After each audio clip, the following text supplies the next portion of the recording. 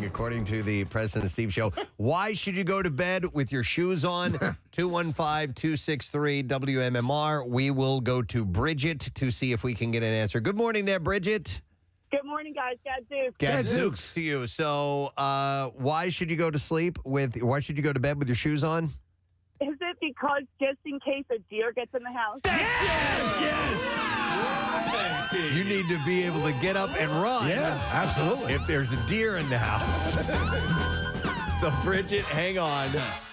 We are going to give you, let's see, a $50 Metro Diner gift card. You can celebrate Metro Diner's 30th anniversary with past favorites for a limited time, including their classic Reuben stacked with deli sliced corned beef, sauerkraut, melted Swiss cheese, Thousand Island dressing on grilled rye bread. And you can visit metrodiner.com.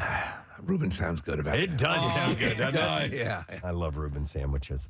All right, so we're going to start with another. So Matthew Perry's book is out, and as these excerpts are starting to trickle out, we're hearing more and more. And, dude, there's stuff worth talking about. Well, it's funny because we have the juxtaposition with the Kelly Ripa book, and we were talking to her, and she says her book was much more benign, and they were looking for anything to release. His book has too much. You can't. There's new, amazing stuff coming out every day. So he apparently, in his book, recounts that he once made out with Valerie Bertinelli while her husband, Eddie Van Halen, was passed out beside them.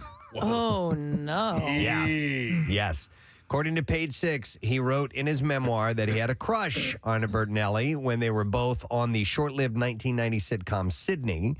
One night while he was at her house, he made his move while Eddie was passed out drunk. Oh, my God, it was at their house? And he wrote, if you think I didn't actually have a chance in hell, you'd be wrong, dear reader. Valerie and I had a long, elaborate makeout session. It was happening. Maybe she felt the same way I did.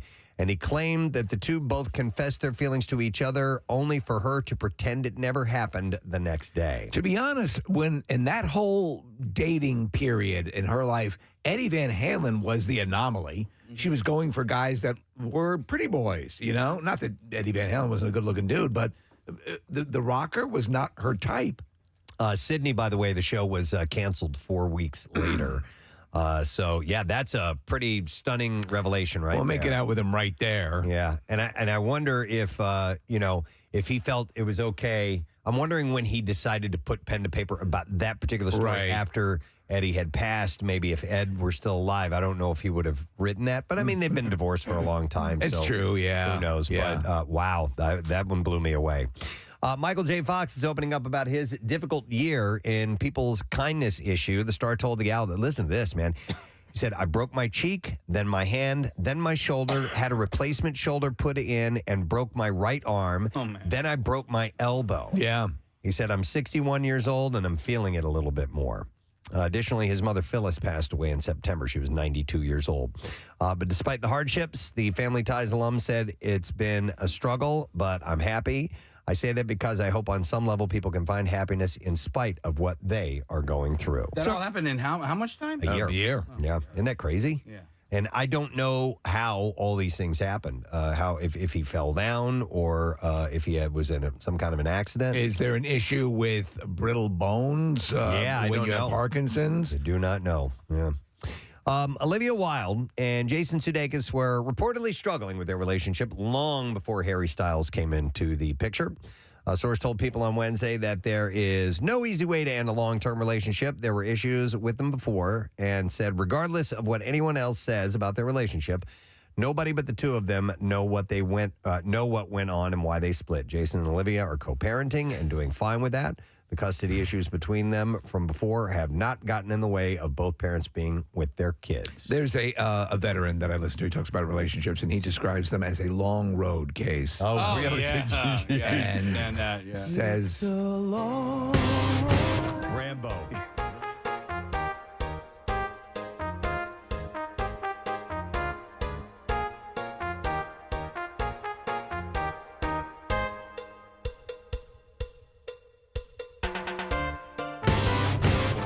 And according to this source, they're doing okay. I have to say, Co-parenting. when I would see them together, I remember they were both on a David Blaine special, I thought, this is a good couple. Yeah. Yeah, I was wrong. Yeah. Danica Patrick the race car driver, has spoken out about her experience with breast implant illness and is urging women who may be suffering from similar health problems to get their implants removed. Wow. The 40-year-old former NASCAR driver opened up about the years of health problems caused by her breast implants during a recent interview with People, in which she revealed that she began noticing changes to her body 3 years after her surgery. She got them in November 2014 because she thought they would, quote, make her feel more feminine and sexy. Yeah. And first began noticing impacts to her health in 2017. She said she started experiencing symptoms such as fatigue, weight gain, dryness, and hair loss. And at the time, she assumed the changes were because of her hormones being off. However, she said the issues with her breast implants worsened a year later when her breast became hard. And she told the outlet that the change made her self-conscious, so she found herself avoiding hugs and worried when she was physically intimate. She said, for so many years, I didn't hug people tight because I didn't like pushing these little balloons into them. Whenever I was with a guy, I could not stop thinking that they knew they were fake, she said, adding that she went down a pretty deep rabbit hole and had every test that could be done as she tried to find the root of the problem. Do you remember when we had Dorothy on to talk about the same thing? Dorothy had the Yeah, she got that's sick, right. right? She had her breast implants removed. Yeah, she was sick from them. So in 2022, she learned that breast implant illness could be causing her symptoms after she saw videos about the illness on social media. Symptoms include fatigue, joint pain, brain fog, and rash, and the exact cause is unknown. In fact, the FDA adds that hair loss, weight changes, and anxiety and depression are common symptoms associated with BII, and that symptoms have been reported immediately after implantations 2 years later. I mean, Well, it's a foreign object in your body. Your body can reject it. Yeah. While the FDA acknowledges that some women report improvement of resolution of symptoms following removal of the implants, it also notes that currently BII is not recognized as a formal medical diagnosis, and there are no specific tests or recognized criteria to define or characterize it. Statistically, since it's such a common procedure, did they suggest how many women can suffer from this? No, they didn't. They're not in this particular study or the story that I saw. But it's interesting that it's not a formal medical diagnosis. So Patrick decided to have her breast implants removed in March, at which point she said she saw an instant improvement in her symptoms. She's now urging other women who may be experiencing the same symptoms that she did to trust their intuition and consider undergoing the procedure. As a race car driver, she's seen her share of long roads. She has, yes.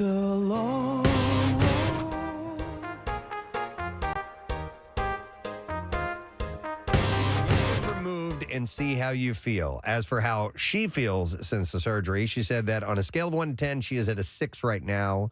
But it is also taking better care of herself than she ever has before. What's the most common method of doing it? Because I know they can do it. They can put the implants in like through the navel. They can, they can do. They do it through the nipple or no? I'm not sure. I mean, I There's know like- that all sorts of ways of doing Well, it. remember who do you call it?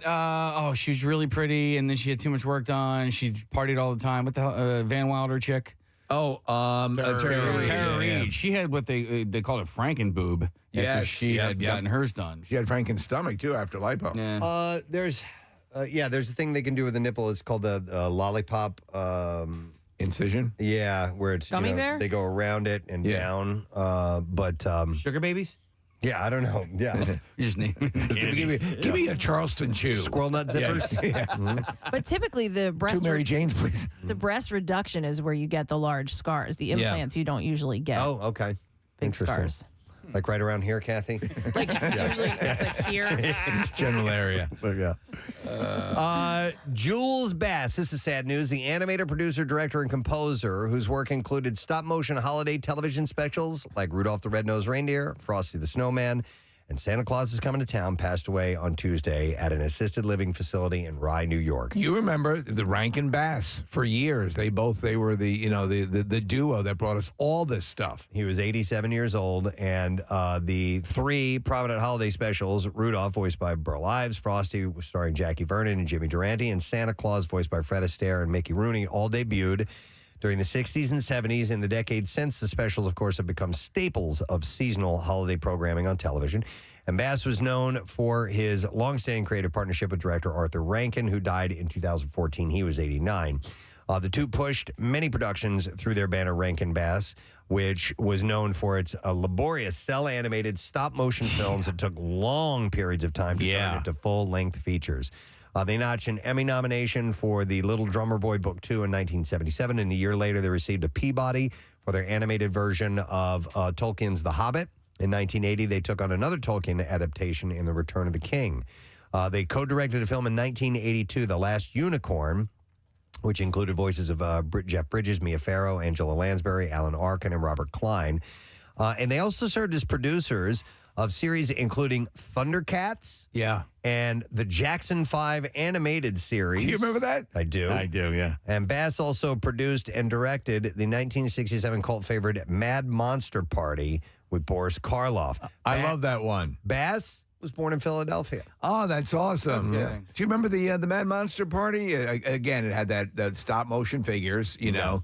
And I don't remember it. Yeah, as a kid, I adored it, man. Michael Giacchino was a big fan of Mr. Bass, and he posted a really nice tribute to him up on his Instagram account.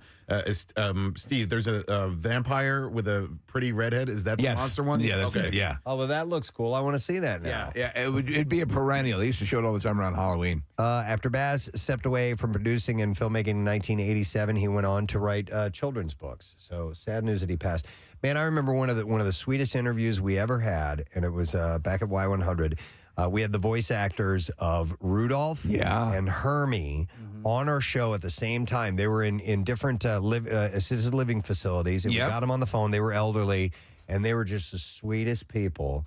It was so special. And the woman who voiced Rudolph did the whole thing. I'm cute. She did the voice for it. It was so great. That's awesome. I don't think a Christmas has gone by without me watching Rudolph. Yeah, it's the best. I agree. It is. It holds a special place in my heart. But during this conversation, I was thinking, what would I be down with, like a real life, realistic version of the Rudolph story that we know? I think like they've been doing lately, like they did with Lion King and stuff like that. Yeah, but like like the abominable snowman looking really, really scary, and I think I might be, as long as they didn't make it longer than it needed to be, and they didn't take any liberties. Like if they really just kept it to the storyline, I think I might be down with that. Mad TV did weren't they the ones that did the Martin Scorsese Rudolph? Oh, maybe. Yeah, it was hilarious. I always liked your short parodies you did. Kill it! Kill it! What's with his nose? Yes. Oh, how could you? Why didn't you abort it? Yes. Santa was horrible. Wow. He's hangry. Mm-hmm. Yeah. All right. Elsewhere, we have this. Tom Hiddleston is a dad. The Loki star and Zoe Ashton recently welcomed their first child together. A source said that Tom and Zoe are loving being new parents and are filled with joy. They have been filled with joy, having the struggles of new parents and aren't sleeping much, but they are thrilled. So good for them. Yeah. Rosie O'Donnell and Amy Hauer have split. Rosie goes through a lot of relationships. She burns them up. She must be a handful. Yeah, a source told People that the couple who went Instagram official during Pride Month in June are no longer together. She likes to shop a lot. Yeah. Take me to Super Save tomorrow because they have a sale. The two met on social media after the American Gigolo star slid into her now ex's DMs on TikTok. There you are. Melissa Villaseñor. Villaseñor revealed on Monday's episode of the Last Laugh podcast that she decided to leave Saturday Night Live after 6 seasons because she was struggling with mental health. She said, last season I had a couple of panic attacks. I was struggling, and I always felt like I was on the edge of a cliff every week. That's not good. And she said, I don't want to do that to myself anymore. So she bailed on it. She's super talented. I mean, like really talented. We had her on the show. She's genuinely funny and amazingly talented with her impressions. Mm-hmm. So I think she's going to be destined for big things. I think she was one of the semifinalists for America's Got Talent, too. At some point. Yeah. So I guess that being on that show, on that set, and it doesn't help. The tooth and nail that you have to do to get your bits onto the show, I think probably make it a real difficult place to be. She had a reoccurring thing that was hilarious where she was in bed with her husband and he was trying to get her to talk dirty, and it just goes wrong. Let's see what else I have here for you. The A beloved title from Paramount's movie library is eyeing a TV comeback. CBS is developing The Bad News Bears, a single-camera comedy based on the 76 movie, of course, starred Walter Matthau. Written by Corey Nickerson, who's a writer on Blackish. The new TV take is rebooting the original premise. And in the CBS version, a down-on-her-luck divorced mom coaches a team of misfits in a cutthroat little league. And the project will weave in personal experiences from Nickerson because she actually coached her son's baseball team. Oh, okay. So she's coming from that That's perspective. legit. There was a TV series, right? There was a TV series of Bad News Bears. There were a couple of Bad News Bears movies. The original, Walter Matthau, Tatum O'Neal, still my favorite. It's outstanding. It's fantastic. I loved it. Yeah, Steve, that show ran for 2 seasons. Yeah. 1979 and 1980, and Jack Warden was the coach, Buttermaker. I guess he played Buttermaker. But, yeah, that original, when that movie hit, I was the same age as those kids. Yeah. And to see them cursing and flipping people off and drinking beer and all this, I'm like, this is unbelievable. It was so wrong and yet so great. And Walter Matthau playing what he, this sort of, when he has that turn and realizes, just play it for the fun. Yeah. You know what? Why get caught up in this? Why make this about the adults? And it's wonderful. Yep, agreed. Let's see. How about this? Kenan Thompson will host the second People's Choice Awards ceremony on December 6th. The ceremony will air simultaneously on NBC and E! Network at 9 p.m. He just did the Emmys. Yeah. Was it the Emmys? Right. Yeah. Or was it the Tonys? Yeah, it was the Emmys. Wasn't it? Yeah. So he's getting those gigs now. Okay. Good for him. And then 2 more quick things. A Sausage Party animated TV series is headed to Amazon. Okay. Deadline reports that the spinoff of the 2016 animated feature will star original cast members Seth Rogen, Kristen Wiig, Michael Cera, David Kumholtz, and Edward Norton. I saw it. Did you guys see it? I did not. I thought it was okay. Yeah, it didn't do anything. Yeah, for me. yeah. I thought, that was one of those movies where the trailer I thought was really funny, and then I watched the entire movie, and I was like, you know what, the trailer's probably enough. All the best stuff's in the trailer. Yeah. And then one final thing before the Christmas Story gets its moment on Christmas Day. 2 more movies are getting the 24-hour marathons on TNT and TBS. Okay. Which You want to ones- guess? Well, Go Elf. for it. I think Elf and Christmas Vacation are the 2 that would, for me, stand out and should get that treatment. Yeah. Those are my top 3 Christmas movies. Well, Anybody else want to guess? anybody else? We're guessing Elf and Vacation. It's a Wonderful Life? No. They've done that. Yeah. I would agree with Elf. Yes, Elf and Christmas Vacation. Yeah. We win. And I didn't cheat. I didn't look. I know. Good for you. So they'll each get the 24-hour runs this November on TNT and TBS. They were pretty close to it if they weren't doing a full 24 hours. In Christmases past, those both seemed to be on around the clock. So TBS will air Elf for 24 hours on Saturday, November 26th. National Lampoon's Christmas Vacation will air for 24 hours on TNT Sunday, November 27th. My son's going to like this. Christmas Vacation hits different to me now. And he loves when I say that because I guess people my age aren't supposed to say hits different. Right, yeah. But Does he get mad at you? he shakes his head. He's like, oh, Dad, don't come do on, that. man. It's different. Yeah, It's yeah. not supposed to be said by adults. I don't know. I think it's a kid thing. Just tell him this. He won't believe you, but say in about 25 years, you're going to be saying crap that's going to make your kids go nuts. Oh, I do it all the time just to make them cringe. I'm like, yo, dude, this coffee right here, this slaps, bro. You know? Case, I call Jace bro.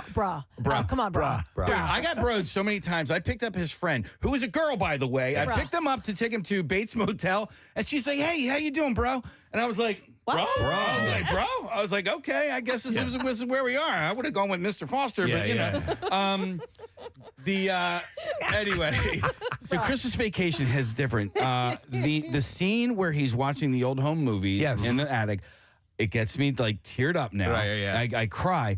But also, Steve, the scene where he's shopping for underwear, I literally laugh out loud every single. And I'm like, how can I laugh out loud at the same joke The performance every single year? It's because it's great. Yeah. I mean, having his meltdown cracks me up.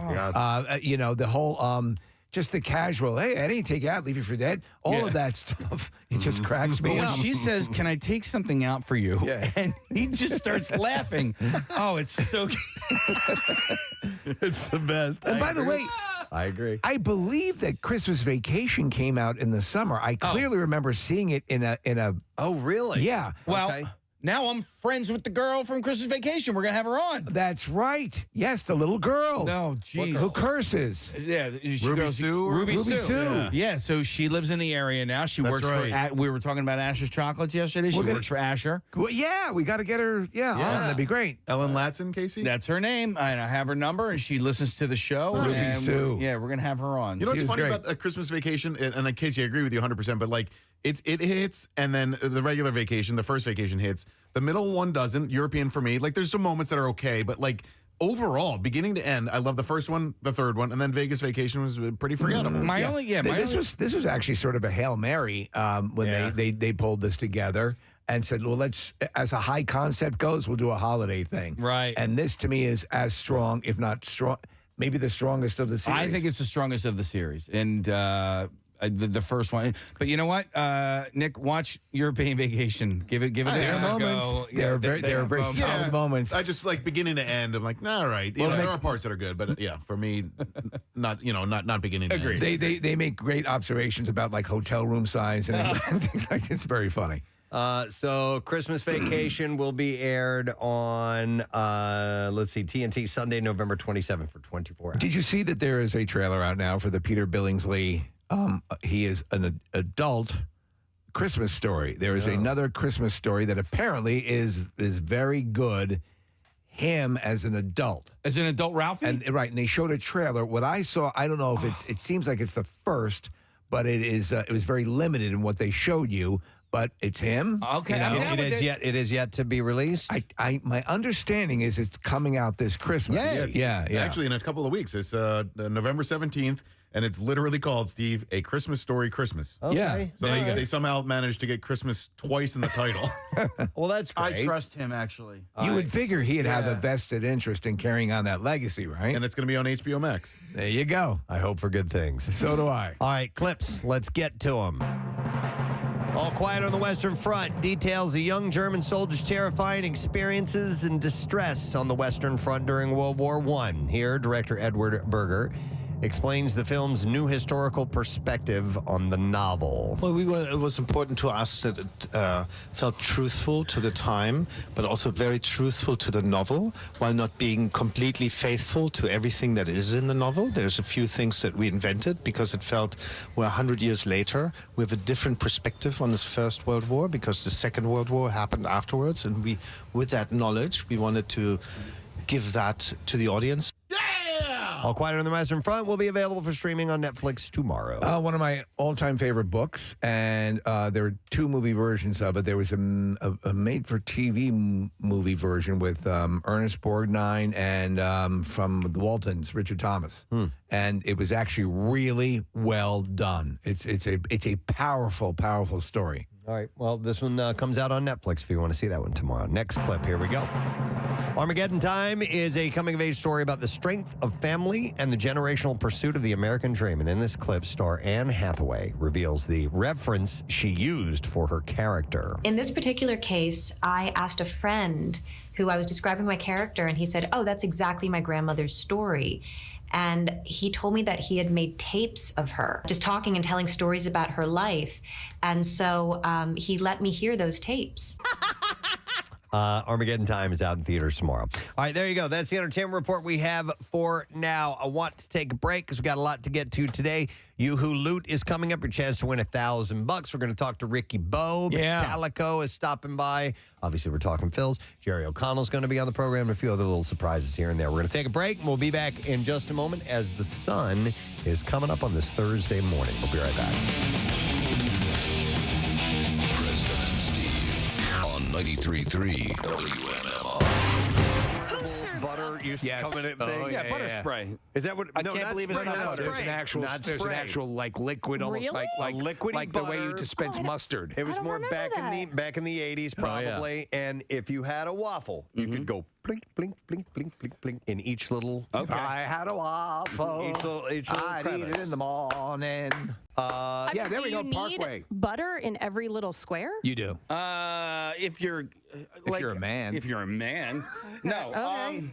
No, I obsess about little things like that. Okay. It's just like weird. So your answer is yes, you do. Yeah, I have a butter memory with Preston that is probably 19 years old. Do you know what it is? memories. Butter memory. Preston, do you remember the butter memory? That's probably 19 years old. 19 years old. Butter memories. You would have to butter memories. You would have to give me a hint. Me, you, Steve, and Marilyn. Wow. that wraps it up. Butterfest, Did a show 1998. for 3 years together. Media Court Diner. Oh, okay. Oh, yeah. You know the butter memory? Yeah. Oh, well, do tell. So we're sitting there, and it's after we had done a show, and we're having lunch, and there was We're all just getting to know each other, by the way. yeah, we're all getting to know each other, and so they had a little ramekin full of butter, which is a small dish. And so I guess it was a ball of butter or something like that. And we're just talking, and I just reach out and grab it and just squish it with my hand, just to be outrageous. Provocative. I'm like, ooh, butter. Yeah. And I did that, and he died laughing. I was So. like, what? I wish I would have done that. On the first time. That looked fun. Butter memories. But if I owned a diner and I dine in the morning. and I was serving waffles, there would be a special little spray that I would put melted butter in so that you could go. You would keep it like you could even have it as you could have the way you have a mug warmer where your butter could be on it and with the pump so that you could dispense that Now way. it would need to be more like misty, Like a fire hose? No, like Like a spray bottle. like a spray bottle, like okay. you would spray your indoor plants. Like a spritz. I disagree. I think that the butter, like the spray butter, you're lessening the quality of the butter product. And if you're going to have like actual butter, you're going to need to have like a vat of melted butter. This is your diner, so I'm not trying to tell you how to run your business. You open your own diner next door and do build your own regular, goddamn diner. normal, boring pats of butter. I kind of want to work with you, like almost like as if I was your therapist, and to make you okay with not having butter in every square. Like it's all right. No, I know. It's still gonna taste good. You're gonna get enough butter. Believe me, I've Touchstone Pictures. He had to have butter in every square until a concerned therapist came into his life. My name is Romano. I think I can help you. Then we need some good music, like Yes, Peter inspiring, Gabriel, Salisbury Hill. Salisbury Hill, yeah. See if you can pull that up. So the serious part when he realizes he has a problem. Oh, no, I can't even get it together anymore. Every time I go into the diner, I start trembling like crazy. I think I know someone you can talk to. And then she came into his life. My name's Romano, and today's the day we start making changes. From Touchstone Pictures, the story of a boy who learned now how to not have butter in every square of his waffle. Butter squareless waffle boy. Butter squareless waffle boy. Or something to that effect. It's a butter therapist. I feel like I already went through this with Jace. Like at breakfast time. It's okay, honey. Unbutterable. Is that the name of the movie? Yeah. I'm doing it! I heard recently that isn't even. I mean, just the old, sneaking the look at your next door neighbor's paper is not necessarily the chosen form of cheating these days, because so much stuff is done online now that students are using Google Docs quite a bit to cheat with. All the time. Yeah. And so now they're trying to make. In fact, they've said they've noticed a general increase in grades that they believe is artificially manipulated. Really? And so much so that Google itself has stepped up and has, like I'm looking at an article here, they're trying to set up ways to prevent Google Docs being used for cheating. So here's the way I understand that this works, and if I'm wrong, please tell me. Yeah. We've got students here, we've got strippers that know the answers as well, because Victoria was chiming in on this while we were off air. That if someone takes a test in a class before you, that you're going to have that same class, and they therefore can get that exact exam that you're about to take and send that to you before you take the exam. Is that kind of the way it works? Is that what I understand? You know who knows? Ben knows. Ben, come in here. Ben here. Intern Ben, we're going to get him on the mic. And by the way, Ben, are you currently a student? Yes, I go to Temple University right now. I've been there for 3 years now. Okay. All right. So what I was just saying, I know you guys are busy in the other room there. When someone is taking an exam, they can take that exam and give it to someone else who has that same test later on in the day. Is that how it works? So it totally depends, but like a lot of the times it'll just be on your laptop in class, and it's impossible to govern everyone's laptop, as you can imagine. Okay. Yeah, okay. You all right? Had to run in. He's a little nervous. I was wondering why you talk like that. And actually, is it the thing? Is it the Google documents? I've talked to Ben many times. I've never heard his voice quite like that before. It's as we matriculate through the process of the Temple University. Anyway, of course, enriched by the learning that we have. So I guess. You poor kid. I guess no. Ben doesn't talk like that. Excited to come on air with us. We just pulled him in by. It's not his fault. It's not his fault. Off guard, that's all. Okay. So Ben, I guess what Preston's asking is, how does Let's start over. How does the document get disseminated to everyone who's looking to cheat off that original document? So you can have a Google Doc open on your laptop in like a separate tab, and then you can send it to anybody that has like a Google email. And of course, our school uses Google for everything. So you can have the Google Doc, I guess, open on a different browser. Right. And just sort of toggle between the two, the test and the Google Doc test, Google Doc. I don't know. Gabby's here as well. She's also a student. You know. What's your take on it? Yes. Stop it. I'm just kidding. Poor Ben. We pull him in while he's trying to do other work. So What's your take on it, Gabby? Yeah, so if you're in a group, just like in a group, when you're doing one of your assignments, you obviously have everybody's email. So you can set up this Google Doc where you can share everything that you do. So even if you're in one class earlier and you have a friend that's in the next class later in the day, you can just share that document with other people in other classes. Okay. And Victoria, were you the student? Did you do this or hear about this happening as well? Yes. Why is your mic not on? I'm sorry. Go ahead. Yeah. Yes. So when I was in school, it was just super easy. First of all, the website is pretty, like, once you get it down, it's super easy to use. And yes, sharing is so easy, and it's so easy to communicate on there amongst many people. Did anyone ever flow? I mean, because they're saying that it has had, and Google has actually had to step in to give teachers ways to fight this. Do you know anyone who's ever cheated using the system? Well, that's what I was going to ask. I would say. Actually, no, I'm not aware. Ben has something to say about the Apple Watches. Yes. So not about the Apple Watch, but I do have a story we can go into. Okay. Please do. So in high Make it a long school, one. I went to a tech school. So I was in computer programming, obviously. Right, yeah. Obviously. So, but we figured out a way to cheat on the learning guides, which is like our little exercises to learn how to program, but the teacher caught wind of this. Yeah. So for a month, every student had to handwrite all their code. Oh, God. Because we were cheating, which is like Java and HTML. That's awful. That's crazy. That's all little symbols. We had to handwrite all of it, then we had to type it up, and that was his way to prevent us from cheating. And I was pissed because I wasn't cheating. I was the one actually doing it right. Because This all is the other students outlandish. This is absolutely outlandish. I'm take you outside and kick your ass. Did you rat everybody out because you weren't What am cheating? I, a monk? This is ridiculous.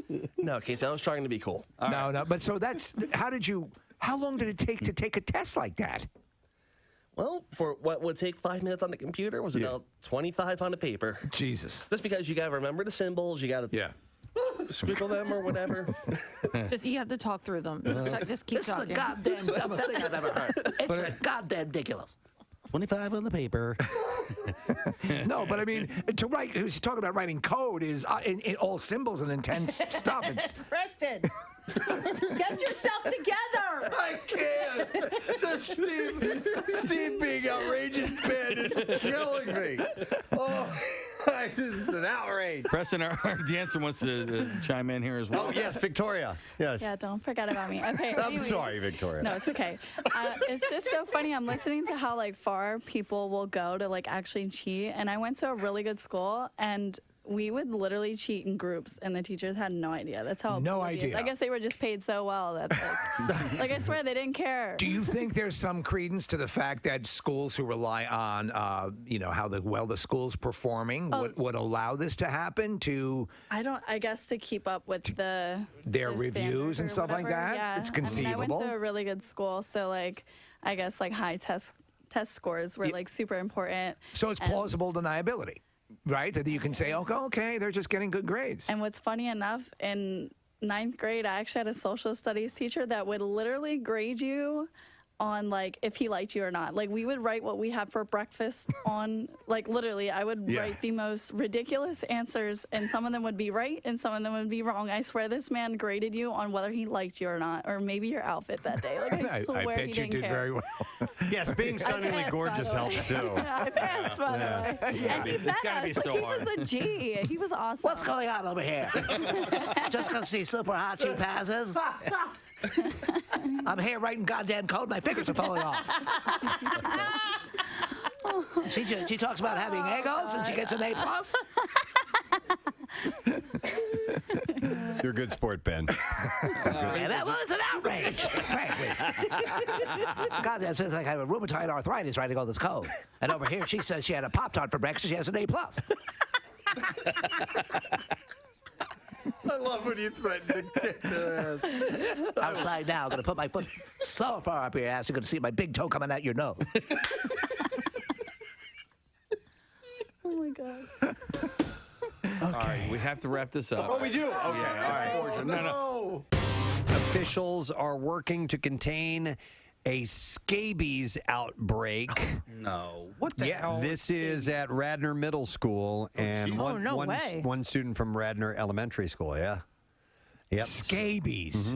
And at least 18 students were diagnosed with the infectious disease. Okay, what is scabies? It's a rash. Okay. Isn't that... Wait, okay. Scabies isn't crabs? Well, it is caused by a mite. A little creature. Okay. But they normally it's not visible to the naked eye. But it's not It's not crabs. It's not okay. It's not like but crotch do you crabs. get it down there? You can. Yeah. Okay. Yeah. If you're lucky.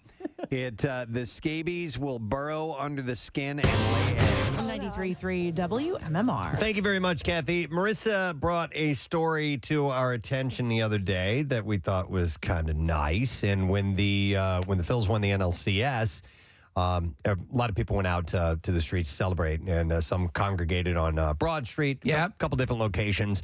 And apparently, there was a little moment that happened. And, Magical moment. Yeah. Well, it may turn out to be magical. Yeah. We'll see about that. And it's the story of a guy named Jim. So Jim got separated from his friends in that party, and he wanted to find him, and he needed to, there's a lot of people out there, needed to see up above everyone to try and find his group to rehook up. And we're going to get the story from them because they're both on the line right now. But apparently, a gal offered to put Jim up on her shoulders. On her shoulders, yeah. To see if he could find, and is it no surprise she's a Delco gal. And so she lifts him up, and I guess he was able to find his friends, and then, so that encounter's over. And I guess in hindsight, Jim was kind of like, she was just somebody I'd like to see again sometime. Right. Yeah. So they put the word out in a Facebook group, the Philadelphia Phillies fan group, and somebody got in touch within a day, got in touch with Jim and found the gal. That's and they pretty apparently awesome. Now they've never spoken to each other. They've only been DMing, I guess. That's it. Yeah. So and while it's a great way, sort of, to communicate, you really got to talk to somebody. I think you know so. what I mean? Yeah. Because I thought you were so cute. Like, oh, geez, never mind. Well, we'll see. But nonetheless, we're going to see if we can make a connection here. As we have put a lot of pressure on I him. know, Yeah. I know. So her name is Erin. I'm going to go to her first. Yeah. All right. So let's get Erin on the line. Good morning, Erin. Hi, everyone. Good morning. How are you doing? I'm doing great. How are you guys doing? We're doing great. So give me your side of the story of this encounter of what took place when you were out on Broad Street. Yeah, so I am standing at City Hall with my friends, and someone walks by, and he's handing out drinks, and I, gave him a look, and he handed me a drink, and then I heard he, couldn't find his friends. He was complaining. So I, being, a Pee-wee cheerleader when I was 5 years old, was like, oh, my God, hop on my shoulder. And as the words were coming out of my mouth, I'm like, who just said that? And he was like, are you sure? And I'm like, yep, hop up here, buddy. Oh, my God. Erin, when you were a cheerleader, were you a base? Is that were you used to lifting people?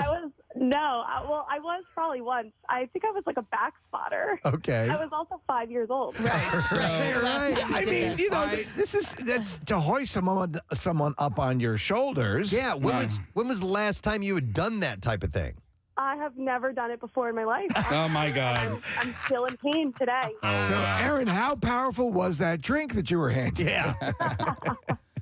It's something about being at City Hall. Yeah. The vibes are immaculate. You could just do anything. Yeah. And once I got past the squat and he was up in the air, it was fine. Yeah, no So problem. that's the thing. You had to bend down. You had to bend down, get him on your shoulders, and then squat up. Yeah. Yeah. I needed some help from friends to get the squat up. But yes. once we were up there, we were 10 out of 10. You know, the big secret is once you're vertical and once the weight is in line, but the hard part is lifting up from the squat, and you did it like a champ.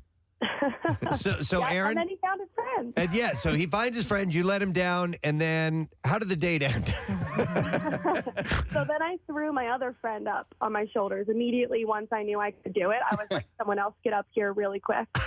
And then he went and found his friends, and that was the end of it. And that Very was that. cool. Very cool. So now, obviously, afterwards, he wondered, man, I wonder who that was, and I'd like to. It's not every woman that offers that to you. Had you given a second thought to him at all, or until this Facebook thing came along?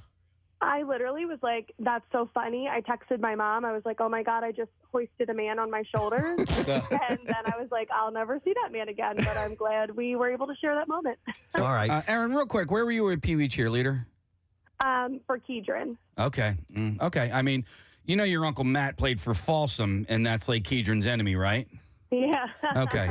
So how do you know this? So I found out that Aaron's Uncle Matt was my quarterback in Pee Wee football. There you go. So, of course, she's from Delco. And if she's from Delco, of course, her Uncle Matt and I played football and baseball together for a number of years. So that's pretty wild. And I No, it's not. You know everyone in Delaware. It's a given fact. It is pretty much a given fact. All right. So you have not had a chance to actually speak to Jim, but you guys have been communicating through Facebook or whatever? Yeah. Okay. All right. You want to talk to him? Yeah. All right. All right. Well, let's do it. Hang on. Why is the music not playing? There it is. Thank you. There we go. The Summer's Place. All right. Let's welcome Jim, everyone. Yay! Hey, Jim. How you doing?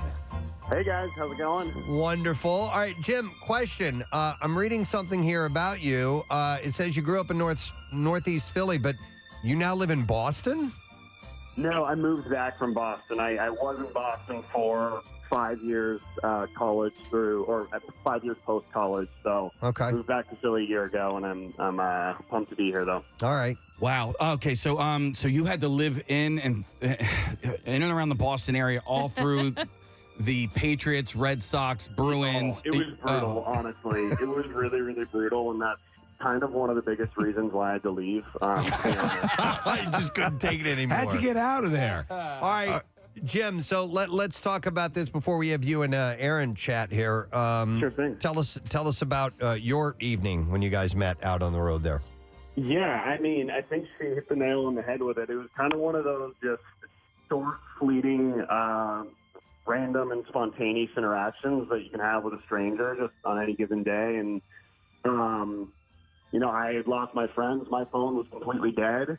I also had a couple armfuls full of drinks that I was bringing to my friends, but also was offering to strangers as I was kind of making my way through the crowd. And I'm squeezing through kind of a tighter little area, and I see this girl kind of make eye contact and look down at the drinks that I had, and I kind of nodded, like, here, take one. And so she took one, and then I kind of made an audible, like, how the heck am I going to find my friends in this mess? And without much hesitation, she kind of gave me like, oh, you want to hop on my shoulders?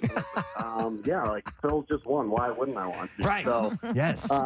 It seemed very natural given the general vibes of the night, and despite the fact that no strangers asked me that before. So, yeah, I hopped on up, and I think once we got past the initial lower part of the squat, she was pretty sturdy with me up there, and she was spinning me around for probably 2 minutes as I was trying to find where the heck my group was, and they were the ones that saw me, so I see them finally making their way over beelining for me on some random girl's shoulders. So I'll probably put that. So Jim, when you first saw her and you made the eye contact, was there a nanosecond where you're like, oh, this is an attractive woman? I did notice that. Yeah. She has a very nice smile, which is kind of what I'm a sucker for. So, so I did notice that. And you're, if I may say, you're a good-looking guy yourself. So, and then the question that has to be asked: how much do you weigh? Yeah. I weigh about 160. Okay. That's a decent. All right. That's a decent hoist. I'm on his Facebook page right now. Jim looks like he's got a good head on his shoulders. Is a solid-looking dude. He's a slender man. Yeah. You've got a good job. He left Boston for the right reasons. I want to make sure that you're the right guy for Aaron, right? So you got a good career, buddy? Yeah. I worked in corporate finance. Okay. Well, we don't want to place the onus that, let it happen of its own momentum if there's going to be something. But I mean, I want to make sure that he's the right guy for my girl here. So this is one of the classic meet cutes that you'd find in a rom-com. Oh, very well done, sir. That's exactly what that is. And we're looking at a picture of the two of you together. Yeah, Erin is adorable. She's cute. She's got her tongue out. She's ready to party. She enjoyed that drink. So she lets you down. You go about your way. At what point did it hit you later on, Jim? Was it the next day or later that evening or right then that you're like, damn it, I wish I would have found out who that person was?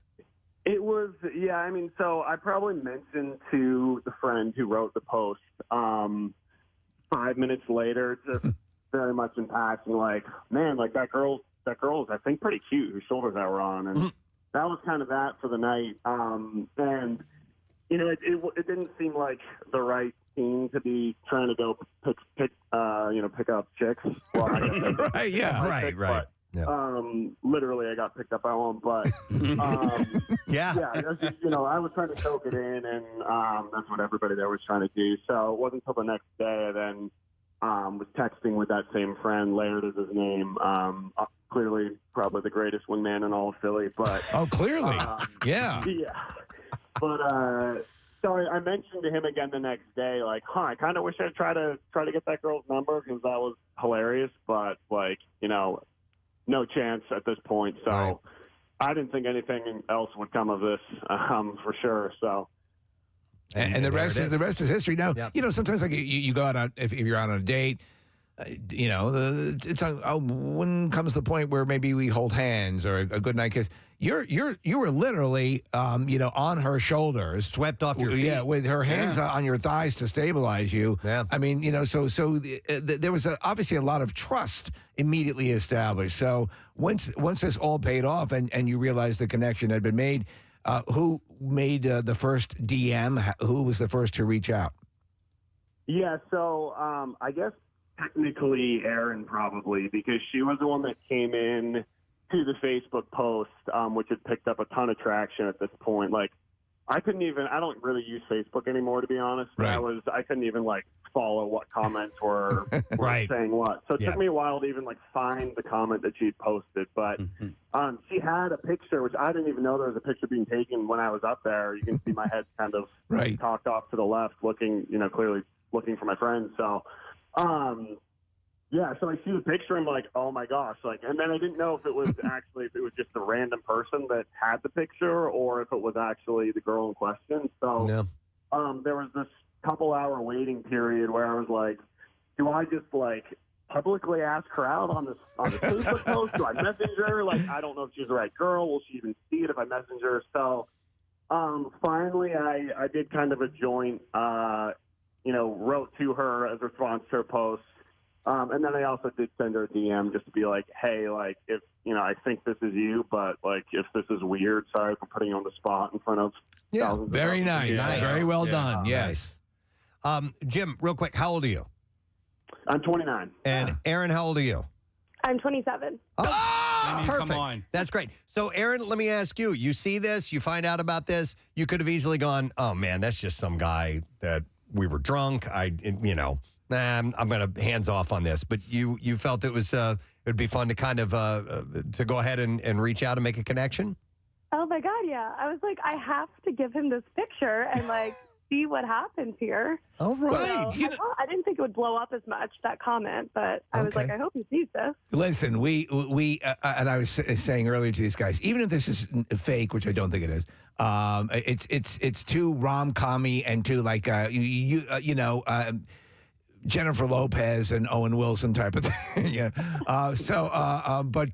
We love it. You guys need to exchange a few more words now. Aaron, what do you want to say to Jim? You've been DMing, but now you get to speak. You get to converse sort of in person. I know. Hi, Jim. I am so glad you found your friends. And I'm so glad you saw my post. And thank you for also DMing me just in case I was terrified after seeing 4,000 people like that. And I can't wait to put you on my shoulders again. Wow. This is you guys are when we saw the picture right off the bat, I thought, and again, don't want to place the weight of a this going really the distance or whatever, but it is such a wonderful thing. It'd be a great story to tell the children you will name after us. Jim, what do you have to say to Aaron? Yeah, first off, thank you for helping me find my friends, and I hope your shoulders you recover from that for holding me up there for so long. And that was just such a fun interaction, and I apologize for putting your dating life on blast in front of the entire city because that was not my intention with this. But it's been a hilarious interaction, and I'd love to meet up. At minimum, just to have a laugh about this and, see if we vibe. This guy's firing on all cylinders. Aaron, it's the right stuff. If you don't go on a date with him, I will, because I'm loving what I'm hearing here. Have you guys had a chance to plan a meetup at some point? We've talked about it a little bit. Nothing set in stone yet. It's been kind of a crazy week. If I may jump in here, the obvious thing is to, in some form or another, to do something connected to the World Series and see. That obviously is something. We can get you Scorpion King 3 on Blu-ray.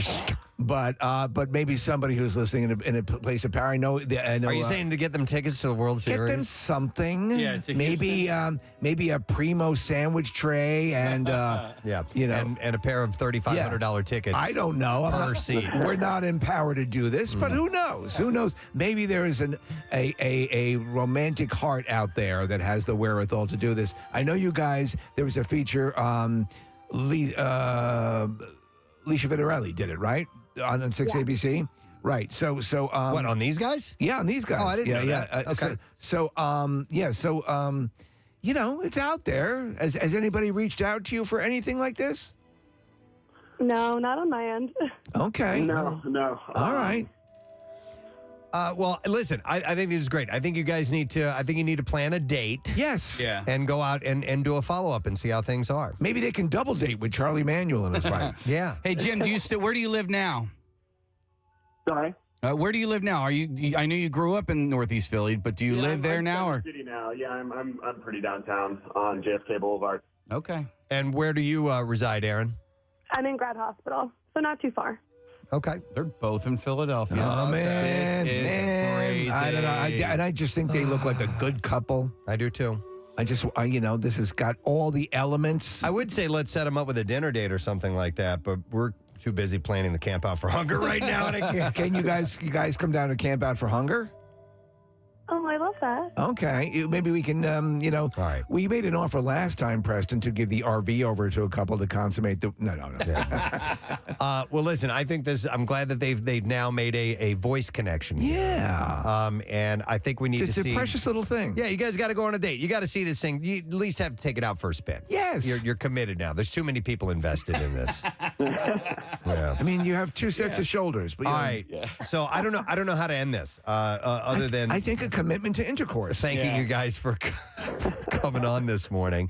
But I want to hear more about this. I do too. For sure. But I think it's a cute story no matter what. So we'll stay in touch and we'll see. Yeah. And if someone reaches out to us, we'll try to get that information to you again. But I think that'd be a wonderful thing if something connected to this ended up falling into your collective laps or your shoulders. Yeah. And we'll see what happens. Yeah. All right. Well, thank you. Thank you, Jim. Thank you, Aaron. And we wish you guys luck, okay?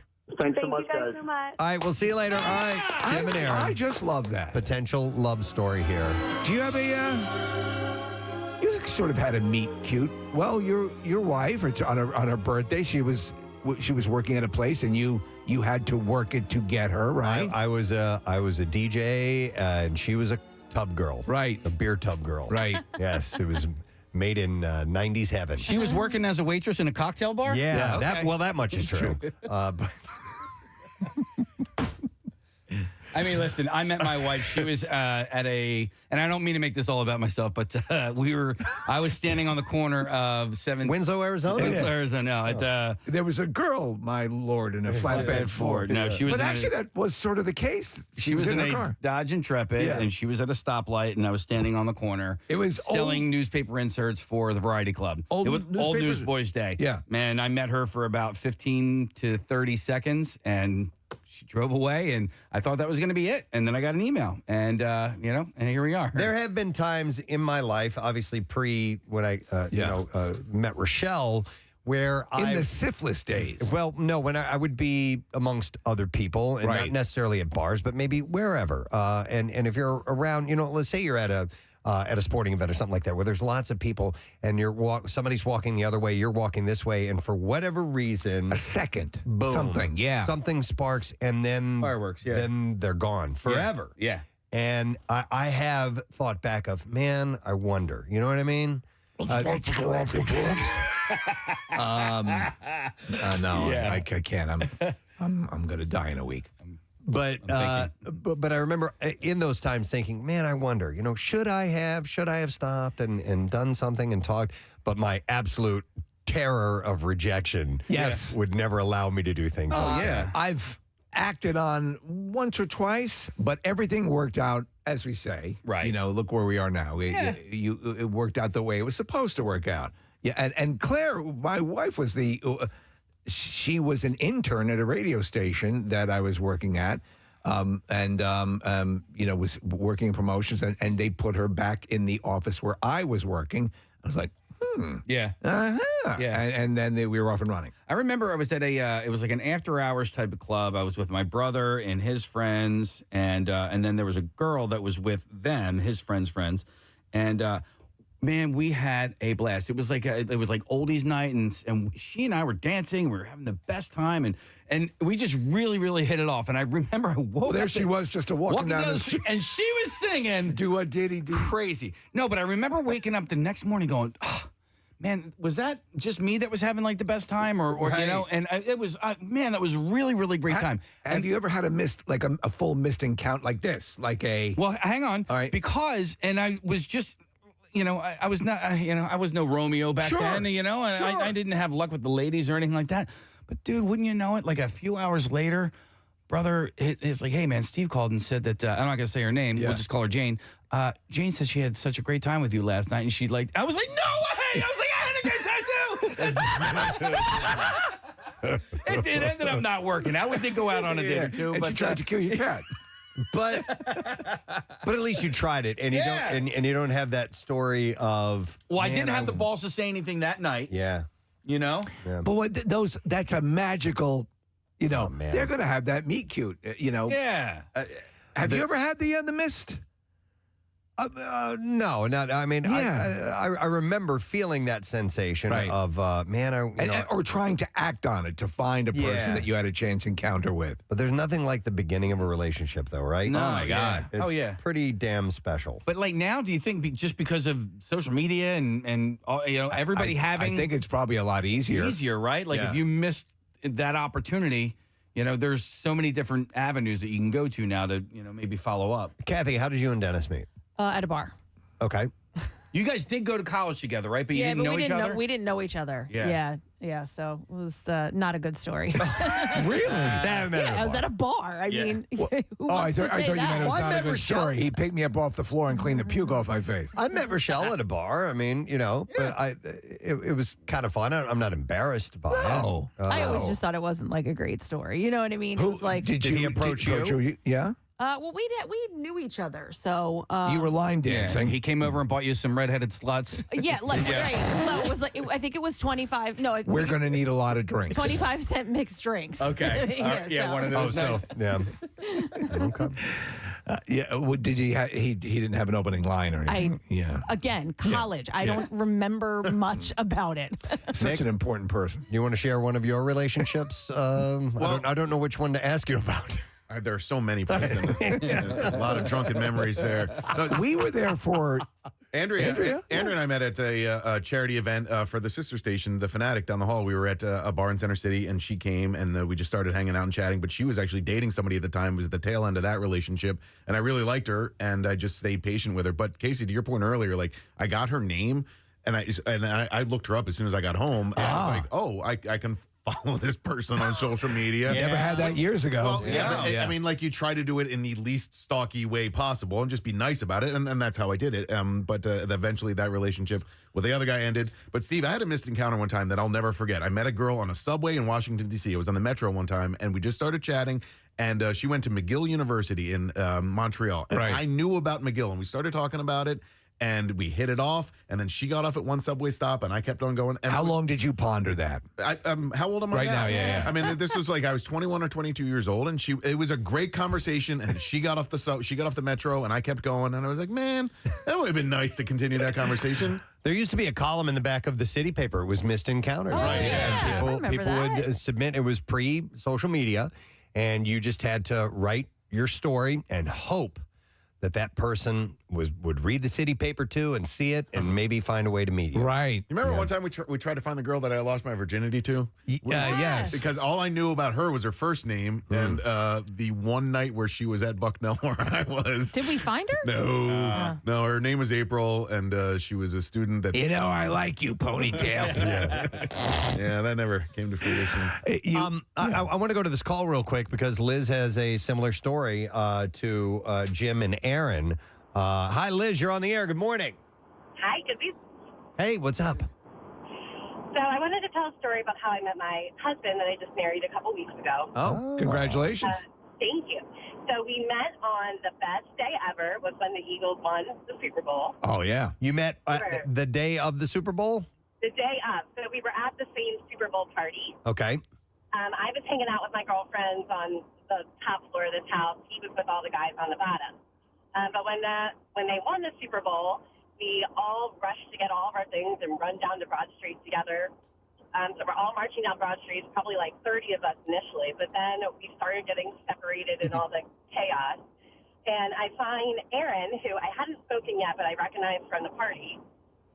And we just stick together for the whole celebration. He's got a whole backpack full of beers. I got really cold at night, so he gives me his Eagle scarf. Ah, nice. Wow. Yeah, and we find a couple of our friends, and we go down to a bar right off of Broad and end up chatting for like an hour that night. But then he splits off and goes home and texts me, I think the next day, saying, hey, I want to get my Eagle scarf back. Like, can we meet up for the parade or something like that? Right. And then we went on a date, and 2 years later, we got married. Rest is history. You guys didn't kiss that first night, did you? We did not kiss. Okay. I didn't get on his shoulders. Got a good picture, though, with the group. Okay. All right, that's great. I think it's close. It's similar. Not a complete chance encounter, but cool. Thank you, Liz. Good for you guys. Congratulations on getting married. Oh, thank you. Think about the general goodwill and the ecstatic nature of that event. You know, how many relationships were forged in the victory parade for the Eagles or for the Phillies parade? Yeah. You know, where you're there and you're like-minded people, you're just having that kind of chance encounter. Hey, by the way, I know this might be jumping the gun a little bit. I had mentioned to Jim and Aaron at the Camp Out for Hunger, we could have a wedding ceremony there. We absolutely could. We've done it before. We're going to give them time to have a few dates under their belt. Sure. Yeah. We can arrange something. Yeah, like we don't that. want it to be ridiculous. All right. Here's a cool text that came in, Preston, from a recent Preston and Steve event. It says, I met my boyfriend this year at the Keenan Summer Kickoff Party. Hey! I was the driver of the Surrey. Oh, my God. And he was the photographer surfer that got hit by the guys on the Surrey. Oh, my gosh. Oh, wow. I was riding in that Surrey. I remember running that dude over. Man, those girls were awesome. lit. They were lit up, and they were wonderful. Oh my God. Well, good. I hope that goes the distance. See that? All right. Listen. Thank you for your calls and this wonderful chit chat about love. And I hope something happens here. They're both they both sound like fun people. Yeah. We do need to take a break though because we have You Who Loot coming up, and it'll be along in less than 10 minutes. So let's take a break. Come back in just a second, and we have the Bizarre File coming up too. Stay with us. We'll be right back. Preston and Steve on 93.3 WMMR. How you doing, my friends? Bumps or blisters may appear on parts of the body, including between fingers, wrists, elbows, armpits, waistline, thighs, and genitalia. Including the nutsack. Yes, probably. Yeah. Well, there were all the little crevices and cracks. Yeah. They lay their Ball eggs. sacks are yummy. I remember in high school there was an outbreak in our school, but it was everyone who was getting it down there. Yeah.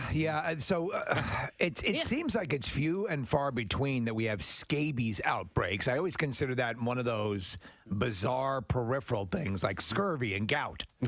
There was the guy that I told you about that wanted to go halfsies on the fleshlight. Oh yeah.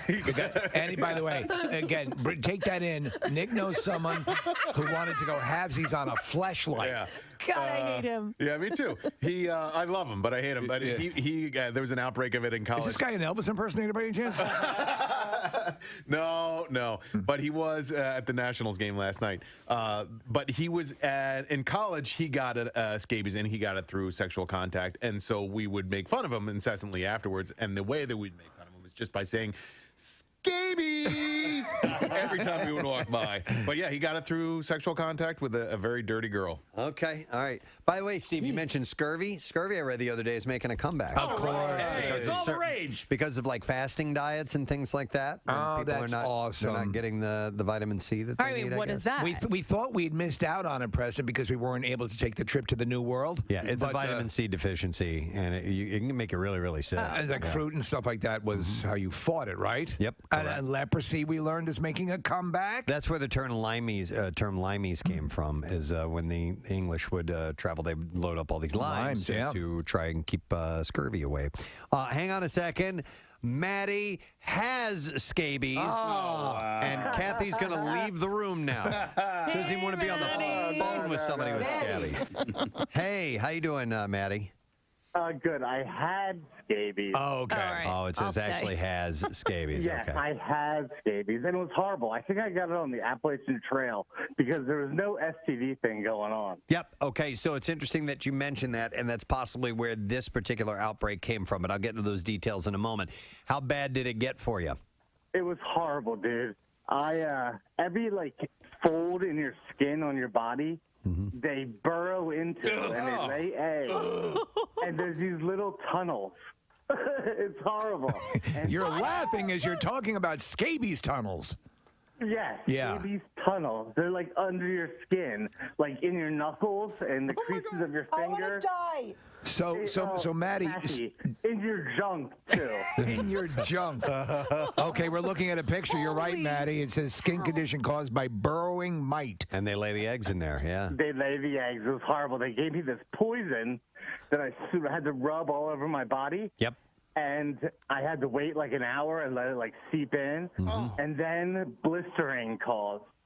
There's blistering afterwards. Maddie, let me ask you: did they make the trip down to your junk? Did you have it around that region? They were anywhere there's a fold or a crease. There is burrowing mite. And not for anything.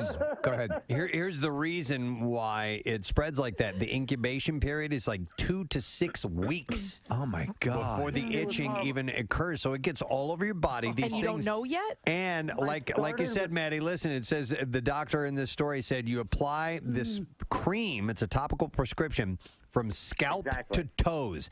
Every part of the body. Everywhere, and it burns. And then you have to sleep overnight with it on. They said it needs to be on for 8 to 10 hours for it to work properly. Yeah.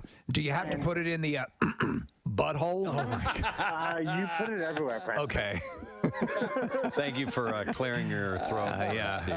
Do you have to put it butthole? No, I'm a 40-year-old man, and I had it when I was like 30, and I had to have my mother rub the cream on my back. That's Well, you didn't have to. Yeah, I would have. I mean, can you Like, who else am I going to ask? I don't know. Thanks, Maddie. I appreciate it. Maybe like a girlfriend or wife. Somebody who could put it in your Mother. I have to go over to my 30-year-old single son and rub ointment in his ass. That is horrifying. Yeah, that's nasty. I did not realize the burrowing was an issue. That that adds a whole other realm of hell to it. I always thought it was a slightly bit more benign, but it does sound very similar to genital crabs. So they said the outbreak was caused by a camping trip that some of the students attended. Oh, they went to Whore Island. The doctor said they all hung out together, which is the typical story for scabies. Some of the kids, we did see a few of them, and that, that most likely it was just because they were all in close contact with each other. They were camping. Oh, yeah. And that's when the whores come in. It's true. So sleeping bags and things of that nature and camping tents, it's a confined space. I've had a few texts come in, and also it looked like a call had been up as well. Were you guys familiar with chiggers? Yeah. Chiggers, yes. Yeah. Growing up I lived in the South for a little while, and we would always warn about, those look like chigger bites. Which were painful. I mean, because you could scratch them until they bled almost. I mean, as a kid, I was just itch so much you wouldn't stop scratching. That's why that park went out of business at Chiggerland. Yeah, no, that's Digger World. Oh, I'm sorry. I'm thinking of. But anyhow, I don't know if they're the same. They're related, I guess. Are they? Yeah, they're also mites. They're just different kind of mites. Chiggers, I always assumed were a little bit bigger. I don't know. Mites, I guess, you can't really see them. No, these ones are called trombiculid mites. Okay. Which are different than the scabies mites. By the way, there are little creatures all over your body all the time, Kathy. I right? plan on it. Oh, stop it. Like in your hair follicles. Constantly. Oh, you're crawling in and out of all sorts of orifices. No, not mine. And then, of course, they have to defecate. Right. I mean, they are alive. I mean, and so all over your body, there's little recesses where they're crapping. Right. And then having sex. Interesting. In your own body. Growing up, my dogs would get fleas all the time. Yeah. And it's never been an issue. From sleeping with dirty dogs. No, but I mean, it's kind of an invasive species. It's incredibly invasive. And once you get it in the house, we had to have our house bombed a couple of times. And because, my one dog, he would just kind of like hop the fence and run the neighborhood. So I don't know where you pick up fleas. Where do you? Anywhere. Any street corner. Yeah. You should dress like slutty. Nothing quite like Scabby Welts, man. Yeah. That's the old bluegrass singer. His name is Scabby Welts, and he sold more records in Pakistan than Slim Whitman. Hi, I'm Scabby Welts. It's great here to provide you folks with music. Music that'll make you want to scratch. He and Boxcar Willie went out on tour together, so. But he died of scratching himself to death. Yeah. Scabby Welts. You remember Scabby? Yeah. From the good old Order days. now and get a second collection from Pussy Fistula. Oh, my God. Let's see if we can get an answer to our stupid question. Wow. I don't know who's on the phone. I don't know what they have to say. So I think our phone screener's messed up here. So this is Guess the Caller Wednesdays, Preston. It's a new thing. Okay. Hang on now. My phone lines aren't even lit up. Okay. Casey has to do what's called retake the board. You need a gun? No, it's a little step process where he has to hit a few buttons. And can I try it? Go for All right, it. let me see here. Go for it. No, that doesn't work. It doesn't work. So now he's got to do Is this. this because of cleaning? Of course it is. Oh, it is. You touched something. I didn't do the board. Try now, bro. All right. Hi. No. It shows that somebody has them on the line right now. Did Bill Weston do the board? No, Hey, Casey, Robin did the board. Can you talk to them through that? Yeah, I can. Okay, Casey's going to interpret. Ask the person who's on the phone. Hey, WMMR, who's this? John, how you doing, bro? What's your All right. answer, man? What's the question? Ask John. So the angles in a triangle add up to how many degrees? Yeah, how many degrees, bro? Bro. He says 180. Is that right? John's right. Wait, hold the earpiece up to the microphone. Yeah, let's see if we can hear this. All right. Hey, wait. I got to wait for the bells and whistles. No, you'd have to put the other one so we could hear him. Hear him. Yeah, this one. Yeah, there you go. Hey, John, can you hear me? No, Casey, there. Jesus. Let me try this again. John, can you hear me? John, say something. Can you hear me? No, we can't hear him. Casey's actually holding the handset up to the microphone. He was talking, John. Can you hear him? I know, but we can't. The mic. Yeah, just barely. By the way, I think he said his name is Ken. Now, is this John or Ken? He did say Ken. That's why I wasn't answering. All right, listen, Ken. Sammy's got to go. We gotta go. You won. Oh, dear God. Wow. Give him this goddamn prize. So the answer is 180 degrees. All right. I think it's fixed now. Hold on. Wait. No, it's not. I just hit the button and nothing happened. It's not. That sucks. It's not working, Case. Great. We were going to play the whoosh. Oh, jeez. Nothing is working. How did they clean the board with a hammer? No, we use Q-tips. Q-tips attached to hammers? We specifically didn't hit any buttons or unplug anything. Or you did. Or push buttons. Totally did. And had lesbian love on the board. Casey's trying to fix this so that we can hear that wonderful sound effect, but it's going to take a little while, so I'll move on. I bet you other shows can play woot woot. Okay, now the board just disappeared on me. Everything's shut down. I wonder if we're even on the air. Are we on the air right now? Oh, no. Marissa, can you go into the other room and just kind of give us a thumbs up? Let us know if you can hear us on the. I think things would sound different on the radio in our waves. headphones if we were This is on the the air. longest emergency broadcast signal of all time. Right. It's literally the board, which is normally lit up with all kinds of crazy blinking lights, is now dead. All right, now it came back on. All right. Yeah. Yep, we're good to go. Marissa says yes. We're still on the air. Congratulations, guys. We were talking earlier about the three women behind home plate at the World Series, flashing their bibbies. By the way, did that make it on national television? Oh, yeah. It did, yes. Clearly. I don't care about the World Series now. So. There was no mistaking it, and I find myself watching behind home plate a lot. I don't know why, but I get distracted by it, and then you saw this coming on, and it was one of those things where the instant reaction was, "Wait, did I just see what I think I just saw?" Yeah, right. Are the mooning and the pressed ham as big anymore? I mooned somebody last week. You did last week? Yeah. I didn't. I was going to press Tam, but I didn't want to leave. It was down the hall at the other studio. I didn't see. Wait, our own coworkers? Yeah. I didn't see bare ass yesterday, but I did see a man spread his butt cheeks on the streets of Philadelphia. What? Why? So we were at Steven Singer Jewelers, and we were walking over there, and somebody had pulled over to it was at right at 8th and Walnut, insanely busy there. Okay, so this person had parked his car in a non-parking spot too close to the corner. A city bus is making the turn. The car's parked where it shouldn't be, so the bus can't make the turn. The car is in the way. So the bus driver starts leaning on the horn. Well, the guy who had parked the car happened to be standing right there, and he didn't like that. And he starts flipping off the bus driver. Meanwhile, everybody else is honking their horn, going, dude, move your car, move your car. And the guy bends over, spreads his butt cheeks. I took video after it. Did he drop trow? No, he didn't, but he wanted to. He was pointing to his ass and spreading his butt cheeks. Was he like, "Excuse me, may I ask you a few questions?" No, but he was spreading his butt cheeks and pointing to it. So it wasn't a full-on moon, and it wasn't pressed ham, but it was still very entertaining. Yeah. So this chick is winning. Yeah. Oh, yeah. Everybody's talking about Are you kidding me? Yeah, done deal. Here it is. MMRs.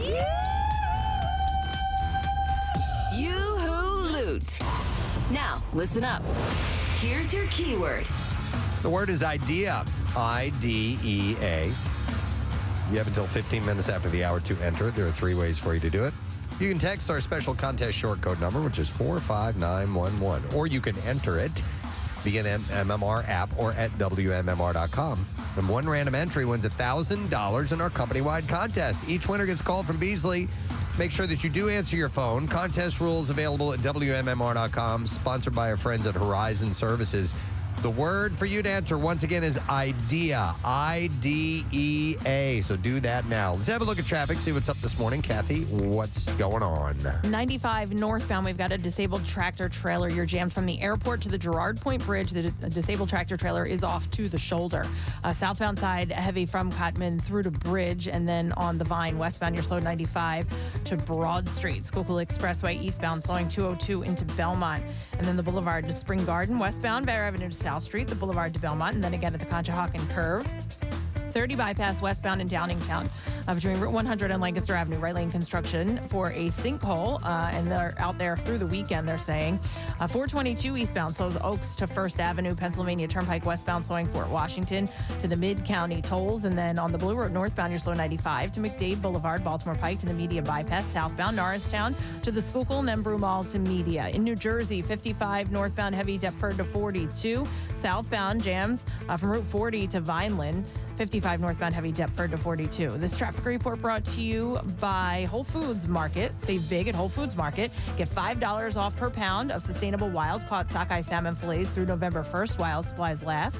Prime members save an extra 10%. Shop in-store or online. Terms apply. And that's your traffic on 93.3 WMMR. Hey, after the Bizarre File, we have a little concert announcement. WMMR presents Preston and Steve's Bizarre File. All right, we're going to, you know what? Okay. From time to time, people will send me Bizarre File stories, and sometimes I'll get them from multiple people. I think this could be the story that I received from more people than I ever had. Wow, that's saying a lot. In the 25 some odd years that we have been on the air. And you'll understand why when I pass this along to you. A grandmother was swallowed whole by a 22-foot-long python in Indonesia. With shocking video capturing the moment that her remains were found inside the cut-open beast. Hi, Grandma. The police said that a search was launched after the victim, only identified as Jahara, had failed to return from collecting rubber from a plantation. Her husband searched the area, but only found his wife's sandals, jacket, headscarf, and knife. This isn't good. He returned to the same area with a search party the next day, stumbling across a giant snake with a swollen midsection where it had eaten something large. Ugh. Video shows a volunteer carefully using a branch to pin the python's head down as others start bashing it above the swollen area. The disturbing clip then cut to villagers carefully slicing it open, revealing what officials say was the swallowed body of the missing grandma.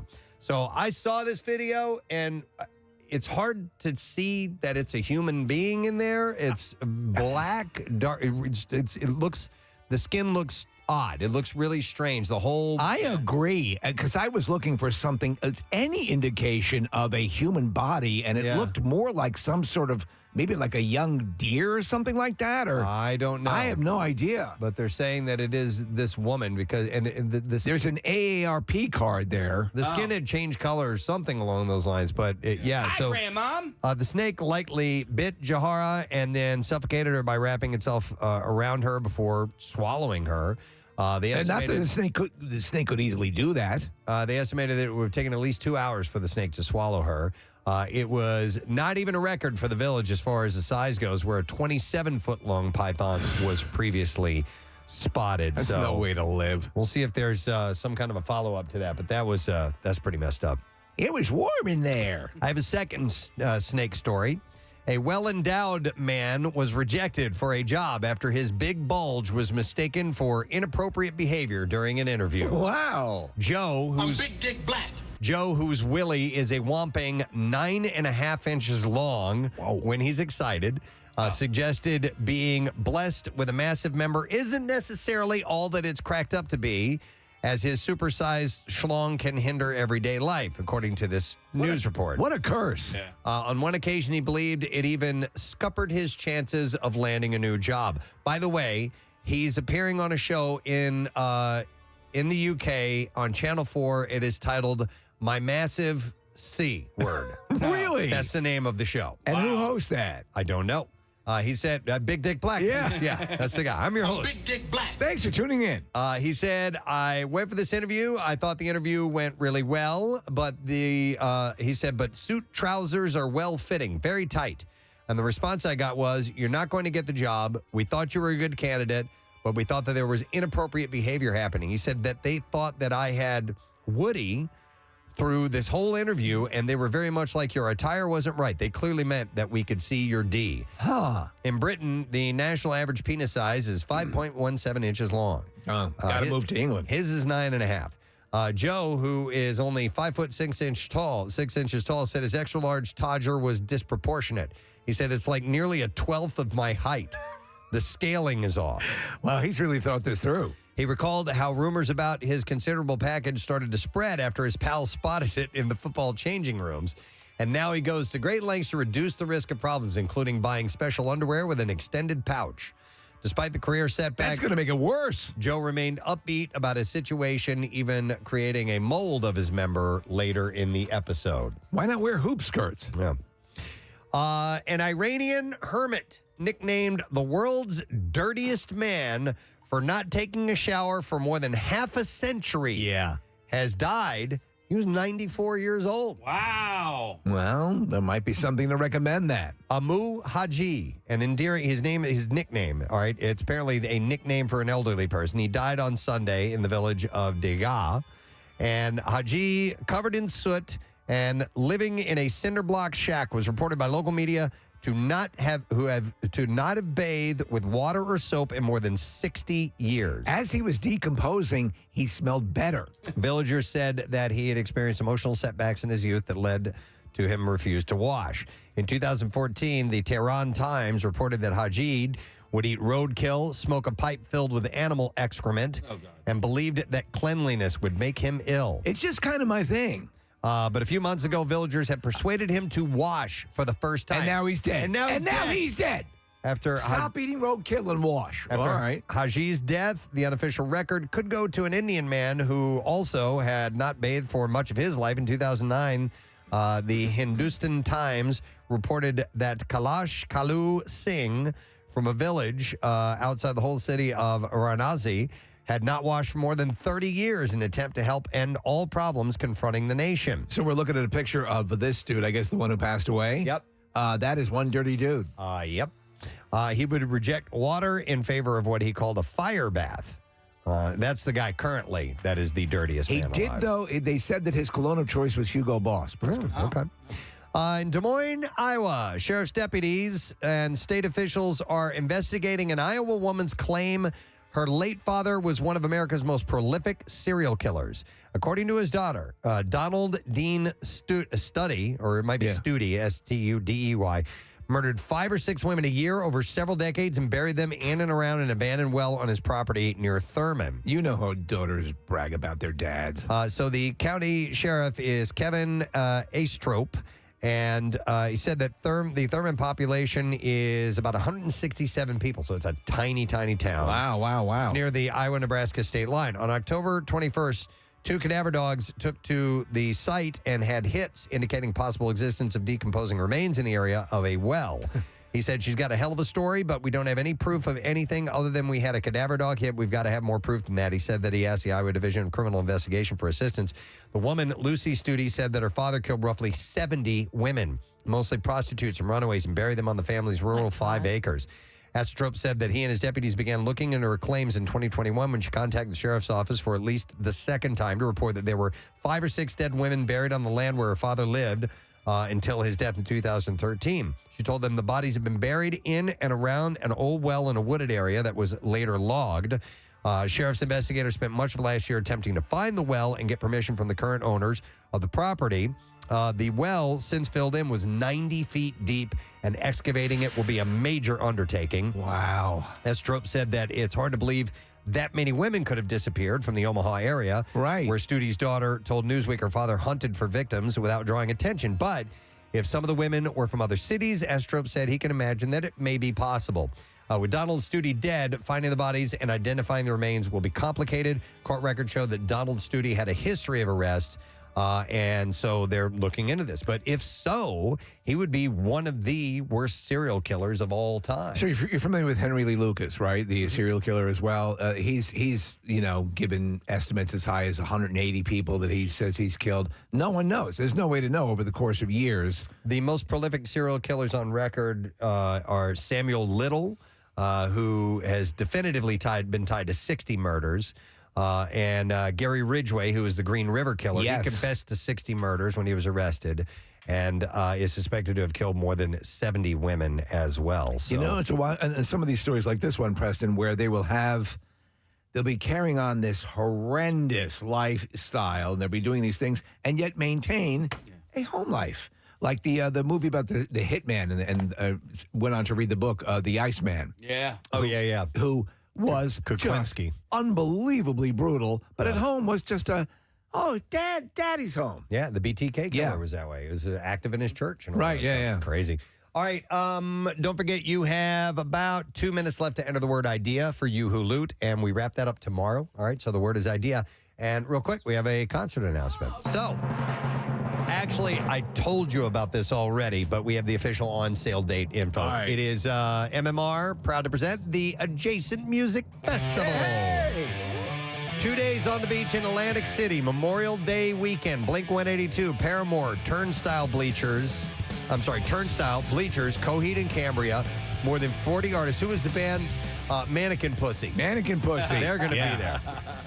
And so tickets go on sale on Friday at 10 a.m., but there is an early bird ticket sale taking place Thursday, today at 10 a.m. while supplies last. So you can get tickets at adjacentfestival.com, and you can listen to win tickets throughout this weekend on MMR and another chance to win at WMMR.com. So that's going to be cool, man. I'd love to get Coheed and Cambria guys back in. They were so awesome. Yep. So that's coming up in Atlantic City. The show will be Saturday, May 27th and May 28th. So that's when that is going to be. And tickets go on sale this Friday at 10 a.m. with an early bird sale today at 10 a.m. as well. And with that, let's give away a pair of tickets to go to the show. Caller number 18, 215-263-WMMR, and you win 2-day passes. Oh, not too shabby. So you get to go May 27th and 28th. And, we'll take care of it. WMMR.com for another chance to win and to get details there. With that, we're going to take a break. We'll come back in a second. I think we got Ricky Metallico popping in here talking Phil. So we'll be back in a moment. Stay with us. Preston and Steve on 93.3 WMMR. What's it say? Oh, my God. Like a filthy whore. Hey, we're going to wrap this up. We got to start wrap it up. We got to Hey, start on kids, the road. tune in next week for another episode of Doodle Pee. All right. With that, we're going to take a break. Kylie Jenner has been hanging out with Drake. Oh, great. A month after her split from Travis This Scott. story keeps coming back. Do you think there's something going on between them, or do you care? I'll give you both questions. Well, I don't care, but most of these stories or most of the comments from quote-unquote sources say that they're just friends. They've known each other for a long time. I'll tell you what, we talk about the surgical enhancements, and we talk about, the people who overdo it. Whoever, if you look at Kylie, she's an attractive woman. Yeah. And besides the lips, there's she's had a ton of other work done, but nothing where you see all the lines and zippers and all that stuff. Yeah. I mean, listen, it's almost like I get mad because it's you're a billionaire because of what you look like. And that's not what you look like. It's, A-Rod, is he going to get into the Hall of Fame for baseball because you were juiced up half of your career? So it's almost like your numbers are tainted. Well, the most clear aspect of the whole hypocrisy of this thing is that what got her over the threshold, what started the Kylie Jenner empire, was the Kylie lip kit, and her lips were surgically enhanced. Yep. I say to you, Greg. But Is it an indictment of the country? I'm wearing Kylie lip today. Oh, I hate you. I know. Why? That actually I did, looks remember? good. I told you I bought it. Yeah. I know. I got it at Ulta. I tried one color, and I like it. It's pretty good. You're giving her money. I want my lips to look good. All right, Yeah. Doesn't get even off look my like- back. Doesn't look like you're wearing anything. That's like natural Kylie color. genius. That's what it is. That's what I got. I got kind of like a neutral color. She is. It's like the Emperor's New Clothes. Yeah. It's like doesn't even. All right, anyway, I got it. Without all of the surgical enhancements, she's still an attract. He's Delco hot, She's right? cute. Yeah. He's Delco hot. Yeah. I think she's just Delco hot. Yeah. No, I mean, like, she's not Radner hot. I see your point. All right. Emmy-winning SNL actress Kate McKinnon is set to headline a new series on UCP. The hell is that? Oh, I don't know. is it the Paramount Network? I don't know. Is that the series? It's Uck. You guys watch Uck? The series tonight on Uck. That's Is it what the hell? Where's that sound coming from? Where's that sound coming from? You know what it is? It's we said series and it lit up Siri on my phone. Where's that sound coming from? I can't yell that loud right now. My throat hurts too much. What the? Well, we have everything you need. Just tell me what you need and I'll hit it. All right. Well, how about there's nothing on here. There's nothing on here. Thank you. So Universal Content Productions. It's a couple. It's a division. We here at Couple. There we go. It's the sister station. Couple. Couple. Yeah, Cup is the sister station of Uck. Couple. And it's sister station. Couple. Cup. Yeah, a couple. Couple. We done? No. Okay, Just keep give going. it a minute. Give it a minute. Couple. Have fun. And instead of instead of the CNN, Yeah. Couple. This is CNN. Couple. This Couple. is Do that, Fred. By the way, Shake Shack. Yep. Love their burgers, but I might as well eat them while I'm sitting on the toilet because that's how quickly they go through me. Just for some particular reason? Yeah. Do you get the special sauce? Dude, so He makes the special sauce. I literally ate it one time, and I was driving home. I ate it by Helium. There's one right there. Oh, no. And I ate it. Oh, no. And I had to race. Oh my God! I'm trying to get home. I was trying to get home. Yeah. And it was late. It was probably like 10, 11 o'clock at night. I can make it. And by the time I got to about Route 1 on 76, I was like, there's no way I'm going to make it. So let me get to the radio station. Quick. Oh. Stat, right? Yeah. Got to the radio station. Couldn't make it to the fourth floor. I had to dump by outside next to the... Dude, wait a minute. Yeah. Did you take a dump? You crapped outside of the building? I had to. How long ago was this? This morning. God. Kathy, I it was either that or in my pants. What do I do? Sometimes I don't know. Right? So I had to do it next to the... Couldn't you at least pick a competing station? Yeah. Well, no, because I mean, I'm also just so open to tell the story. It's amazing. Oh, not right away. I had to wait a couple of years before the security footage was deleted. You know? Hey, Kath! More FM's right over there. Right. Well, Q102 is right down the street. Q102 is down the street. You crapped there. oh my God. The story does get a little bit better. Funny. How? How could it? But could you have imagined had he been stopped at another radio station simply because it was an emergency? Yes. Right. Local broadcaster in a clear attempt. Like a superintendent of a school. Right, exactly. Right? He would have been raised to heroic levels here. Now, how does the story get better? Oh, man. I think I'm just going to end it there. No. You started down the path. Just say it quietly so we can't hear. All right, I'll just whisper it. They're not listening. So, Yeah.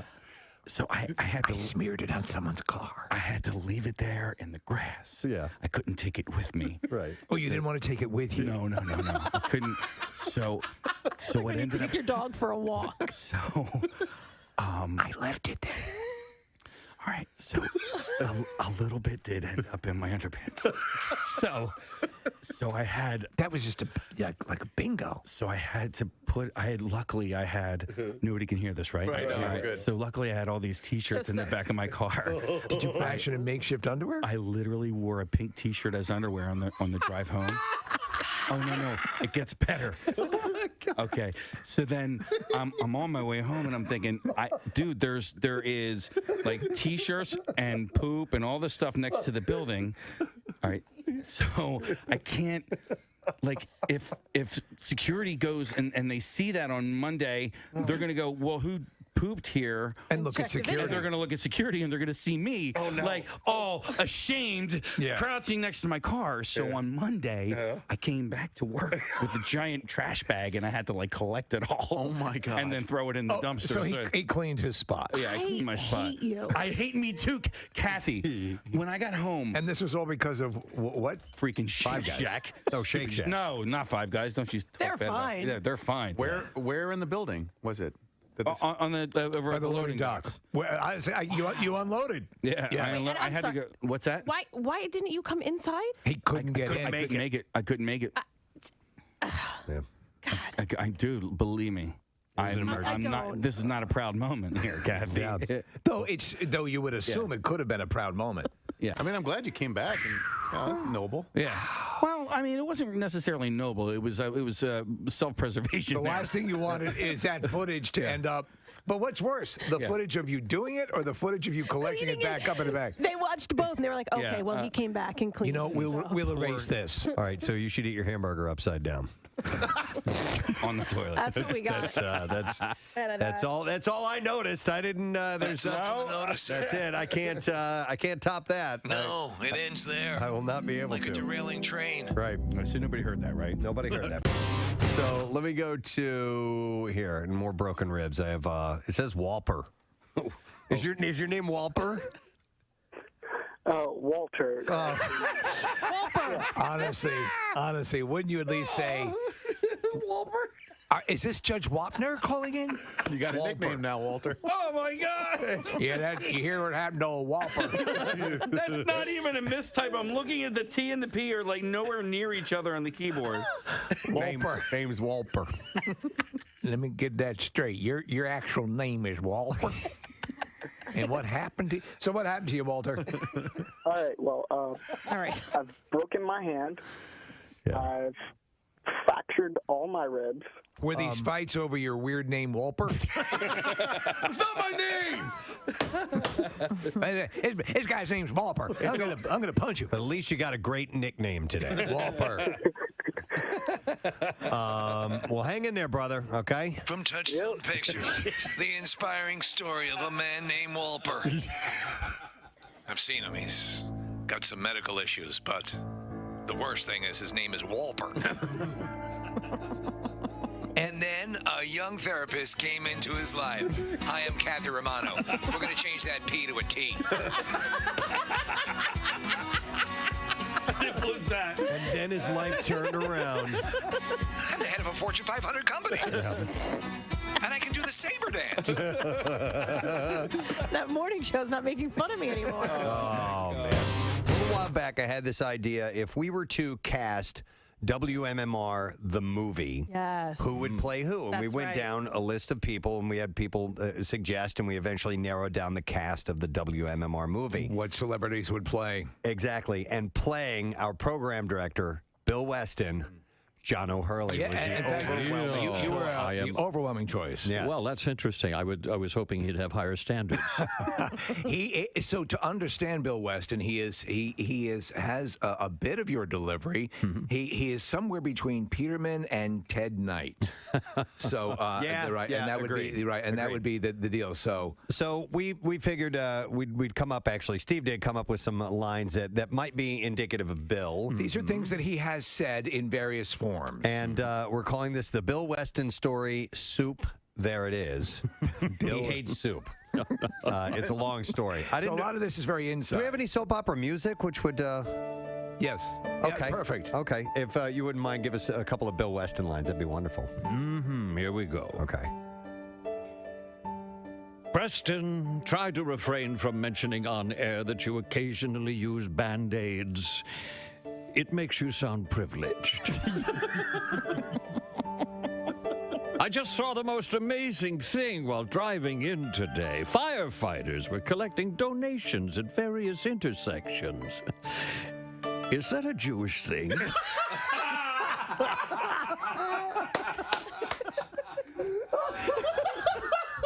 So last night, I was jarred awake from my slumber by a horrible nightmare. Both Preston and Steve were there in the studio, sitting on horses and eating soup. What say we file that one under who gives a crap? Oh, that recently widowed quadruple amputee was a terrible guest. She didn't bring the ha-ha. Perfect. And last one. On today's show, you had the Pope driving in a go-kart, you solved the John Benet Ramsey case, and you raised Kurt Cobain from the dead. I'd give it a C+. I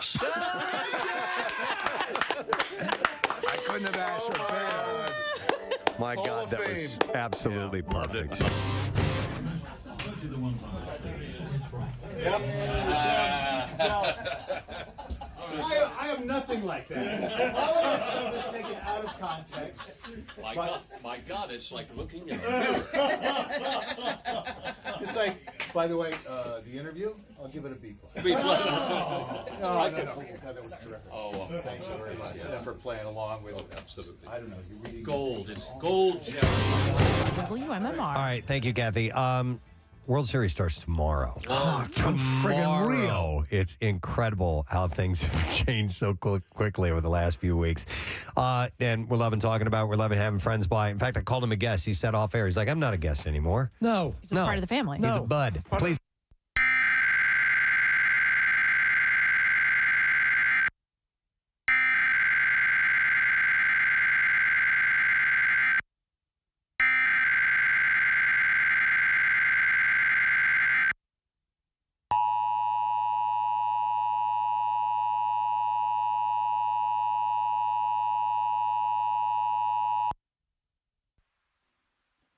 The Pennsylvania State Police has issued an Amber Child abduction alert for Harrisburg City PD, Dauphin County. Harrisburg City PD is searching for Amon Long, 5-year-old male, and Ezekiel Long, 4-year-old male. They were last seen at 5 a.m. today and were forced into a vehicle in the 2000 block of Holly, Harrisburg City in Dauphin County. The vehicle was being operated by Kenneth Smiley, 39-year-old, 5'5", 180 pounds. Kenneth Smalley and the two children are traveling in a 2008 black Nissan Maxima, Pennsylvania registration LMJ 5478. Call 911 if seen. The Pennsylvania State Police has issued an Amber Child abduction alert for Harrisburg City PD, Dauphin County. Harrisburg City PD is searching for Amon Long, 5-year-old male, and Ezekiel Long, 4-year-old male. They were last seen at 5 a.m. today and were forced into a vehicle in the 2000 block of Holly, Harrisburg City in Dauphin County. The vehicle was being operated by Kenneth Smiley, 39 years old, 5'5", 180 pounds. Kenneth Smiley and the two children are traveling in a 2008 black Nissan Maxima, Pennsylvania registration LMJ 5478. Call 911 if seen.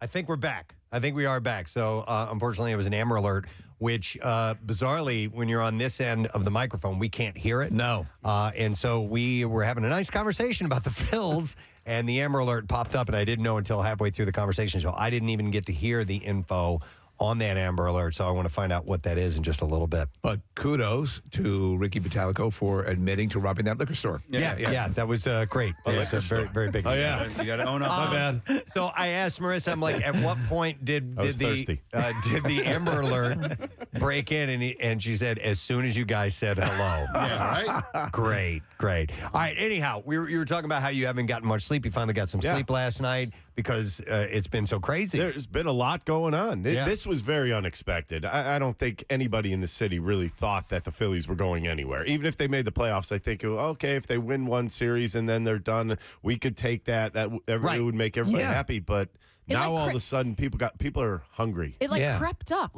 and I was like, "Wait a minute, what? Oh, they won? They're winning? What? Like even when they won that last game, and I was like, wait, so They're going to the World Series. It's just so much different because you remember back in 2008, 9, 10, there were expectations for those teams. Exactly. There's no expectation, and all of a sudden they're making a run, and it still hasn't sunk into me that they're playing in the World Series tomorrow. I want to go back to what you were saying while the Amber Alert came in. You had said that the team you had heard from players that they were so surprised at the end of the regular season. They were trying so hard just to get into the playoffs that the pressure's off. Once they get into the playoffs, you got to understand it's been, I'm going to say 3 years where they've had opportunities late in the season, late in September to get in the playoffs.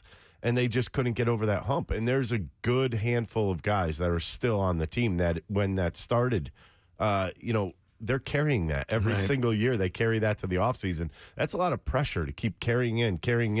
And then this one looked like they had a really good chance at the beginning of September. Then they started falling apart. And then I'm sure all that pressure kind of just came right back down on all these guys. And then they make it in, and it's cake. We had Charlie Manuel on yesterday and talking about how loose Bryce's swing is right now, and he's not gripping the bat too hard, and he obviously he's playing out of his mind. I never Bryce is one of the best players in the league, but I never expected him to play as well as he's playing right now. And it just for him to get in this groove at this time is unbelievable. He's a Philly god. It's odd. I mean, as a sports god, and I look at it this way. This is a guy who has come over. He has won an MVP. He has now gotten the team to the playoffs. Now he's gotten this team to the World Series, and it was a lot on him. Yeah. I mean, you think about this. I know we all look at it as he's making $30 million. It can't be that hard to play some baseball. I don't think he looks at it like that. No. I really don't. No, I don't get that either. He looks at it like, they did pay me a lot of money, but I have to perform. Or else Did this you is feel all that useless. way? And when you were on the mound, I wasn't making the $30 million. I know. But truth be told, like you were making a decent amount of money back in the day, and you were also brought in the game at very, very crucial points. I mean, you were a closer, right? And like you were expected to shut the door and lock it. I felt bad for if I blew a save, I felt bad for the guys the other guys in the room, not for myself. Okay, I but always felt bad for them. When I saved the game, I felt like that was just my job. That's what I was supposed to do. But was there ever any pressure on you? You're like, okay, they're paying me this money, and did that ever? Okay. When I hurt my elbow, I had surgery, and I came back way too soon. I came back months too soon because I felt like I owed them to Would you have back. Tommy John's? Or? No, I had 3/4 size bone spurs in my elbow. Why couldn't you have Tommy John's? Everybody comes back like... Yeah, I would have been throwing 200 miles an hour. You felt like you needed to get back out there, even though you probably weren't fully healed. Yeah, let me put it this way. Jake Arrieta, when he was here, had the same surgery. He was out for the season, and then he had the whole off season to heal. I had surgery in, I want to say late June, and I was back in Scranton on a rehab assignment in July. Wow. So that was just stupidity on all parts.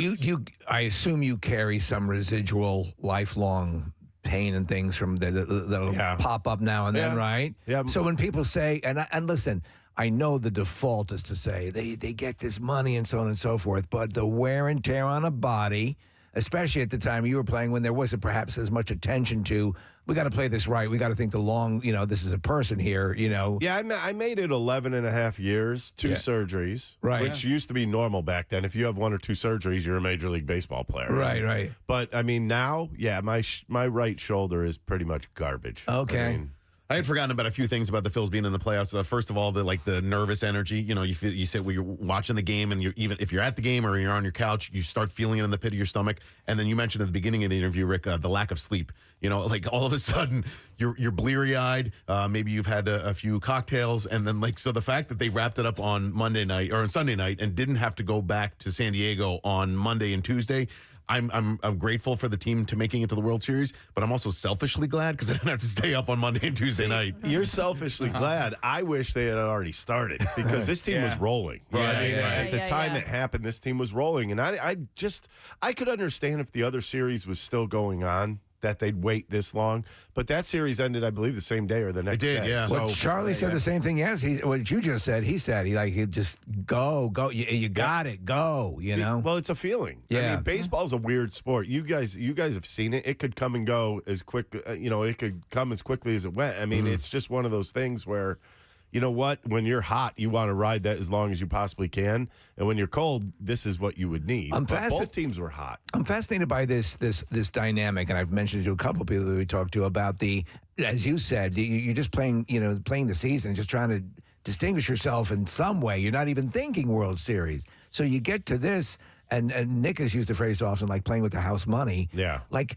all of this, I think, makes this the right moment with everyone sort of coming into their own without being a Pollyanna about things. I think it just feels right on every level. Well, I just think this is a team that if they win the World Series, I think that's above and beyond anything we could have ever believed with this team. Yeah. At least this year. I think next year, if this would have happened, I'd say, okay, this is where we're supposed to be right now. Yeah. But I mean, I think that's what has made this so great, this run, that it's been so unexpected, and it seems like everybody is on the bandwagon. And trust me, there was nobody on this bandwagon in September. Nope. Nobody was going to the ballpark. Yeah. And then, but I think the fans, I think there is a really large fan base for the Phillies. Yeah. But I think it was just kind of like, don't trust them.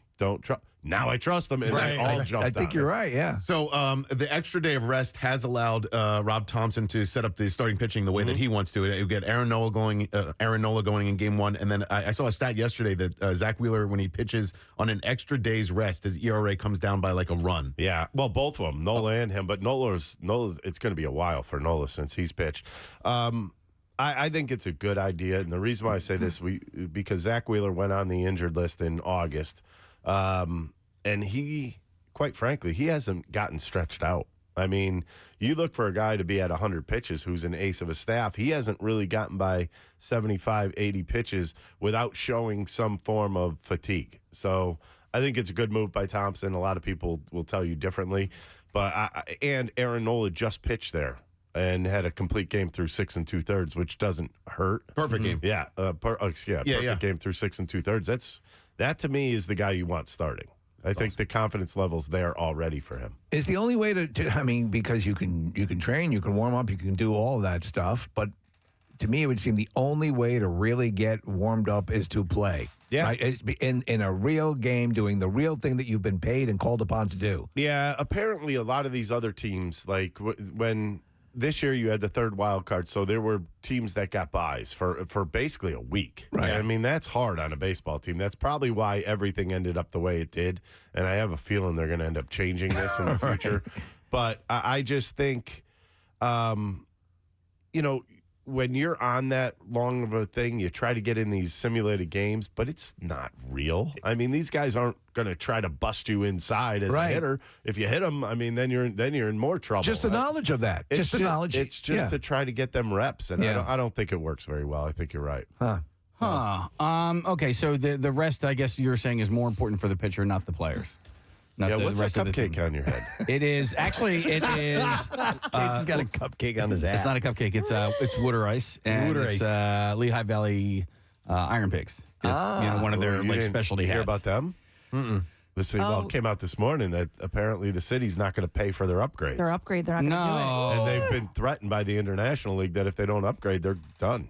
No, they have the best hats.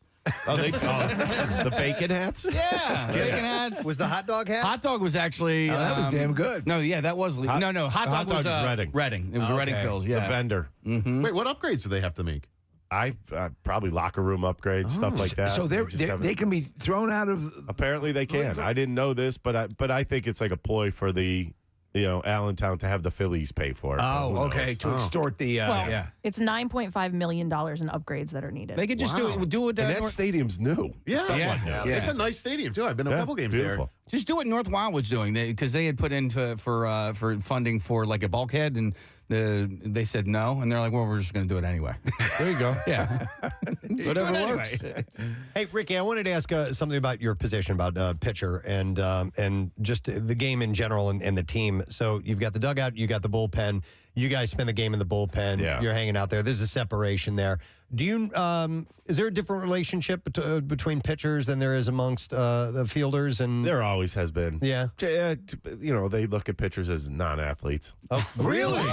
Well, when you're only doing the one thing instead. You're not hitting, so they always looked at it like all you could do is pitch. And then a closer even more so because you come in at the smallest portion. I think the relievers are the least looked at guys on the team. Wow, man. And unless you're the closer, you get that extra edge from the guys. All right. So at what point during your entire playing career, and I'm talking, little league to high school to college, whatever, at what point did they take the bat out of your hand? Wow.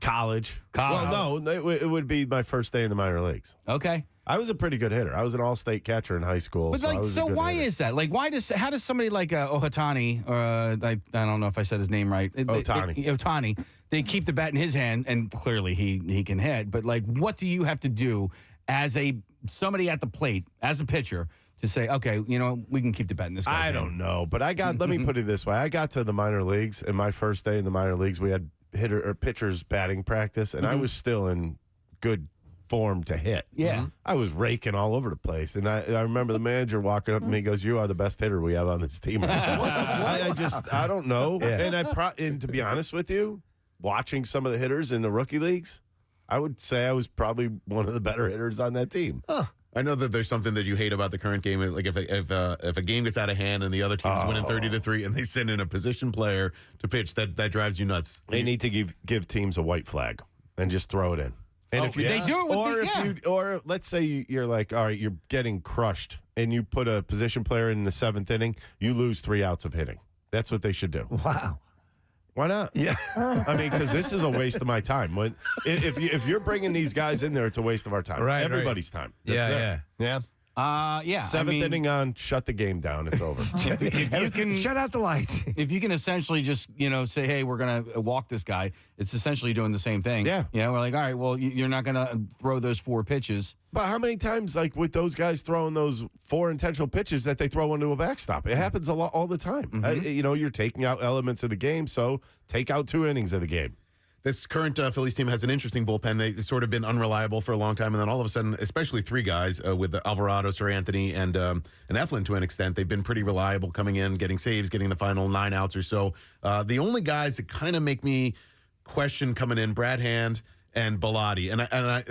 Hand has had a good career, but has not been great in the postseason. What are your thoughts on the current bullpen? I like the back end, like you just said. Alvarado, wow. I mean, what a turnaround this guy's had. He was awful at one. He had a 7 ERA at one point during the season. He went down to the minor leagues, figured himself out, came back. He was great. Sir Anthony Dominguez, I think everything that he's been doing has been coming off of surgery. I mean, when you think about it, about a year and a half ago, he had surgery, and now he seems to be completely healthy and where he should be.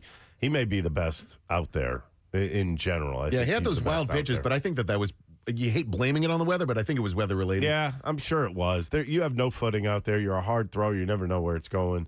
And Zach Eflin's been very good. But, yeah, the underbelly is bad of this bullpen. I mean, when I say bad, Connor Brogdon is just not very good.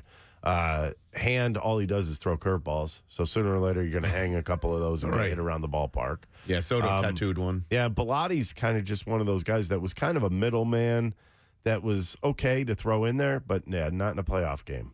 When we talk about anybody, whether it's celebrities or athletes or whatever, we don't ever intend to run into them or face them and what we've said. Do you ever worry about when you're commenting like that? I don't care. Then you don't No, I really don't care. You know what? You know what's funny? I think you run into the players, and I'm sure they're pissed at you at times, but I think there's an understanding that I do it game to game. Yeah. I mean, I'm a very much like, Preston, you can go out and have a great game, and Nick stunk that night. Yeah. Mm-hmm. He's going to be my GOAT that night. You're going to be my hero. It could be flip-flop the next day. Yeah, right. But I think you have a little more gravitas than, let's say, my fat ass, right? Yeah. So, like... Why not? You can rip on it. Go ahead. Feel it. Feel it. I know, but I didn't play the game. You did. Right. So somebody like you, yeah, but I would also probably work with guys that don't want to say anything. Right, yeah. You know, they don't want to go over that line. I just don't. Sorry, I don't give a crap. Yeah, I don't. I mean, you're. It's an autopsy every time, and what went wrong, and that's your thing. That's what you're supposed to do. If you came across as just a guy bent on carrying out a grudge or something, then people wouldn't respond to that. I don't have grudges against any of these players. You know? Right? Yeah. So maybe a couple I played with. Who? Yeah. But I'll tell you, my worst was Carlos Lee. Yeah. Oh yeah, I didn't like his attitude off the field. I didn't care about what he did on the field. I just didn't like it off the field. And here's a quick little thing. We're on the plane. Yeah. And he says, "I need a Coca-Cola right now," to the flight attendant. Flight attendant's like, "You guys are sponsored by Pepsi. We only have Pepsi products." Why don't you get your butt off the plane and go get me a Coca-Cola in the No kidding. That was it. Yeah. Cool. At some point, you got to draw a line. Yeah. When you were pitching, who was the batter who could read you the best? Because we're talking about all this nuance, and in the moment, who could read you? Who was frustratingly accurate with the way they read you? It's kind of a no-name, Tony Bautista. I mean, if you ever saw him hit, he's a very unorthodox, way open stance, and then he dives into the plate. And he guesses either in or out, and I always guess wrong. Wow. And he just pummeled me all over the park. Wow. Really? Pummeled me. Couldn't get him out. How much homework would you do? There it is right there. You got a picture of him. Oh, really? Yeah. Yeah, what is that? That is bizarre. Yeah, and that's before he even starts his swing, and then he'll stand back up and kind of dive in at the ball. That is really I always wild. chose, and then finally I was like, I'm gonna buzz his tower so he doesn't dive anymore. But that was way too late. It's wild watching batters and their different styles. The same thing with pretty much any position, but watching them square themselves up and where they begin, waiting for the pitch and where their body moves to get ready to hit.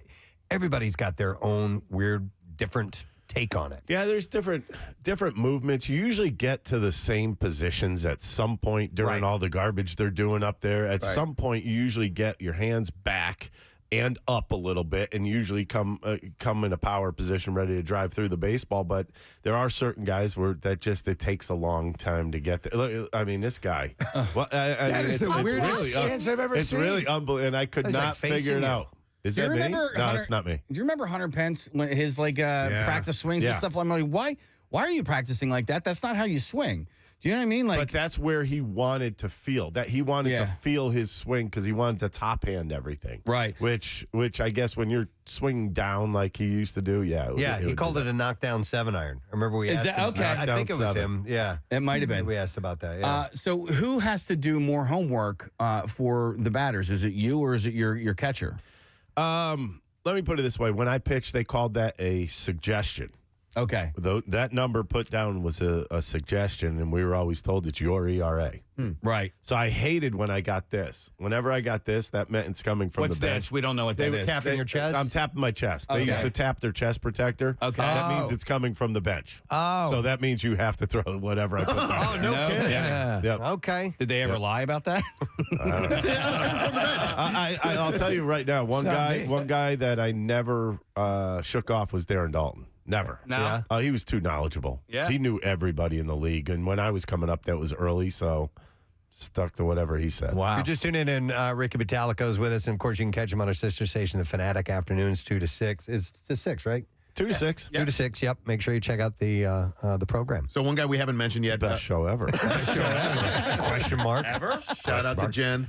One of the best players that the Phils have had in the postseason that we haven't mentioned yet, and it constantly surprises me, is Ranger Suarez. I don't know where this guy came from. Number 3 starter for the team, but all of a sudden, I don't know how he does it, but he's just been solid, and he came in the bullpen in Game 5. He just doesn't care where he pitches. He just wants the baseball. He wants to play the game.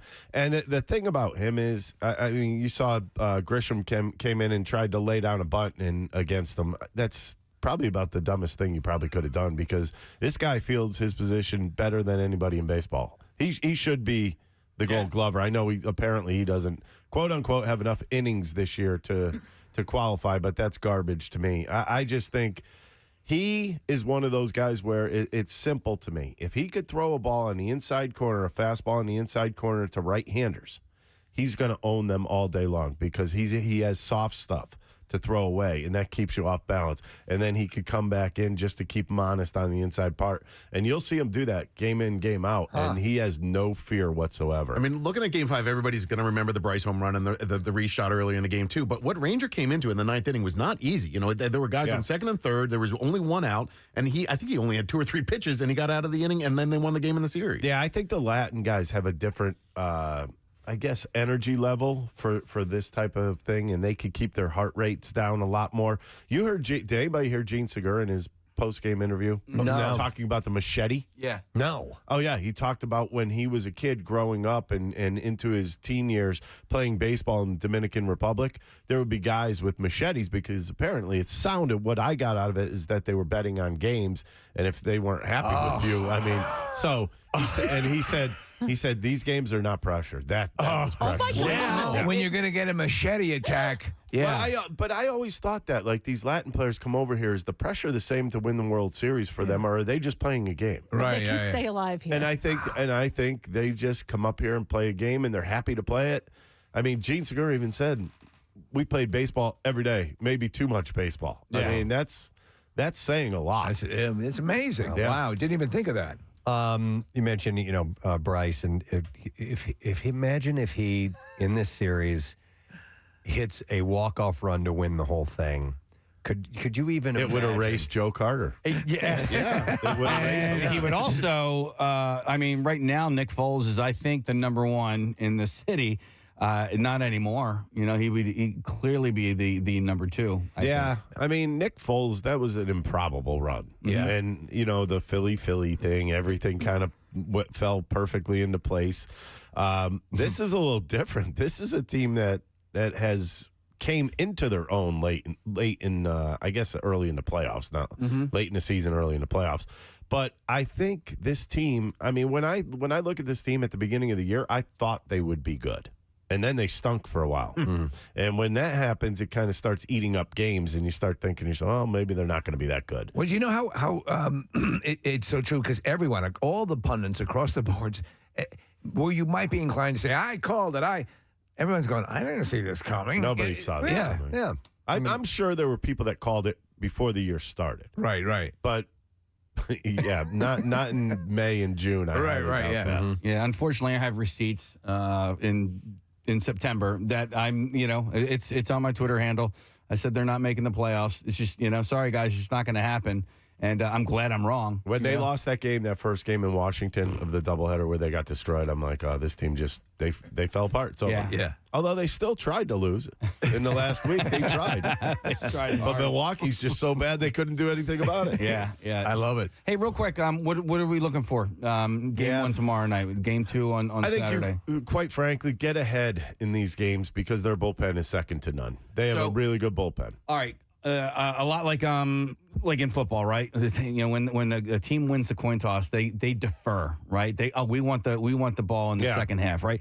We don't get that choice. We're batting first. We want that, right? Score early, yeah. I think if they score early here's my biggest thing that I think could happen. The Phillies come out and hit Verlander around. They win game one. Then you have Wheeler going game two. Mm-hmm. That changes the whole look of the whole series. I think game one's extremely pivotal in this series. Game one, tomorrow. It's tomorrow. Man. Yeah. Get signed. What are you doing for the game? What are you doing? I'm working, man. Oh, man. What do you think I was going to do for the game? When did you make this decision? You might get me next week doing some of that. I know. If there's a parade, it's going to happen during Camp Out for Hunger. Yeah, dude. Oh, my God. That's good for you, though. Yeah. We won't have to worry about parking. We'll already be there. It's going to be crazy. We're right there. I was talking donations would be great. It'll be the We're best. thinking of calling it the Preston and Steve Victory Parade featuring the Philadelphia. This is going to be out of control. When do you guys have that, by the way? I want to stop by. Monday the 7th is when Excellent. it starts. Yeah, So, excellent. please come by. We'd love to have you there. All right, great to see you, man. Thanks for stopping in. Thank you. Tell the gang we said what's up. It's I will. Ricky Batalico, guys. From The Fanatic. We are going to take a break.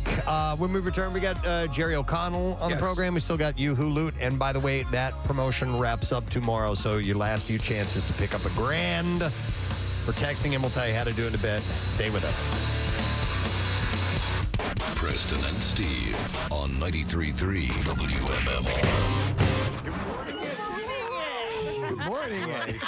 Good morning, it. Good morning, it. Just hanging out. Good morning, it. What you doing over there, buddy? What are you doing? Just good morning, it. Good morning, it. Yeah, no, I have a home office. You're going to have to hang on a second. Look it. Just hanging out. Good morning it. Good morning it. Look it. It's good morning it outside. Jesus. Oh, my God. Hey, Michael. Good morning it. The Cabbage Patch, though, was such a huge hit, and they smelled nice. They smelled like baby a bit powder. like babies. And so that was like fight over them at the store during Christmas. Right. Oh, time. there were 'Cause bulls. They would release new ones. Kathy, that Schwarzenegger movie, Jingle All the Way, that is predicated on those famous toy store brawls over Cabbage Patch dolls. But the cool thing about Cabbage Patch, they all had Xavier or whatever the guy's last name's on the butt. They all had a tattoo. They were all branded. The Cabbage Patch dolls were part of the Nexium cult. But so I have a very vivid memory of I got my first Cabbage Patch doll. I couldn't wait. I was 10 years old. I got him for my 10th birthday. You get the birth certificate, and I was able to rename him, right? So you send that thing, and you get the birth certificate back. And so mine was named Casey Jr. I was so excited to get this thing, right? And the Cabbage Patch doll, the Cabbage really? Patch doll. I was so because it was the thing. I was 10 years old too. Right. It was the thing. It was the thing that everybody had and whatever. My neighbor across the street, and I'm going to say your name. Your name's Wayne, and you're a piece of trash because he called me the slang word for a gay person. Because you had a doll? Because I had a doll. He was an adult, Kathy. This dude is probably like 30 years old. Called me, and I was so happy about having this thing for my birthday. That's terrible. And he called me terrible. that. Terrible. What a jerk. How old were you? And I how was old were you? 10 years old. 10 years old. And it was my birthday. What a dick. I know, but like, oh my God. Where's that dick now? I have no idea. Wayne. All right. Terrible person. How many times you asked that question in your life, Kathy? God, where's that dick now? When I need it. There are so many dicks that I'm wondering where they are. Yes. All right, back to toys. All right. Toys. Time. So Casey's in therapy now. American Girl dolls. I'm out of it now. I'm out of it. And then there was we already did another pre-screening. Like Marissa hosted that, right? She hosted it last night at the AMC Fashion District. It was last night, and then Casey hosted a screening last week at the same exact place for the movie Free Guy. Yeah. And while we were on vacation, we got a text from Casey out of nowhere explaining that things didn't go quite the way he wanted them. So if it's possible to suffer a concussion without actually hitting your head, that's what I think you experienced, Casey. Yeah. And so I don't want to. I'm hoping I'll find the text. Okay, I'll read it. I'm hoping that I didn't lead you guys down in the wrong direction of where you think this story is going to go. No, we don't know anything. We know that, but it was so heartfelt, the text you sent out, that we knew it had to, because there have been similar situations in all our lives. But this one seemed like, wow, this really had to be a little bit more. Yes. So I have the text here. Okay, it says, "Oh my God, I'm at the screening for Free Guy." And by the way, I sent you this text. I'm still there. I have not hosted the screening yet. Okay, I'm still there. I have already embarrassed myself, and I needed to go somewhere and be by myself, decompress for a second, and then I had to admit to somebody what an ass I am, and just to sort of make myself feel a little bit better. And guess what? It didn't help. I still felt terrible. And I said, so they asked me to hype up the crowd and then introduce one of the stars of the movie. So this guy named Joe Keery, who plays Steve from Stranger Things, is in the movie Free Guy. Yeah. He was there to introduce the film, and I was there essentially to introduce him. Right. So I had come back I was on vacation in Wildwood. I had come back just to do this. I thought it was a really cool experience. Real quick, had you met him at this point, or is he still? Yeah. Okay. All right. By the way, he seems like he's awesome. I love that character, Steve from Stranger Things. He seems like I've seen him interviewed before. He seems like a cool guy. He was a great guy. Okay. And I will say that, categorically, he was a great guy, and the movie is hilarious. It's a great movie. And the movie had been on the shelf for a year. Yes. They wanted a theatrical release, and so they were like, we're just going to wait. Only theater. And only theater. So, and then I wrote, I just had a classic embarrassing moment. It's a classic shut the F up, Casey, and walk away kind of a moment. I'm pretty embarrassed. but it's also a really funny story. So, you said you weren't sure if it was going to translate on the air. I'm not sure if it's going to translate on air. Okay. So, well, let's hear it. Well, deliver it in the original Farsi. Right. All right, so here's the deal. This movie was at the Fashion District, the old Galleria, the AMC there. It had never been there. By the way, what they've done to the place, the whole Galleria, the Fashion District, is awesome. It's really, really nice. So I get there. Joe had gotten there earlier than planned. From the movie company. But I had also gotten there an hour early, so I decided to walk around a little bit. Right. Side story, but it also is part of the story. I went to a place called Wetzel's Pretzels. Have you guys ever heard of Wetzel's Pretzels? Yes. Yep. Okay. Yeah. Listen, I love Philadelphia Pretzel Factory, and I love Annie Ann's. Yeah. Wetzel's Pretzels is like the best pretzel I have ever had in my entire life. I couldn't, and I was so happy with myself for going, you know what? I've never had a Wetzel's pretzel. Let me stop by and try one, right? Hey, me. And this thing was amazing. And you were really proud of yourself. And I was really proud of and I couldn't believe how it was big. Oh, is this hand shocked? Yes. It was amazing. And I'm sitting there, I'm eating this thing, and I'm going, I think I need to open a franchise. I'm like, this is like I have just discovered gold for the first time. That was like amazing. So I get done eating the pretzel, and Hannah from Allied Advertising she's my handler, and she says, "Hey, Joe's here. I can bring you back to meet him." I'm like, okay. I decide to use Wetzel's Pretzels as an icebreaker. Okay. Well, you were completely enamored of Wetzel's Pretzels. It would be ridiculous not to. Okay. I've been sober almost 10 years. Yeah. Okay. I go into this place like I had just done 7 rails of coke. Okay. You're hyped up. I'm hyped up. Okay. And let me also preface this by saying I'm fairly aware of who I am as a person and what I am as a person. And sometimes I have, how do you say, no chill. You have moments. No, I have these moments. But listen, that's a valid criticism of yourself. Right. But as we've told you throughout the years, to put a tap on that would be throwing out the baby with the bathwater, because that same energy delivers so much greatness to what we do on the radio. On the radio. Okay. In person, on the radio. with a stranger, yes, might be different. So yes, like someone who's never met you, Right. who's in a new town promoting a movie. And there are 3 people in this room that have never met me. And so, as the great Ted Lasso once said, "Know thyself, rest in peace, Socrates." I did not realize as I was going off the rails what was going on here. So I'm brought into this room. I go off on Wetzel's Pretzels. As it turns out, all 3 people in the room have heard of Wetzel's Pretzels before. Oh, good. And yes. So it was relatable. It was relatable, and we had this in common. You picked the perfect icebreaker. All right. So I meet Joe. Joe's a great guy. And then I meet 2 of his handlers. One of them, the female, was from Disney, right? Yeah. So she was his handler from the movie company.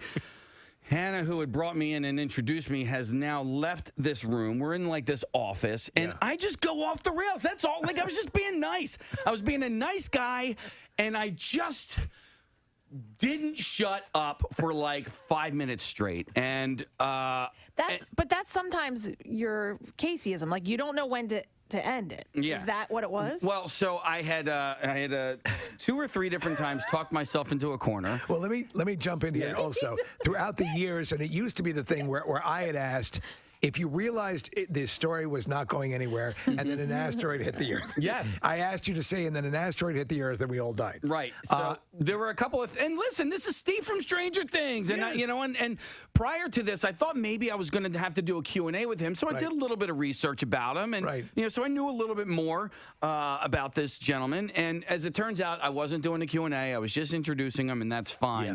So. Hannah's not there. I know, like, I have to leave. I have to get out of here. Like, I am, I'm in a pretzel loop. I have overstayed my welcome. I have moved on from pretzels. I don't even know what I don't know what the bridge from pretzels to Van Wilder was. But now I'm at Van Wilder, and because Ryan Reynolds is in Van Wilder. Sure. All right. So, Sure. And I'm relaying the story. another icebreaker. I had a really great interaction and encounter with Ryan Reynolds at the Van Wilder screening and press junket in Panama City, and I'm relaying this story, and then I just hear a knock at the door. And I'm like, okay, let me answer the door. It's Hannah from Allied Advertising. So I open the door, and she goes, hey, there's some people out here who want to have their picture taken with you. And I go, oh, okay, And I start walking out the door. I get halfway out the door, and I go... You weren't talking to me, were you? Wait, no. No. No, what? She was talking to me. Okay, all right. All right. But I kind of made a joke like, Joe, no, they want some pictures. She goes, no, they want pictures with you, with me. I'm like, oh, okay. And I walk halfway out the door, and it dawns on me that there's nobody out there to take pictures with me. Oh my God. The girl from Disney Oh, God, essentially texted Hannah like, dude, get this guy the F out of here. Oh no. Oh no. Right? And it dawns on me, and I step out the door. Oh God. And then I turn back. I go, wait a second. Oh God. I go, did you send her a text message to tell her to come and get me? Oh no. Oh no. She did. She flat out did. I go, you did. I go, it's fine. I go, I get it. I go, I'm so sorry, man. Listen, sometimes I have no chill or whatever. But I go, I know you totally did that, right? And then I shut the door and I walk away with Hannah and I go, did she send the text message? She goes, yeah, she did. I was like, oh my God. And listen, I don't care that I called her out on it. I don't. No. That's if you're going to do it, you got to own it. Yeah. I'm like, and you did. I don't know what the text to Hannah said. I don't know if it was like, hey, get this guy. Can you get this guy? I don't know if she was nice Please about get him it. to talk about pretzels again. Oh my God. But I mean, we're closer with Hannah than them. You should really ask I want to know what the text said. I would, you know what? I will ask her, but she confirmed that no, there was nobody out there to take pictures with me.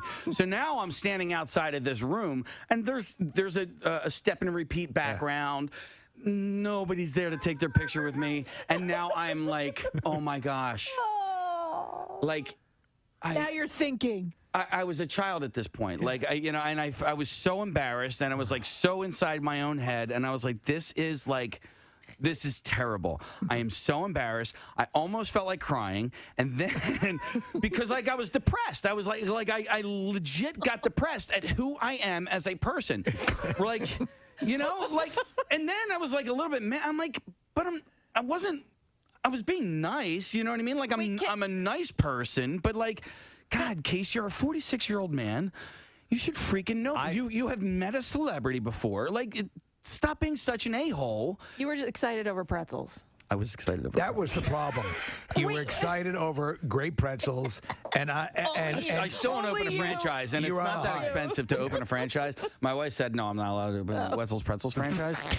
And I was trying to think of where could I open a Wetzel's Pretzels franchise? Where could I? I thought this would have been you going, I need to go back and apologize right now, and then go back in there, and then they're with this guy again. Yeah. We can't get rid of him here. What was the what was the...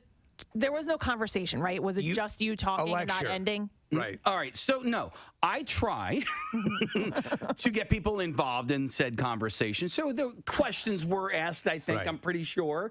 Do you recall a real exchange, like a conversation, or did you ask them to write down their questions and submit them to you? I don't know. So was there any point at which... I don't know. I'll tell you what, there were questions asked, and you didn't breathe to let them answer. I had another moment over the weekend, too. Where Well, wait. Before you go to that, to this point, did you encounter them again? Did you get a chance to apologize to him, our buddy from Stranger? I talked to the guy. Yeah. All right, so I never talked to the guy. Wait for our guest to get on the line. We'll have him on in just a moment here. And don't forget, Hooloot is wrapping up tomorrow. So we need to make sure that you have every chance to win that you can. So make sure that you're with us. Next opportunity, less than an hour, 10 o'clock. So we're going to be doing that. And then it happens at noon, and then 3 and 5. And we just don't want you to miss out on any of that. Our next guest is not missing out on anything. He's a busy man. He's got like 50,000 projects. Yeah. One that we were really intrigued by was the Real Love Boat. The Real Love Boat. Because, Steve, you still watch the Love Boat. Massive Love Boat fan, yeah.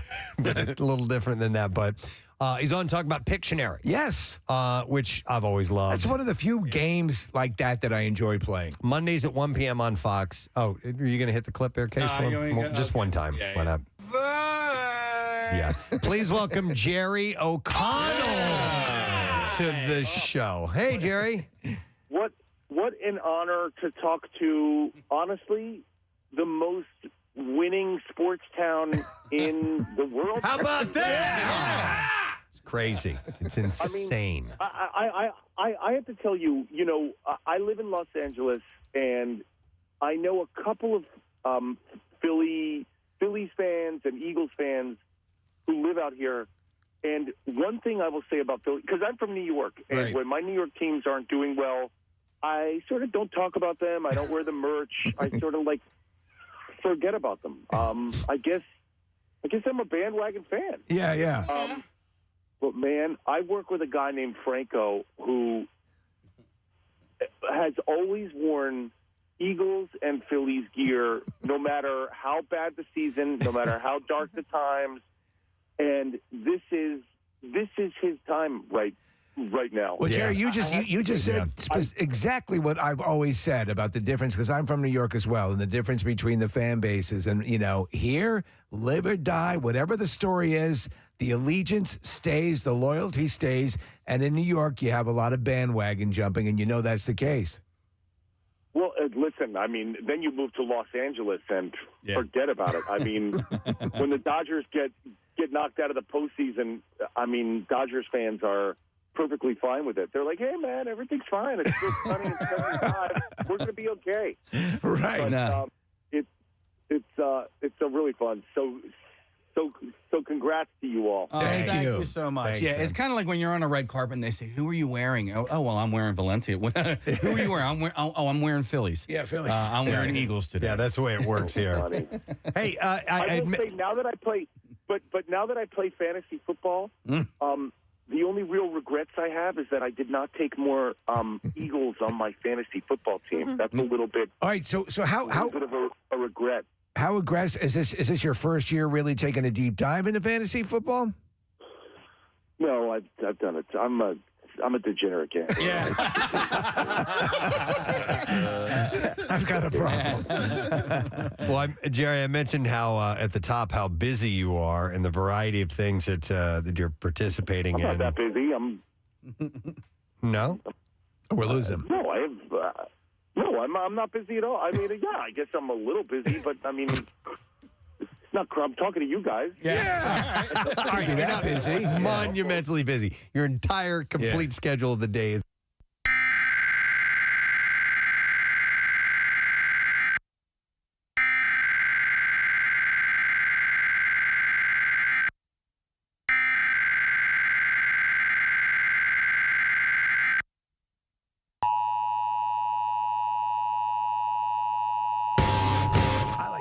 Listen, I didn't feel as you bad about probably that felt encounter. it was worse than it was because now you were hyper aware of it. Yeah. I'm sure it wasn't that bad.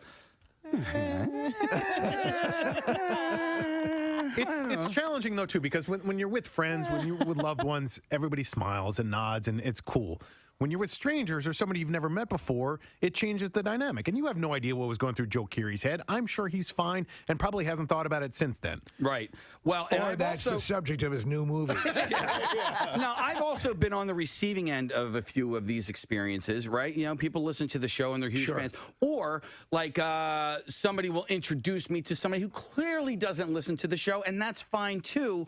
And now these people have to act like, oh, yeah. And I'm like, you don't have to. It's okay. It's okay. It's okay. Like, you don't have to listen. I know you don't, and it's fun. But because of that, because of my experience that I had with Joe Keery, and to anybody, if you want to come up and say hi to me at a restaurant or a Wawa or where, please do it. Absolutely. Because the deal is, I don't have a job if it's not for you that's listening right now. It's just, it's as simple as that. All these great luxuries that I'm able to provide for my family are a direct result of you in your car or your home or your office or whatever listening to me right now. And so, same thing for you, Joe Keery. No.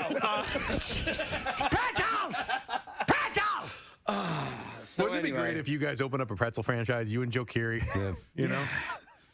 I just want to own it by myself. Local broadcasters open up a Wetzel's Pretzels with one of the stars of Stranger Things. This is my thing. This is not Joe Keery's thing. This is my thing. And I filled in with Kelly Ripa a bunch of times, and I really God, I guess I attribute the Philly, Southern Jersey area to me getting all these hosting jobs. Nice. Kelly Ripa really got me in the business. Well, Jerry, you never seem nervous, and I don't know if you feel it internally, but when you just seem to have a cool, calm, collected self, and so on camera or off, is there anything that sort of makes you feel nervous? A celebrity that you've never met before? It's so funny. I try to, I do get nervous, but it's so funny. I try to work through that nervousness. I try to, and this is not extensive therapy, but a few online therapy sessions. I try to just breathe through those situations. And it was funny. When I first started hosting Pictionary, I had no clue what I was doing. And I was like, they should get Mark Summers or Wayne Greene. I don't know how to do this. Oh my God, another Philly reference. Mark Summers. Yeah, totally. Mark's a good friend of ours. Oh my God. Yeah, we love Mark. Oh my gosh. I keep making Philly references. I swear I'm not doing that on purpose. It's just it's not even talent. It's just like a skill set that you get. And they have not fired me from Pictionary yet, but I am not the best host. That is for sure. No, I remember the Pictionary years ago was hosted by they had a celebrity Pictionary, and you're doing the and Bert Convey for a while. If you remember Bert Convey, yeah. So it's a game that's a perennial. It's one of those ones that people love to play. For me, it's probably one of the ultimate hanging out, with friends sort of thing to do. So, are you yourself adept at Pictionary? Yeah, I have 2 teenage daughters, so it's sort of like that's the generation gap game that we can play with Grandma and Grandpa and us. And it's so funny. If you think back to your childhood, Pictionary was that was the fun game that you all played. It was super boring when your parents pulled out Trivia Pursuit. And Monopoly took 8 hours. If you just wanted an hour of yelling at your grandparents, Pictionary was a fun one. Yeah. And it really, the people who made this at Fox 29 did a great job at transferring it to television. We have it's high tech. We have a stylus board, and we do it on a pad, and it gets put on a screen, and then everybody can look at it, so the picture's coming up right in back of you. It's a really cool. The biggest problem is that kids these days, because they all have phones and don't have notebooks that they doodle in, a lot of kids can't draw these days. Yeah, that's interesting. I never thought about that. Yeah. Jerry, it's so funny. People try to draw a horse and it looks like a cockroach. It's just they have no. Yeah, you used to sort of intuitively be able to do it. And you were drawing, in a notebook or on a bathroom stall or in a locker, and because everybody has phones, nobody has pens anymore. You mentioned acting a couple times, and while we have you on it, there are 2 shows on TV right now that feature uber wealthy people, including billions. And I'm curious as to whether or not you've spent any time on set where you've just been blown away by the pretend billionaires, because you play a billionaire on that program. It's so funny. So I'm on that show, Billions, and every now and again, because I play a billionaire, they stick me with actual billionaires who are, known. And it is so crazy how to be next to such rich people. It's just, I don't even know what to say. I don't even know how to handle it. I'm a very frugal person because I come from acting. At any given moment, that could be your last job. Yeah. So when I book a plane ticket, and my wife hates me for it. I'll book something with, let's say I'm going Philly to New York. I will book 2 or 3 stops just because I make money on a flight. Like if you book Philly to LaGuardia with 2 stops, the airlines actually pay you like $20 Right. to do They that. should, yes.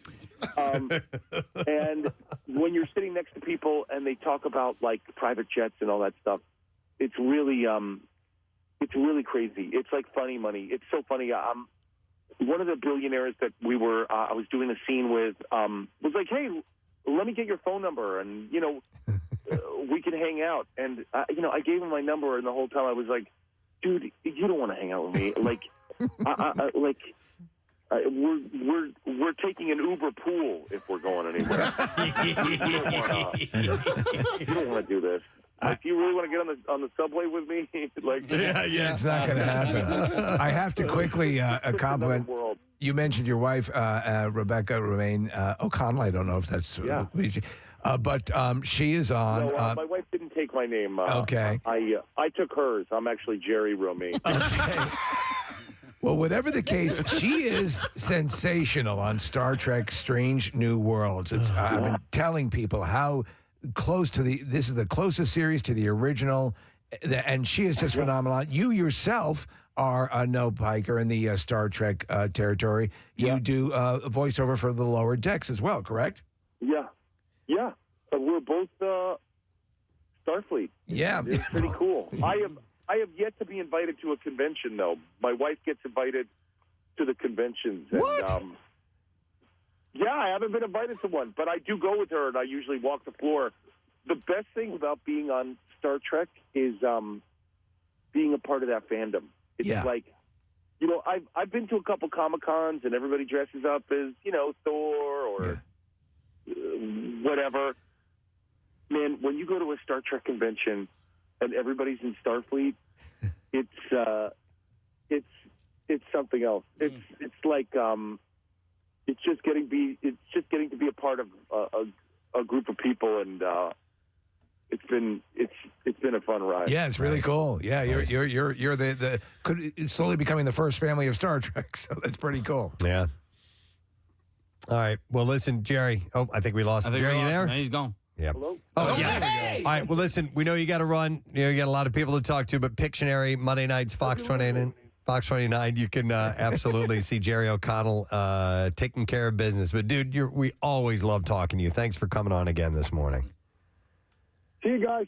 Take care, buddy. Jerry O'Connell. He's great. Dude, I totally forgot about the Rebecca Romaine thing. I completely forgot that is his wife. His wife, yeah. And they've been together for a long time. Long time. Yeah. So she's, this Strange New Worlds, I was touting it to you as well as because I know you're a Star Trek fan, but in spirit and tone to the original series, this is the closest. This has that. I need to watch it. Yeah, I think you will dig it. Yeah. Yeah, so we know that the Amber Alert went off in the middle of the interview, so we kept recording. So when this goes for playback, we'll have the whole thing, the whole interview. In its entirety. Yeah, so that was second Amber Alert this morning. So hopefully it's going to have the proper effect. So with a couple of minutes left to spare, I know that this week I haven't noticed a damn thing yet, or at least I have noticed. I haven't been sharing my notices. The noticer noticed that he noticed things, but he didn't want to share them. You want to share the noticing? I want to share what I've noticed with you. The noticer now wants to share. Yeah, so hopefully. All right, since Sherry was talking about taking flights, I'm sure you guys saw this, but if not, I'll share this with you. Middle seats. Yes. Suck on a plane. But in fact, only 0.6% of more than 7,500 voters polled prefer, or perhaps more likely accidentally voted for, the middle seat, according to a recent social media poll by Virgin Australia. That number might soon go up, though, if the airline's scheme to get passengers to willingly book the dreaded middle seat is a success. So what they've done is they have launched the Middle Seat Lottery. It is a special raffle worth about $150,000, and it's only open to those who sit in the middle seat voluntarily or involuntarily during a flight. This is a great idea. So you're in the running for this prize. It's a great idea. No, it's Listen, I've had my share of times in the middle seat. Yep. Most people, when they come and see me sitting in the middle seat, are like, "Oh no," because Excuse me. Yeah. But so. By the way, it's not one person that's going to get $150,000. They have like all kinds of prizes that people can win. So several winners. Your preference? Are you a window or an aisle? Window guy for sure. I like to look outside. I enjoy flying. I love the looking down and looking at the ground. Yeah. I used to be always I window. really enjoy it. Now I'm an aisle guy. If I see middle seat open, I say that there's no more seats available on the flight. Like, to me, that's not even an option. I'm like, oh, it's sold out. Yeah. Sorry, we have to book a different can't airline. go. Yeah, It's sold out. I know one person who, a friend of mine years ago, who preferred the middle seat because they did not, they felt the most, I guess, I don't know, whatever their feelings were. They were a nervous flyer to begin Well, if with. there was a crash or something, or Yeah, for some reason they felt safer. cocooned. Yeah. Okay. All right. Maybe I could see that. I guess in some demented Bizarre, way. demented. So from now until April 23rd, any Velocity frequent flyer member, 18 or older, who is seated in a middle seat can use the airline's app to enroll in the lottery. Each week, a different prize will be awarded to the winner of a lucky draw. Among the innovative gifts up for grabs are a full-day helicopter pub crawl. Nice. 2-night holiday in Cairns, including flights, accommodation, and a bungee jump. Do you think this would work better if they did something, because it's still, maybe I'll win this. But what if it was every flight they selected? Yeah. They- at the end of the they- flight. On the plane. They should be cheaper. Those seats should be cheaper. I agree. Totally. Then you'd book them. Yeah. Steve, what if on every flight they give like a crown to one lucky middle seat person? And You're the king of the aisles. A crown full of M&Ms. Yeah. So travelers could also win Virgin's Platinum Velocity frequent flyer status for a year, along with 1 million extra Velocity points, as well as a few refurbished themed gallery cards. You know what they can do? Give away on Blu-ray the entire series, The Middle. Oh, yeah. The There you middle. go. There you go. Makes total sense. Yeah. But I hate when it ends up being that way, but there have been times when I've booked a flight late. Yes. Close to You get what you departure get. date, and you just got to, okay. And you know, if it's less than 3 hours, I'm okay. It's not ideal if you're taking a 2.5-hour flight that long, but if it were like a 4, 5, 6-hour flight, forget it, man. The thing with me is if I'm going to get like up to go to the bathroom, I just want to stretch. Being in that aisle is that's, and I also get at least a little leg room on my one leg. Steve, I think that's it, is having to get up to go to the bathroom and yeah. ask the person next Hate to it. me or the two. Hate I won't take the window either. I mean, if I had to, I would take the window over the middle seat, Right. but I solely look for aisle seats. Oh, cool. Yeah. All right, notice some other things. How about we'll do another travel thing. First he was keeping it all to himself, and now he can't stop. The cruise industry is still in recovery mode, but that is not stopping Royal Caribbean from looking to make a very big splash. The cruise operator is selling tickets now, or will be soon, for what will be the largest passenger ship to ever sail the 7 seas. So I was looking at what their computer renderings are so good these days that you think, oh, this is real, this exists. But this thing is insane. So although the maiden voyage of what they call the Icon of the Seas, that's the name of this ship, is more than a year away, Royal Caribbean on Monday began taking reservations for members of its loyalty program.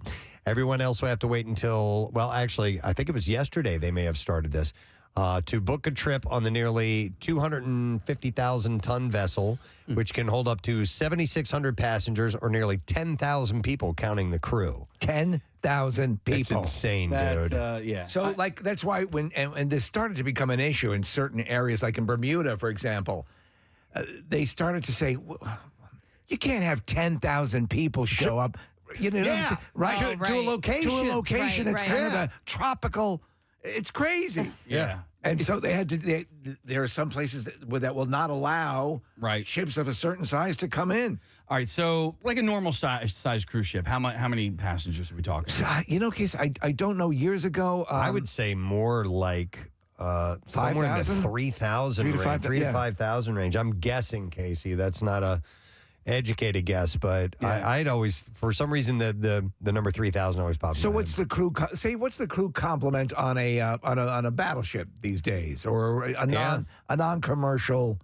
ship? I don't know. You know. So, because I have friends of mine who I don't know how this ended up happening for them. They live in Florida, but they end up working these cruises. These it's like an '80s themed cruise, right? You know, and like Loverboy will be playing or something along those lines, and those things like sell out. And I wanted to know like how you organize something like that. Could we have a Preston and Steve cruise? So let me tell you something. What I mean? Like, so probably. My friend and trainer Dwayne is doing back-to-back Kiss cruises. He loves them that 2 much, weeks. man. Yeah. Yes. And so what happens is all those thematic cruises that were big prior to COVID, all the music cruises are coming back, and we were talking about this, full steam. So I guess the way you would promote an event like at a concert venue or whatever is how you would go about doing one of these things. I'm going to phrase this like you said. Could we have a Preston and Steve cruise? And I'm going to change it to, would we want a Preston and Steve cruise? Yeah.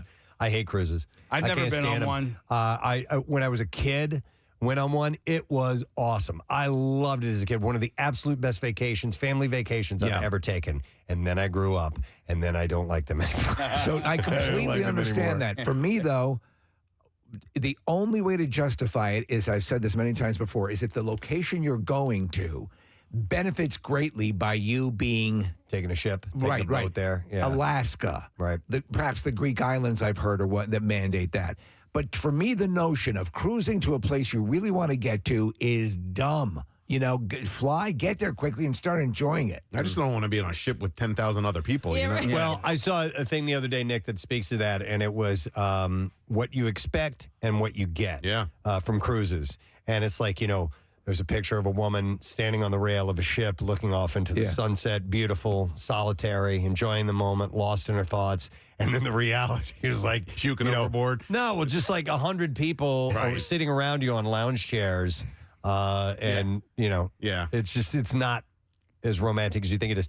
However, if you do get a balcony suite, I could see that. I'd probably spend my whole time on the freaking balcony while looking out of the water. That's what we did. Yeah. I mean, that was because what you were seeing, everything you wanted to see was, off the balcony, and it was amazing. Do any cruises run out of Philly anymore? There was a stretch where you could get them out of like the Navy Yard. The right? Navy Yard, but I don't think you can anymore. I think Baltimore is the closest place. Yeah, I'm not sure. By the way, prices start at $1,500 a person for the least costly windowless inside cabin. Oh my steerage! God. Wow, windowless. Yeah. Okay, you're in a closet. Yeah. When I was a kid, that's what we stayed in. Okay. But you didn't even have a portal? No, we didn't have a portal. Nothing. And but I was a kid.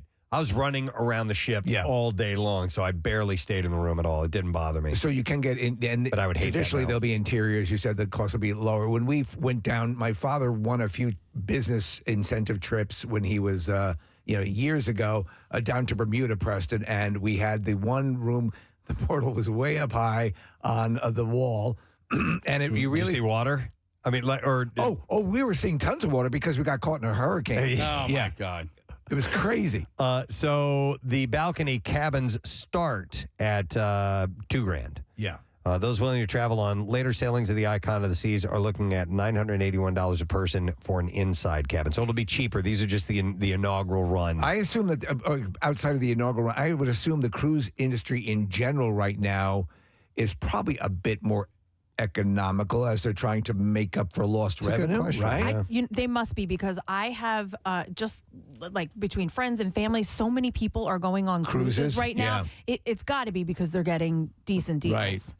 And if you're going to get diseases, that's the best place to go. Place to do it. Norovirus or Legionnaire's disease or whatever you want, you can get it all. The Icon of the Seas also is touted as the largest water park at sea. Icon will have 18 guest decks and 6 water slides, one with a 46-foot drop. Preston, take a look at that. What's up on the screen? Yeah, it's insane. I saw that picture. The ship will, like the slides swing out over the water. It's crazy. The ship will mostly operate 3 different 7-night itineraries split between the Eastern and Western Caribbean. They should do one of the slides where it drops you into the ocean. Wouldn't that be great? Yeah. Yeah, because if you're up about 30 stories. Right, yeah. I mean, come on. When I was a kid and went on that, we went to the Bahamas. Yeah. I did skeet shooting off the side of the boat. That's a big. That used to be 12 one gauge of shotgun. It was awesome. One of the main things you could do with ski Entertainment. shooting off the ship. Yeah, it was fun. And also, did you ever do the golf driving off the? They would do that as well. No, hitting golf balls? Yeah. No. That would have been pretty cool, too. Golf balls bobbing up and down in the ocean. All right, we're going to do something totally different that I noticed. So the resourceful rat, yes, may finally have something to offer humans. The project from I'm a French chef. From Apopo, a Belgian non-profit that trains animals to save lives, is fitting rats with small, specialized backpacks. Oh, for like avalanches? To help emergency crews search for survivors in the event of building collapses.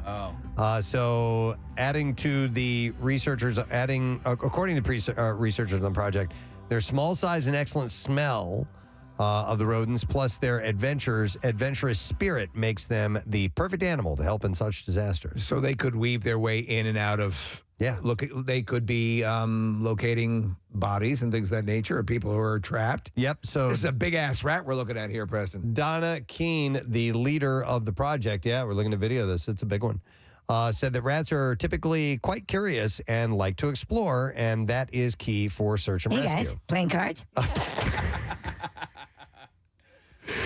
The rats aren't ready to be deployed into collapsed buildings just yet, but they are currently being trained in a simulator disaster area during 15-minute sessions, 5 days a week, going through the motions of a real rescue.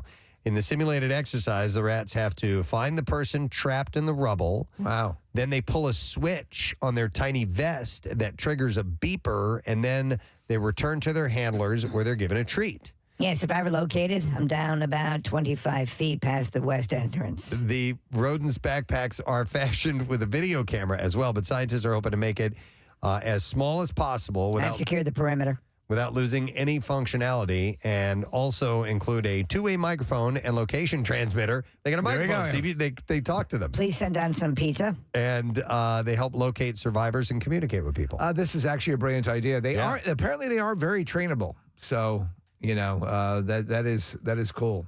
I don't mind these clean rats. I mean, not, you know what I mean? The ones that smoke. No. I don't like those. Yes, I did. The Rats ones are fine. that are raised in captivity. Well, like lab rats, white lab rats, they're fine. I actually find them kind of cute. I do as well. But if you see one in the wild and you don't know what kind of, what it's been into, stuff it's been carrying around. We're sleeping with loose rats. We're looking at a video of this rat, and the rat is that his nutsack that's hanging? I was trying to figure out what exactly that was, Casey, because it looks like it's not a sack. It looks like a. It's weird. It looks like a the hell is frunk. It's weird. If only we could ask the rat himself, and he would be able to tell you what it My is. nutsack. I just fold it in because I don't want all the ladies to go gaga. Yeah, Casey, I think it is. Oh, gross. That's where the cheese deposits. Oh. From under. You've heard of D cheese. So anyhow, they're working on training rats. I think that's amazing. That'd be pretty cool. Yeah. I have another amazing animal story. Wow. It's like Mutual of Omaha. Those Amazing Animals. Yes. Wasn't there was a show, right? Those Amazing Animals. Yes, absolutely. And then when they were doing gerbils with hiccups, they realized it was time to end the series. This is crazy, though. For migratory birds that spend days flying across continents and oceans, a wrong turn can be fatal, but an unexpected turn has earned one bird a place in history. The 5-month-old bar-tailed godwit apparently destroyed the record for long-distance migration following a nonstop 11-day flight from Alaska to Tasmania. From Alaska to Tasmania, constantly airborne. Isn't that insane? 11 days. Yeah. So was greeted by the Tasmanian devil. Ate him when it landed. So obviously they didn't just find this out anecdotally at a bar. Wait till you hear what I did. Right. So they had some sort of tracking device, and this was meant to. They were trying to break this record. Well, no, they were following these birds. Okay. So they've got several of them that they track, and this one happened to fly that far nonstop. It is. Yeah, my cousin is a rescue rat. It is 13,560 kilometers. Now, how many miles would that be? That'd be like 7,000? That's like the distance from Alaska to Tasmania. A 10,000 mile flight without stopping. It's constantly flapping. Unbelievable. Well, I would imagine, I don't know how these particular birds fly, but maybe gliding, flapping. It might get up to a high elevation and is able to glide. I don't know. Gliding, flapping, and flapping. Flapping, too. And what? Yeah, playing with yourself. Oh. Yeah. Fapping. I'm Fapping, sorry. yeah. I didn't hear that. So short-tailed, let's see, BirdLife Tasmania convener Eric Waller said the bird probably lost half or more of its body weight during continuous day and night flight. That's amazing. Yeah, you can't stop and eat. Short-tailed shearwaters and mutton birds can land on the water and feed, he said. If a godwit lands on water, it's dead. Kathy, what do you prefer, mutton birds or godwits? This sounds so boring to me. He said it doesn't have the webbing in its feet. It has no way of getting off the water. So if it falls into the water from exhaustion, if bad weather forces it to the ocean surface, that's it. It's done. Kathy, does this sound interesting to you? This bird flew 10,000 miles without stopping over 11 days. I mean, isn't that what they do? They fly. Oh, Jesus. That's like saying, oh, my God, they drove to work. Do birds drive to work? Wow. Have you ever got here today? Have you ever straight up walked for how many days? Honestly, if a bird drove to work, I would totally pay attention to that story. That would be a different story. Kathy, 11,000 miles. I was thinking 11 days nonstop. I was thinking about you yesterday, Kathy, because I almost got in a car accident. I thought I saw a bald eagle flying above 422. Turns out it was one of those turkey vultures, which is Less impressive. Large and black and big, wingspan or whatever. But I was watching and I was tracking it for a stretch. I'm like, I'm pretty sure that's a bald eagle. And then the car in front of me came to a complete stop. And I was like, if I had gotten in a car accident and watching the damn bird, Kathy is going to murder me tomorrow. I straight up saw a bald eagle around the corner from my house, and it definitely was not a turkey vulture. It was a bald eagle. Had the white tail and all that, and the white head. But like, there was like a dead. Do they eat carcasses the same way like the turkey? Yes, vultures? yes. Yeah. Okay, so they do. They'll scavenge. Yeah. I saw two bald eagles. This was in the Poconos not that long ago. A dead deer in somebody's yard. They had stopped and they were eating the This carcass is of the. sensational. Well, it was like a fawn. Oh my God. That's where venison at its best. That's where I saw this bald eagle, and because it was. I saw it jump up from is that Casey from the dead deer? It was like, oh my God, the wings are amazing. I took a picture. Gadzooks. No sad, bro. But Nick, a lot like you, I was on this long, windy road, and I was almost crashed because I was taking a picture of this bird after I saw it take off. Case, when we were in Alaska, there was a town that we went to on one of the excursions, and they had all throughout the town. They were up on these high trees, these magnificent bald eagles, and there's signs. I think I mentioned this before. All over the town. Do not let your cats or dogs outside. Sure. Yes. Had to remind people. Yeah. Because they're gone if you do.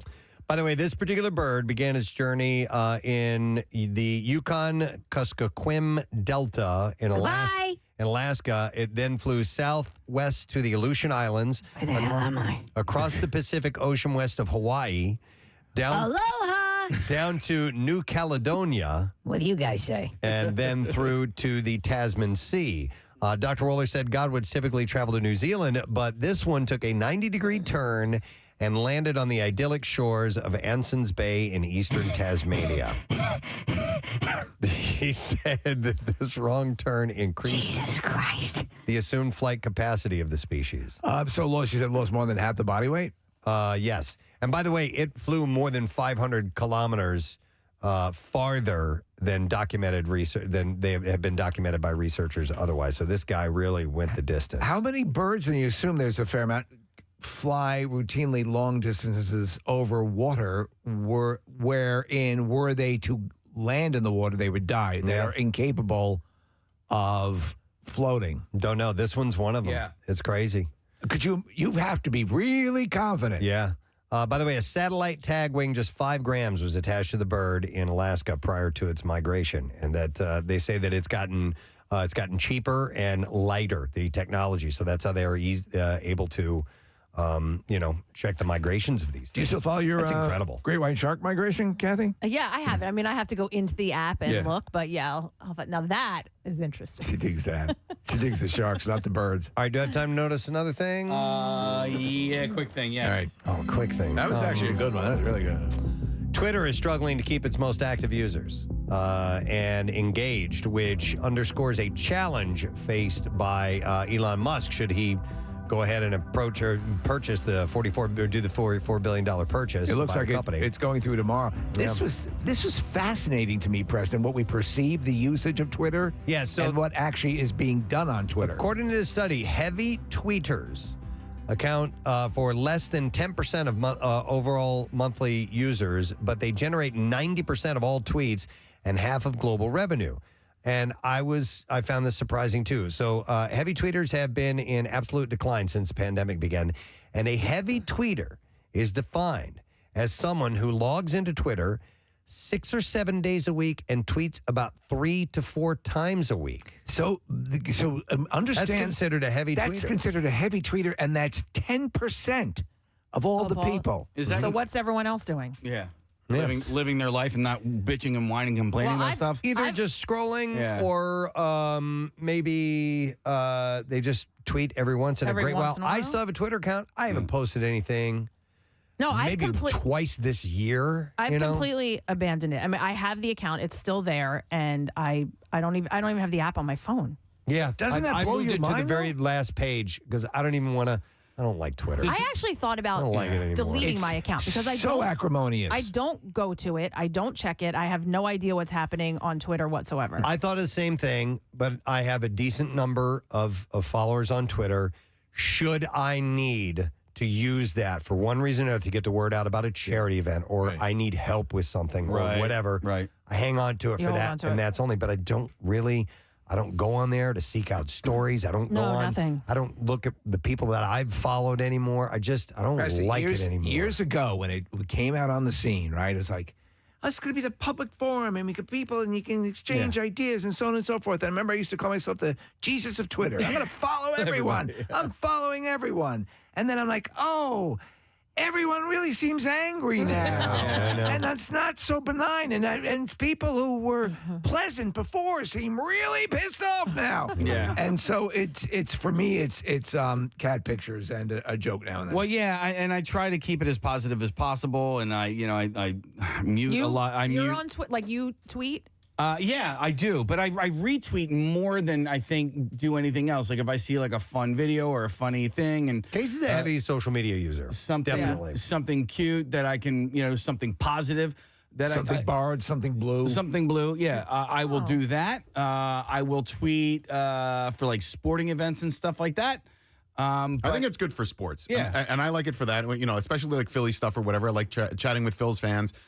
Twitter's also still good for breaking news. Yeah. If something's happening in the world, it's not always accurate, but you can get the facts of the event actually happening from Twitter. People will post there, and they'll post frequently. So I'll use it for that. But beyond that, like the acrimony on it is really true. Nick, I just found out that Ted Kennedy died again. No. Man. So if you find out about a breaking news story, will you go elsewhere to find out the facts about that story? If I check Twitter and see that Ted Kennedy has died, I'll be like, all right, I got to dive into this a little bit deeper. But I'll use Twitter for that fact. The fact that this has actually happened. I'm like, all right, this is something that I need to pursue. I did the same thing. But what's the difference between that and if you find it on Instagram? It's the same, right? It's not really, because Instagram to me is not as instantaneous, despite the name of it. Instagram, I could see Casey's post from like 3 days ago when I log into Instagram. Twitter, the way that I do it, it's the latest tweets pop up, and I'll see, again, if something breaking is happening, Twitter to me seems like a decent source for that. And I'll get the breaking news from both places. Like, for instance, Kathy, the Eagles trade for Robert Quinn yesterday. I saw that on Instagram, but I went to Twitter to get the story. Yeah. So, and then you just kind of go, you can search for it and get the details, the ins and outs, and find, that sort of stuff. But also, when I see, like, sometimes I'll see like a trending joke. Like there was this trending joke about Russell Wilson yesterday. I'm like, I don't understand what this joke's all about. So I went to Twitter and searched for Russell Wilson. As this article is indicating, and this is the vast amount of what you're seeing is from a very small group of people that they end up controlling the algorithm. And also, Preston, the percentage of porn that's up on. Did you see that in the article? Yeah, it's crazy. Lots of porn. I haven't logged into Twitter. I can't even tell you the last time, so I just did it on my computer. And the first tweet that is up is from John Kruk, and it says, "Question: does anybody else put ranch dressing on their steak?" I know, and whenever ranch is brought up anywhere, I get everybody sends it to me. It's not even my favorite, guys. What is your favorite dressing? Like salad dressing? Probably a tie between Thousand Island and Caesar. Oh my God, he just rocked my world. Yeah. I don't know who you are. All right, I've noticed it's time to take a break because Just wrapping it up. we've got You Who Loot. Oh my God. What was that? Don't stop believing in the noticer. I did the same thing that I did the other day with. Just a noticing guy living in a noticing world. Yes. All right, with that, we're going to take a break. We don't have time to get the noticer No, we music. don't. We'll be back in a moment. You Who Loot coming up. B-File as well. Stay with us. Preston and Steve. 93.3 WMMR. Acme Markets proudly Your picture supports taken with you. And I go, oh, okay. And I start walking out the door. I get halfway out the door and I go. You weren't talking to me, were you? Wait, no. No. No. What? She was talking to me. Okay. All right. All right. But I kind of made a joke like, Joe, no, they want some pictures. And she goes, no, they want pictures with you, with me. I'm like, oh, okay. And I walk halfway out the door, and it dawns on me that there's nobody out there to take pictures with me. Oh my God. The girl from Disney Oh, God, said- essentially texted Hannah like, dude, get this guy the F out of here. Oh no. Oh no. Right? And it dawns on me, and I step out the door. Oh God. And then I turn back. I go, wait a second. Oh God. I go, did you send her a text message to tell her to come and get me? Oh, no. Oh, no. She did. She flat out did. I go, you did. I go, it's fine. I go, I get it. I go, I'm so sorry, man. Listen, sometimes I have no chill or whatever. But I go, I know you totally did that, right? And then I shut the door and I walk away with Hannah and I go, did she send the text message? She goes, yeah, she did. I was like, oh my God. And listen, I don't care that I called her out on it. I don't. No. That's if you're going to do it, you got to own it. Yeah. I'm like, and you did. I don't know what the text to Hannah said. I don't know if it was like, hey, get this guy can you out get of this here. guy? I don't know if she was nice Please about get him it. to talk about pretzels again. Oh my God. But I mean, we're closer with Hannah than them. You should really ask what I want to know what the text said. I would, you know what? I will ask her, but she confirmed that no, there was nobody out there to take pictures with me. So now I'm standing outside of this room, and there's a step and repeat background. Nobody's there to take their picture with me, and now I'm like, oh my gosh, like. Now you're thinking. I was a child at this point, I was so embarrassed, and I was like so inside my own head, and I was like, this is terrible. I am so embarrassed. I almost felt like crying, and then because I was depressed, I was like I legit got depressed at who I am as a person, and then I was like a little bit mad. I'm like, but I was being nice, you know what I mean? Like I'm a nice person, but like, God, Case, you're a 46-year-old man. You should freaking know. You have met a celebrity before. Like, stop being such an a-hole. You were excited over pretzels. I was excited over that. Was the problem.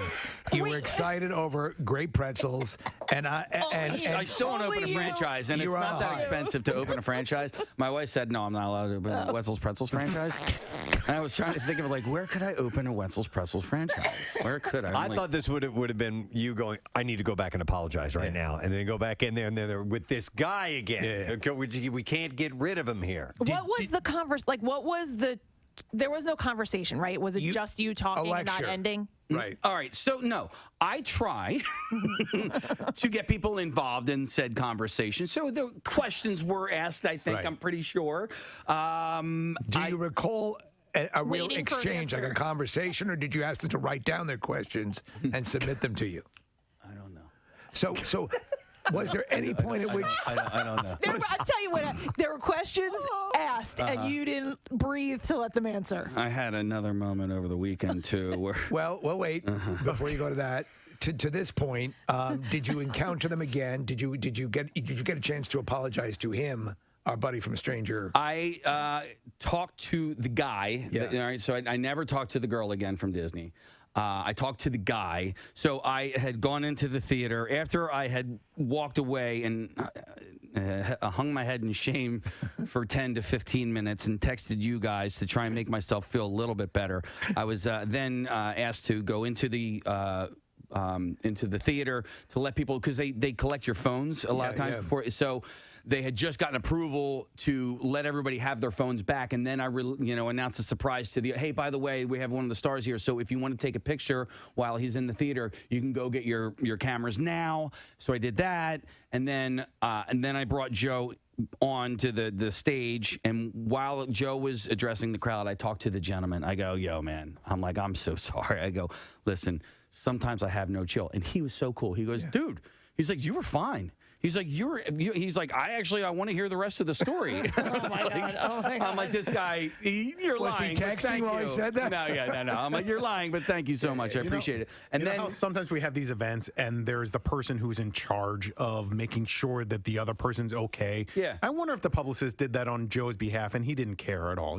There's a good chance that was the case. And like I said, she's just trying to put up a barrier and get out in front of a situation, because I've been at these things before, and I've been at them with you, and you're just friendly and you're you're totally fine. But every now and then, somebody gets weirded out. You're speaking the truth. 9 times out of 10, it is not the celebrity who has put these restrictions on. It is the handler. Or it could be like that scene in The Running Man where Richard Dawson, the guy mops over his feet and he goes, hey, you're doing a great job. And he walks in the other room. That a-hole is working here. Later on today, you're going to be mopping the floor. But is there a chance maybe we could see about getting Joe on to talk to him and just say, hey, are we okay? I'm really sorry. I'd love to talk to him. I'd love to interview him anyway. I would too. I really would love to have an opportunity to perhaps. Well, go to the Disney rep. She was impressed. Yeah, I know. No, here's the deal. If we were to get Joe on, he's not gonna be like, he's going to be very diplomatic in that. But Casey, I've had more moments in my life like that where I've walked out of a room and just felt horrible about myself for whatever way I reacted or have just presented myself, and it's a common thing, I mean, I told you guys about this. It lives in you. Yeah, it does. I told you guys about this, and I'll just call it an argument that I had in a Wawa parking lot too long ago, and I felt worse about this encounter than I did about that encounter. I really did. I felt worse about myself. And that one almost came to blows. No, it did. Yeah. It did, and I won't go into details, but I will let everybody know that I was in the wrong to begin with. But I had a very similar experience on Saturday night at the Fish concert. I was talking to a gentleman named Dave who he was telling me about these guys that were standing behind me, and one of the guys just so happens to be a guitarist of a band that I actually just started listening to, and I was like, what? Pretzels! I'm like, oh my God, Corey Wong! Pretzels! I like pretzels! Do you like pretzels? You ever had a Wetzel's pretzel? No. So a guy's name's Corey Wong, and he's a guitarist for a band, Wolfpack. And I love Wolfpack. Thank you. Yeah. So do I. And I started going a little bit off the rails. And then Dave, who introduced us, he sort of had to qualify it. Hey, this guy is the producer for the number one morning show in Philadelphia. Yeah. And that's what he says. And I'm like, oh, man. I did it again. I'm doing it again. I'm like, he's totally, he's saying to this guy, this dude's not just although I am. Yeah. I was like, okay, all right, let's reel it back a little bit. But this one time when you did this, no. So I tried to reel it back. Pretzel bread. I like bread. So listen, I didn't feel as you bad about probably that felt encounter. it was worse than it was because now you were hyper aware of it. Yeah. I'm sure it wasn't that bad.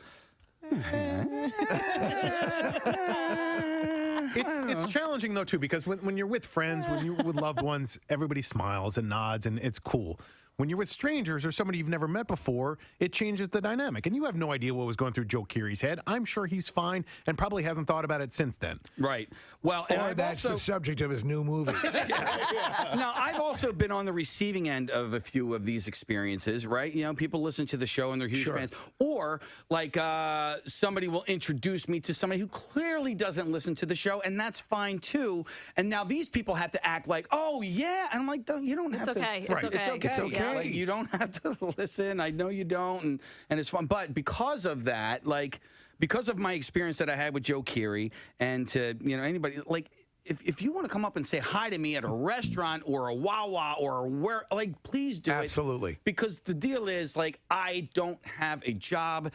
if it's not for you that's listening right now. Like, it's just, it's as simple as that. Like, all these great luxuries that I'm able to provide for my family are a direct result of you in your car or your home or your office or whatever listening to me right now. And so, same thing for you, Joe Keery. No. Pretzels! Pretzels! Wouldn't it be great if you guys open up a pretzel franchise, you and Joe Keery? You know? I just want to own it by myself. Local broadcasters open up a Wetzel's Pretzels with one of the stars of Stranger Things. This is my thing. This is not Joe Keery's thing. This is my thing. And I was trying to find a bridge.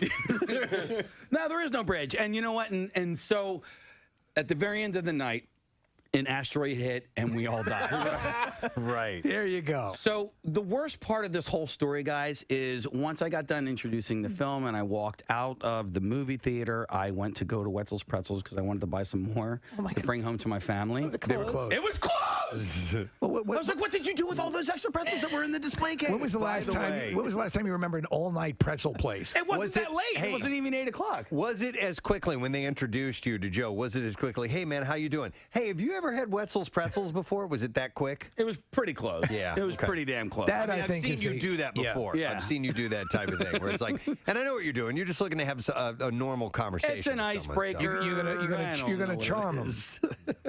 All right. Well, anyhow, we have to take a break, I think, right?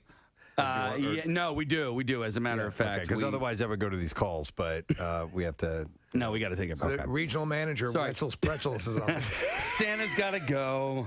He's Pretzel's got to go. The Northeast region and wants to talk to you about franchise opportunities. Listen, the closest one here is at the Fashion District. I already checked, and they're in North Jersey, but that's the only one that is around here. All right. So I can't believe the winner in all of this is Wetzel's Pretzels. Right, big time. You know? You kidding me? And you got to swing this bigger for me. All right. Yes, slower too. A slower cadence. 1, 2, 1, 2, 1, 2, 1. Yeah. Oh! You got 2! Yeah! And he's getting prepared to again. He's like a panther waiting to pounce. He jumps in. 2, 3, 3.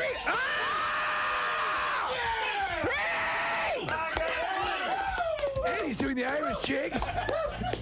All right. Casey's spying his time. He's in. 1, 2, 3, 4, 5.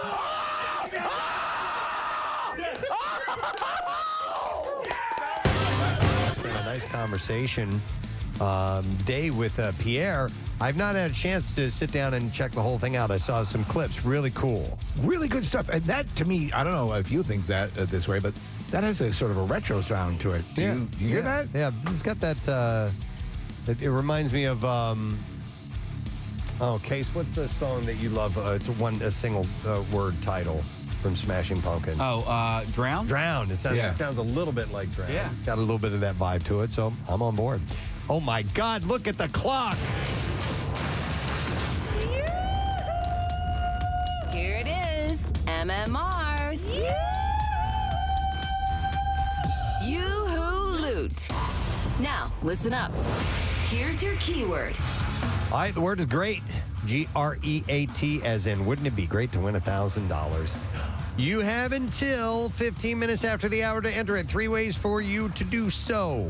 You can text it to the special contest short code number, 45911, or enter it via the MMR app or at WMMR.com. And then you just sit back and wait, because one random entry wins $1,000 in our company-wide contest.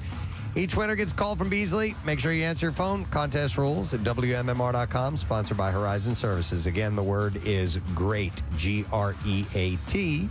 We have a final look at traffic. Let's get that now. Yeah. Oh, man. Yes, All right. we do. Well, hold on one second, because now the new system to get into my computer you got it. requires a few steps. So Authentication. Hold on. Just going to have to approve that on my phone now. Oh, my God. Seriously? Oh, yes. You have to approve. I have to get approval through an app on my phone in order to open my computer. That's great. You should have heard Kathy warmly responding to these instructions in the office yesterday. Okay, here we go. We can do traffic now.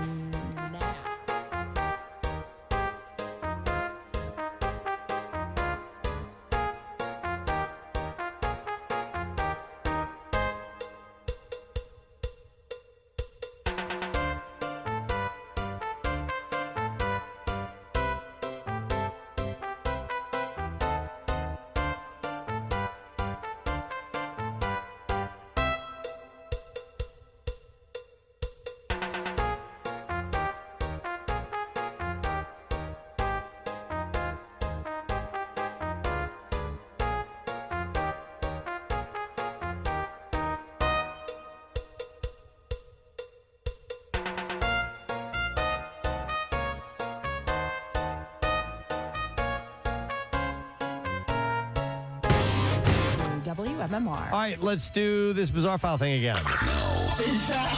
WMMR presents Preston and Steve's Bizarre File. Brought to you this morning by Lorenzo and Sons Pizza. The iconic Lorenzo and Sons Pizza is a Philadelphia staple with locations in Westchester, in Xfinity Live, and in Live Casino and Hotel Philadelphia. So visit lorenzoswestchester.com. All right, I thought this was kind of fun. United Kingdom metal detectorist Steve Andrews found a long-lost wedding band using a metal detector. Andrews found the band at St. Albans Beach in September. He posted a photo of the ring in a Facebook group where it began to get traction. And you know what? I see these stories all the time. I don't necessarily report on them in the bizarre file, but Andrews received a surprising message. The ring's owner had apparently thrown it into the ocean after a nasty divorce and wanted it thrown back into the sea. Wow. Yes. So they can't believe they found it, but he's like, just throw it back in. I don't want it anymore. Andrews promised to return the band back to the sea the next time he's there. That's wild. He noted that most of the time people are happy that they've retrieved their lost valuables. You ever flirt with the notion of getting one because you're out near the beach all the time now? Metal detector? No. No. No. You see it. I see those people doing it, and it's nothing I want to do. No. I don't want to do that. A 20-year-old man from New Jersey died Monday after, this is horrible, being dragged by a subway train in New York City. Oh.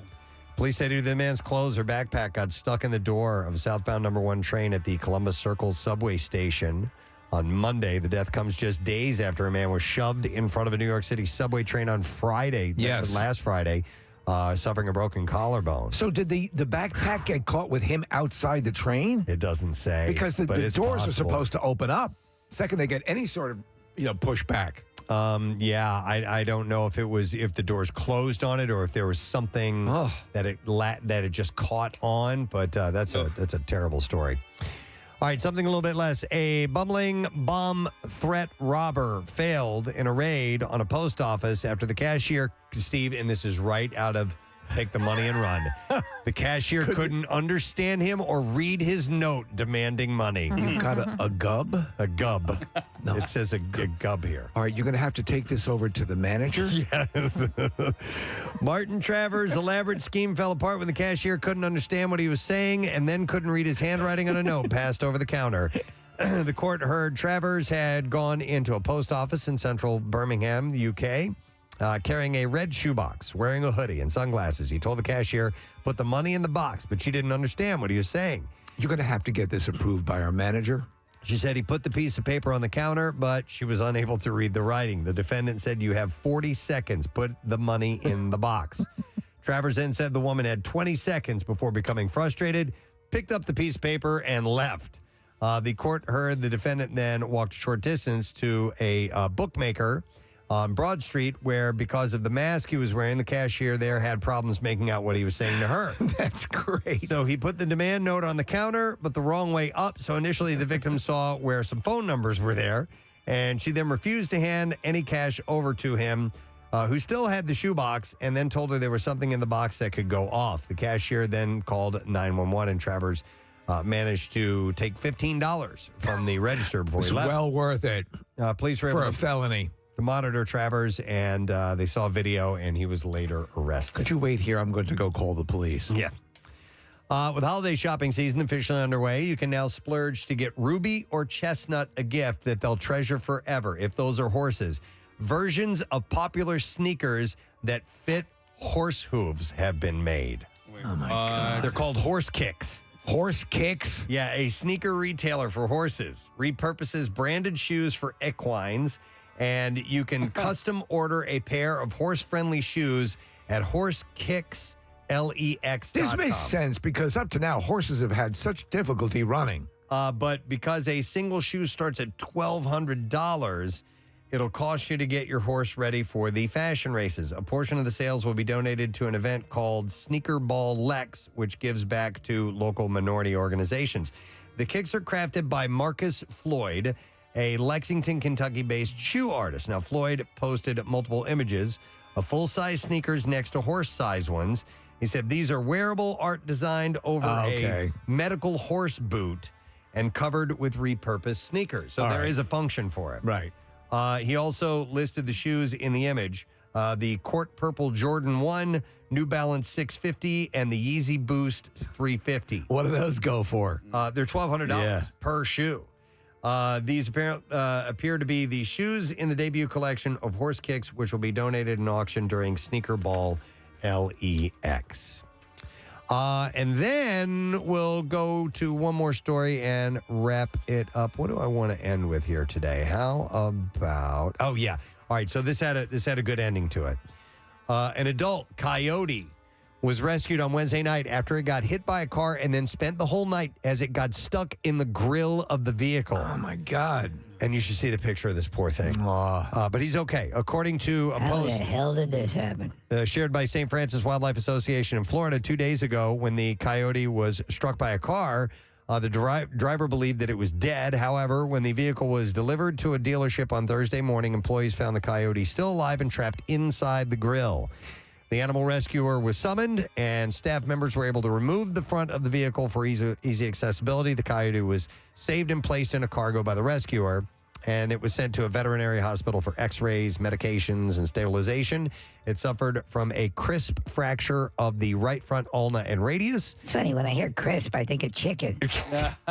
The Wildlife Association recommended that when it is safe to do so, drivers should always examine their vehicles after hitting a wild animal. It's a good idea. Oh, we're looking at it. Oh, man. Yeah. Stuck inside that thing. Aw. Crazy. By the way, that's in Florida, and that's it for the Bizarre File. My mom and sister told me the other day that they've got a coyote that comes and hangs out Oh, wow. by their apartment. And they're like, we had no idea coyotes were in this area. So now they have an alligator and a coyote. It's like, you might as well, just head down to the Amazon. Yeah. I see a coyote periodically in my neighborhood, in Mount Airy. Yeah.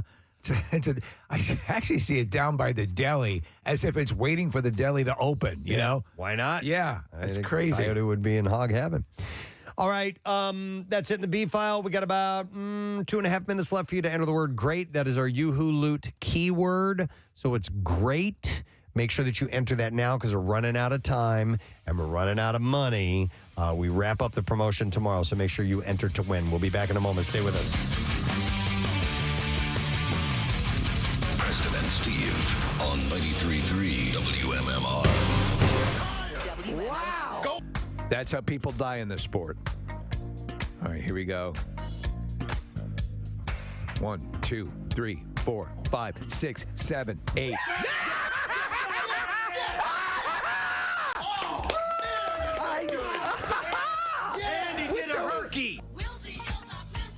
And here we go. This is where it all comes together. All those years of yoga. 2, 3. Yes! Yes! I'd give that 4. I'd give that 4.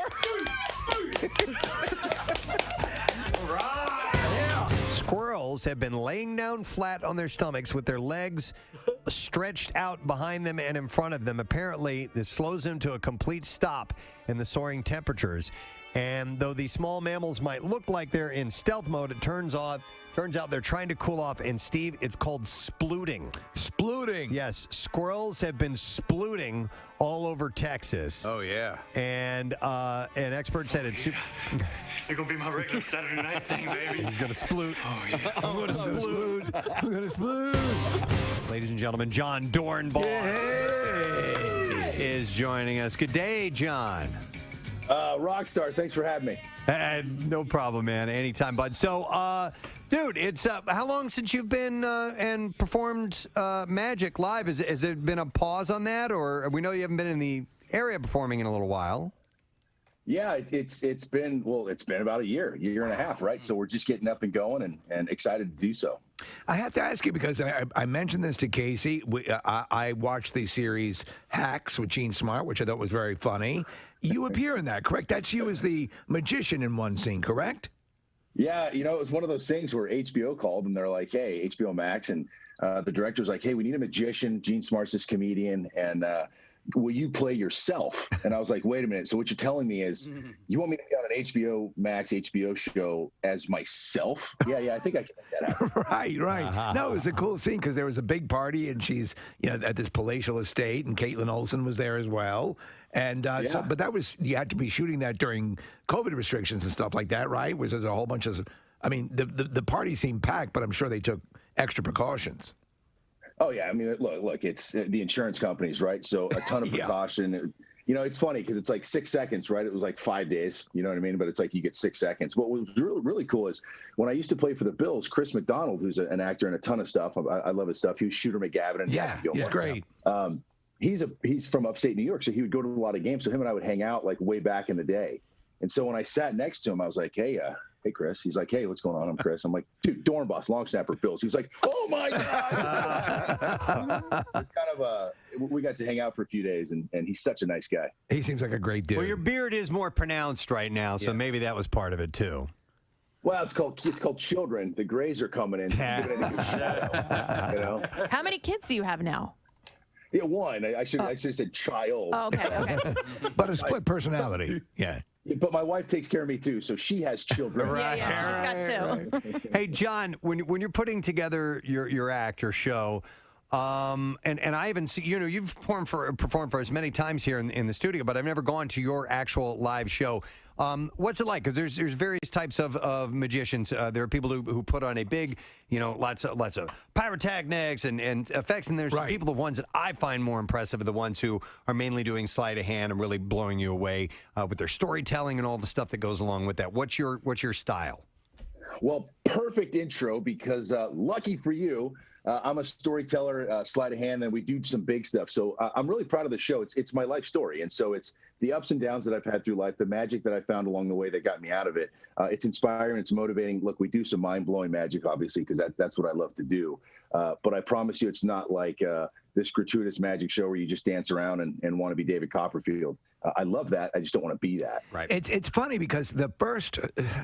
I grew up with like Blackstone the Magician and all these, and Houdini, obviously, and all this stuff. And there was that sort of presentation. The presentation where there was a narrative that would start to move in, where there was a story told through the magic, started to happen, I guess. Maybe it was Doug Henning, one of the first, who kind of did like a connected narrative with the magic. Is that correct, John? Yeah. And Lance Burton did an interview way back when, and it was basically like the hardest part about magic is to get people to care. If I do a dove routine, why do people care? Right. And my style has always just gone towards telling personal experience and life stories that obviously, so when you tell a personal story, people connect to it, people relate to it, and then people start thinking about things in their life that are similar, right? And so it's a way to trigger. And then all of a sudden you do magic and it breaks down this barrier, this wall, and people become vulnerable like kids. And so now what you say to me is 10 times more impactful. Look, I'm a big fan of your show. I'm a big fan of rock and roll. I wanted to be a rock star. I can't sing. I can't dance. I can't play an instrument. Check that off the old box. But cards and magic became my instrument, and now the ballad or the jam can be whatever it is you say around it. That's awesome. John, did you happen to see a special on Hulu called In and of Itself with a guy named Derek Delgadio? First of all, huge fan of Delgadio. I'm like the only magician that has not seen this yet. I have no excuse. I've been wanting to see this. I heard it's phenomenal. It's just really super unique, and that's what I think is really cool about taking what you do and putting a unique spin on it. And he's very much tells the story of his life as well during that show. I'm going to tell you right now, I'm going to make a promise to the Preston and Steve show. I will be watching it tonight. All right. Nice. But it's similar in your life story, which has so many. I mean, if you were to just get up and do a TED Talk about your life, that alone would be interesting. You have such rich fodder to draw upon for the magic. But as you start to develop a show and change it and alter it, and add illusions and tricks or whatever you like to refer to them as, where do you get the opportunity to go do that? Do you have a warehouse, or do you have, not that you're like David Copperfield making planes disappear or whatever, but do you have an actual lab or something that you go to where you work on this stuff? Yeah. I have a lab. It's my house at Oak Brook Circle. That's it. That little garage over there on the side that we don't quite use, that we don't know what to do with the lawnmower, so we shove it in there. And it's that simple. You just go in and a room in your house and. Yeah, you know what? I got a great creative team, and so Blake Voigt, Danny Garcia. Danny Garcia is the guy behind David Blaine, all his TV stuff for years and years. Well, we're really good friends. Yeah, we're good friends. But what these people are really good at is when us three get in a room and we jam. It's like songwriting, right? Some people just gel, and it's important to know one another's style, and so they kind of get my style. And we just create stuff, which is fun. You know, it's funny because so many musicians and magicians, and the words sound very similar, by the way. But you know, you'll take a chord progression and turn it a little bit and make it something new. And I get that impression as being the same with magicians. Okay, there's this old style trick. We're going to turn it, do this, put this narrative behind it, and make it something new. Is that a large part of what you do? Yeah, I mean, it's like music. There's like 5 chords. Am I right? Yeah. I should know that. Six chords. Well, magic, there's 5 things you can do, and I should probably know these 5. You can disappear, you can reappear, you can change, and there's like 2 other things you can do. Right. So it's taking a spin on that. You're getting a little too intricate for us. Well, let me ask you. I'm expecting manipulation. Some of these other you change, you disappear, you come back, and then there's 3 other things. 2 other things. So, all right. So there have been some in the magic world. There have been some constants, obviously, but there has been new variables over the years in technology and stuff. And over the last year, with being able to do things via Zoom and virtually, has that presented itself any new opportunities for you? Yeah, so in the Zoom world, which is here we are. I did a lot of like keynotes. Believe it or not, the virtual keynote speaking market was out of this world, right? And so I'd be able to do tricks through Zoom, which is kind of cool. I created a few things. Now it's a completely different medium. It's a completely different way of doing things. Right now you're isolated in this little frame here, so. It was a fun, challenging time. Do you get called? I mean, obviously, I know when I was doing stand-up comedy, I used to do corporate gigs fairly often. Is that still out there? Substantially with so many people working from home and all that change because of what we just went through. Is that still a rich area for you as a magician to work in? The Zoom market? The corporate, corporate events and things of that nature. Yeah. Is that a big money maker for you without getting? Yeah, but I don't need a dollar amount. Yeah, baby, throw me the money. But not so much as a magician. Like I said, I get hired out as a speaker, and I get to do whatever magic I want within that. I got One of the best advice I ever got was my rookie year, and this guy Kevin Elko, he's a speaker, and I was in the weight room. He's like, "Hey, I'll give you a couple $100 to go talk to these bankers." I was like, "I'm in." He goes, "You know that stupid little pencil trick you do?" I'm like, "Yeah." He's like, "They'll eat it up. Tell your story how you went to college." So I was like, "Okay." And then afterwards, he literally pulled me aside and he goes, "Listen, kid." I was 23. He goes, "Listen, kid, I'm going to give you some advice. Look, the magic's cute. I get it. You need to be a speaker, and you'll thank me for it." And so I've been a speaker ever since. And obviously, the cap that companies are willing to spend on a magician is quite a bit smaller than a speaker. Right. And so true. Hey, you can call me whatever you want. Just a reminder, John's going to be at Borgata Music Box on Friday, 2 shows. By the way, John, so what role does football play in your life now? Just a observer or anything else? I have some friends call me here and there, and they'll have because a lot of the guys I played with now are coaching either high school, college, or whatever, and they'll have a snapper or a specialist. They'll say, "Hey, man, can you work with this kid? Can you give me some advice?" And we can do it over Zoom. We can do it live. And so I'm just kind of like the guy that just kind of goes in and helps out. 4 degrees and lots of sun. A little cooler tomorrow. High of about 60 and mostly cloudy skies. And then Saturday, 62. This is good wingsuit weather, Preston. You want to go to the roof? Is it a little breezy out? Yeah. Yeah, we might be able to do that. I wanted to play a piece of audio. I apologize that I didn't get to this earlier. But, Casey, can you find the Toy Story Jack Nicholson mashup here, please? It should have been sent over. Did you send that over, Marissa? Yep. Hold on. Oh, it's going to take 1 second. I have something else. Let's play the clip you had isolated a moment, Casey. This one? I think this is appropriate as we're headed into the World Series tomorrow. Well, then I guess there's only one thing left to do. What's that? Win the whole thing. Yeah. I love it. Win it all. You can't even. It's so hard to wrap your mind around it. I know. I know. When we have Ricky in here, Metallico earlier, I just it for some reason it dawned on me. I go, the World Series is tomorrow. He's crazy. It's tomorrow. It's crazy. I'm starting on a Friday. Yeah, that's a good thing too. Could conceivably be dealing with a parade during the Camp Out for Hunger. During the Camp Out for Hunger, there's a lot of good potentials here. There are 2 teams left. Yeah. We're one of them. It's pretty sweet. Every possibility. All right, we have it ready now. Somebody did a mashup. Is it from the group that's We Ruined That? Or Yes, We Ruined That. I Ruined That? Yeah. So they've taken Toy Story and A Few Good Men and put them together. Oh, wow.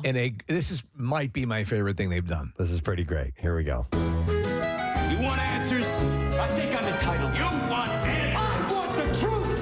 You can't handle the truth. I'd like to ask for recess. You can't handle the truth. I think we've covered this, haven't we? I don't give a damn what you think you are entitled to. You can't handle the truth. Are we clear, Colonel? You can't handle the truth.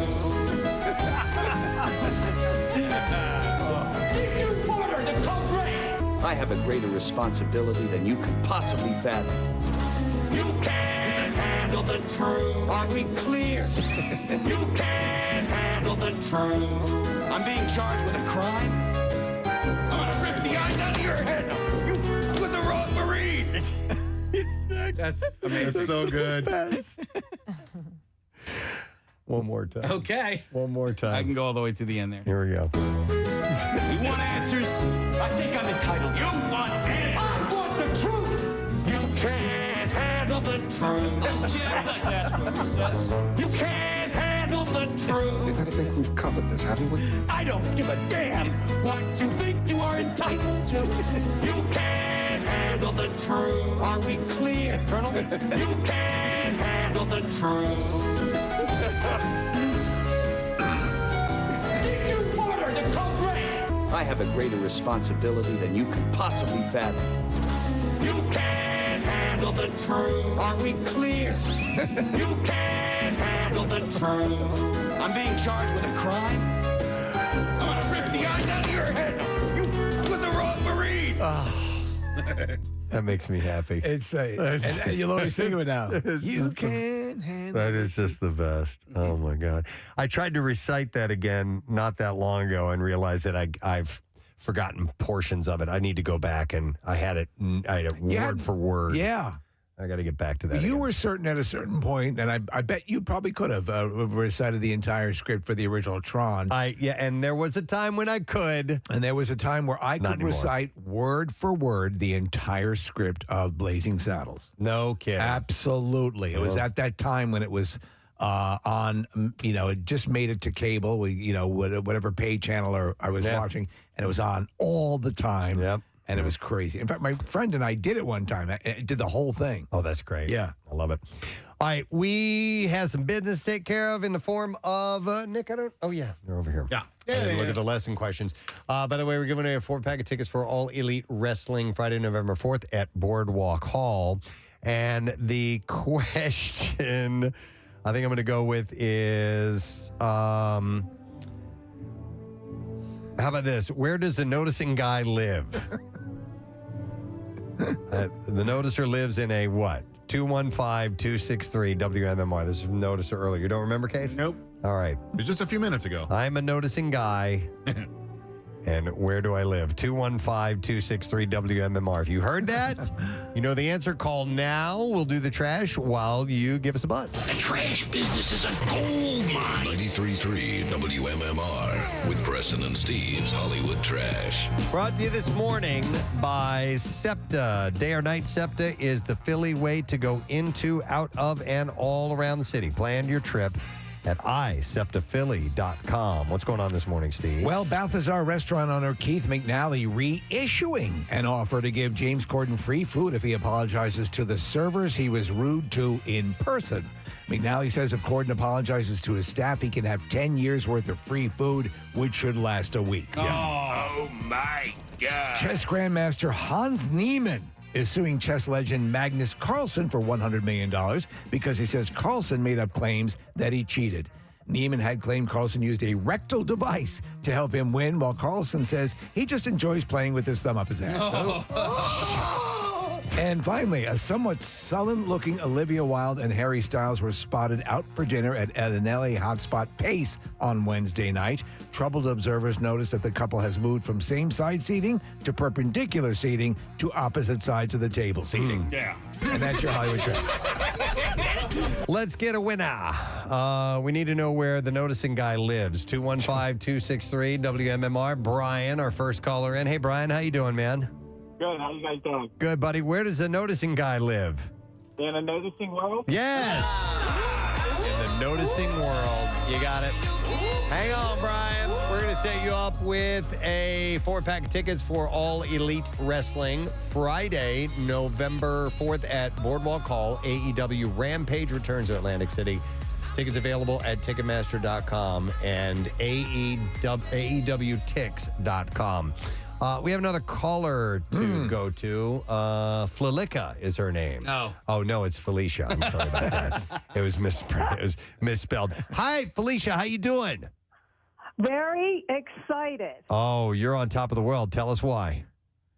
I just won $1,000 from... She just won $1,000 from MMR. And just in time, Felicia, we wrap this thing up tomorrow. How about that? I know. Yeah. I couldn't believe it. Oh, that's well, fantastic. You won. That's awesome. Where are you from, Felicia? Pennsville, New Jersey. From Pennsville, New Jersey. We can get a lot of Jersey winners we have. from all over the areas, but Jersey's been a high concentration as of late. That's wonderful. What are you doing? Go ahead. MMR rock. Oh, we love that. I didn't even have to ask you, Felicia. You are the best. All right, you enjoy that money, and thank you so much for listening to MMR. Thank you very much. Have a great day. You too. Bye, Felicia. All right, we love it, Felicia. Yet another winner. Next opportunity coming up at noon. It'll be long before you know it. Get yourself ready. Now, Preston and Steve's Music News on 93.3 WMMR. Anyway. Wait a minute. Did you do that already? You did that. Oh, yeah, I did that. Right. Yeah. All right. Different sponsor. Sorry about that. I had the wrong sponsor in my hands. Brought to you by Nebraza Brazilian Steakhouse in Horsham. Struggling to find a restaurant for everyone? Don't want to commit to just one entree? Nebraza has got you covered with 15 different cuts of meat and salmon for one set price. Nebraza.com. We'll start with this. We made an announcement earlier this morning. The Adjacent Music Festival. 2 days on the beach in Atlantic City, Memorial Day weekend. And tickets, actually, the pre-sale, or I should say the early bird ticket sale, just happened about 30 minutes ago. And it's already sold out. Oh, sure. Okay. All right. Wow. Well, the general on sale will be tomorrow. So you still got a chance. But I bet you it's going to move fast. Blink 182, Paramore, Turnstile, Bleachers, Coheed and Cambria, more than 40 artists on 3 stages over 2 days on the beach. You left out Mannequin Pussy. Mannequin Pussy will be there. You can get the tickets, like I said, tomorrow will be the on sale at 10 a.m., adjacentfestival.com. And then listen and win tickets throughout the weekend. And another chance to win available at WMMR.com. The Linda Lindas is on that bill, Press. Yeah. You're the one who told me about the Linda Lindas. Yes. Because your daughter's a fan, and you had me listen to a song. I'm like, okay, you know what? I really like that. You're a Linda Linda fan? Did I play a song for you from Linda Linda? You did that show in the concert in L.A., right? I mean, in the library in L.A. Racist Sexy Boy. I don't know. I think I played for you, Mother. Yes. I think that's the band. No, That's the one that Caroline really likes. Was Mother, not the Linda Lindas? No. What about Daddy? I think I told you about the Linda Lindas.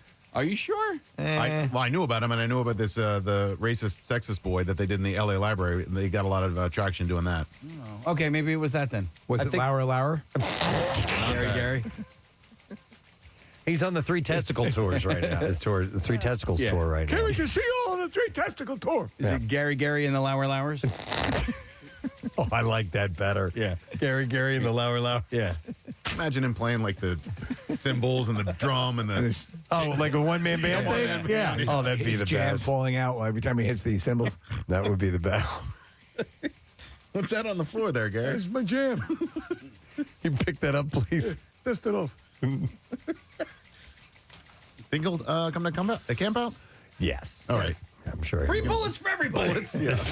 Wait, what was that? He was handing out bullets. He brought Bullets? Yeah. Who brings bullets Gary to Larry. give to people? Yeah. Here, I brought I you had some. 3 testicles. I brought you some bullets. It's a gift that keeps on giving. Oh my God. All right, another thing I want to mention. Motley Crue's announced co-founding guitarist Mick Mars has retired from touring. Oh, man. Variety broke the news that the 71-year-old guitarist will no longer tour, but will remain a part of the band. He's just not going to go on the road with them. So if they record again, he'll be the guy. The stage, he's not running around like a lunatic on stage. He's not, so who will replace him? I don't know. Do you think? I don't know. Mick Mars, the official statement read, Mick Mars, co-founder and lead guitarist of heavy metal band Motley Crue, for the past 41 years, has announced today that due to ongoing painful struggle with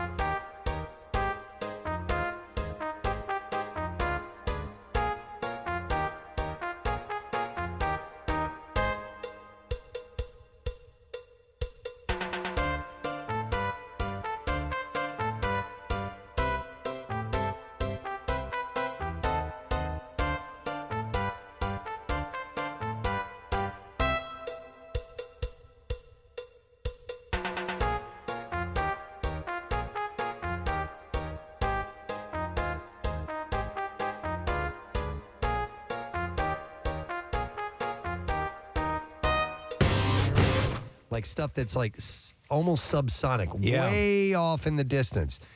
So he said, he gives some examples. He said, for No One, the softer songs actually come out really well. You can hear Ringo's kick drum and the finger snaps on Here, There, and Everywhere, which I never... Sorry about that. That was my fault. Can't believe the mic picked that up. It's a really sensitive studio. Mike's everywhere. Bye. All right, this is In My Life. Hold on. What's the instrument played on for no one? Is it a harpsichord? Oh, it's not a piano. It's a harp, isn't it? I don't think so. You know what? I'm hearing it in my head, but I sorry. Do that again. Hang on, let me pull the song up now so I can definitively answer that. Dude, that's me. That's me. At least he owned up. Yeah. Paul owned up, right? Yeah, never smelt or doubted. Never denied it, supplied it. All right, hang on. Me. Hang on, can I plug this in? You got it. There you go, buddy. Sorry, I got to plug my phone in because we don't have this song in our system. What song was it? For no one. one. You find that all Yeah, it's a harpsichord.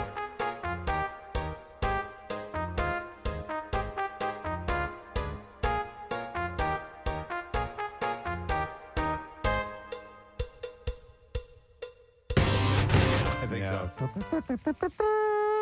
Yeah, it sounds like a French horn. Has a very warm sound to it. Maybe we should take 5, guys. Hey, guys. Yeah. Let's, There's something's going on here. Sorry. Why don't we take a 5-minute break? Smoke them if you got them. I love it. That's me. That's me.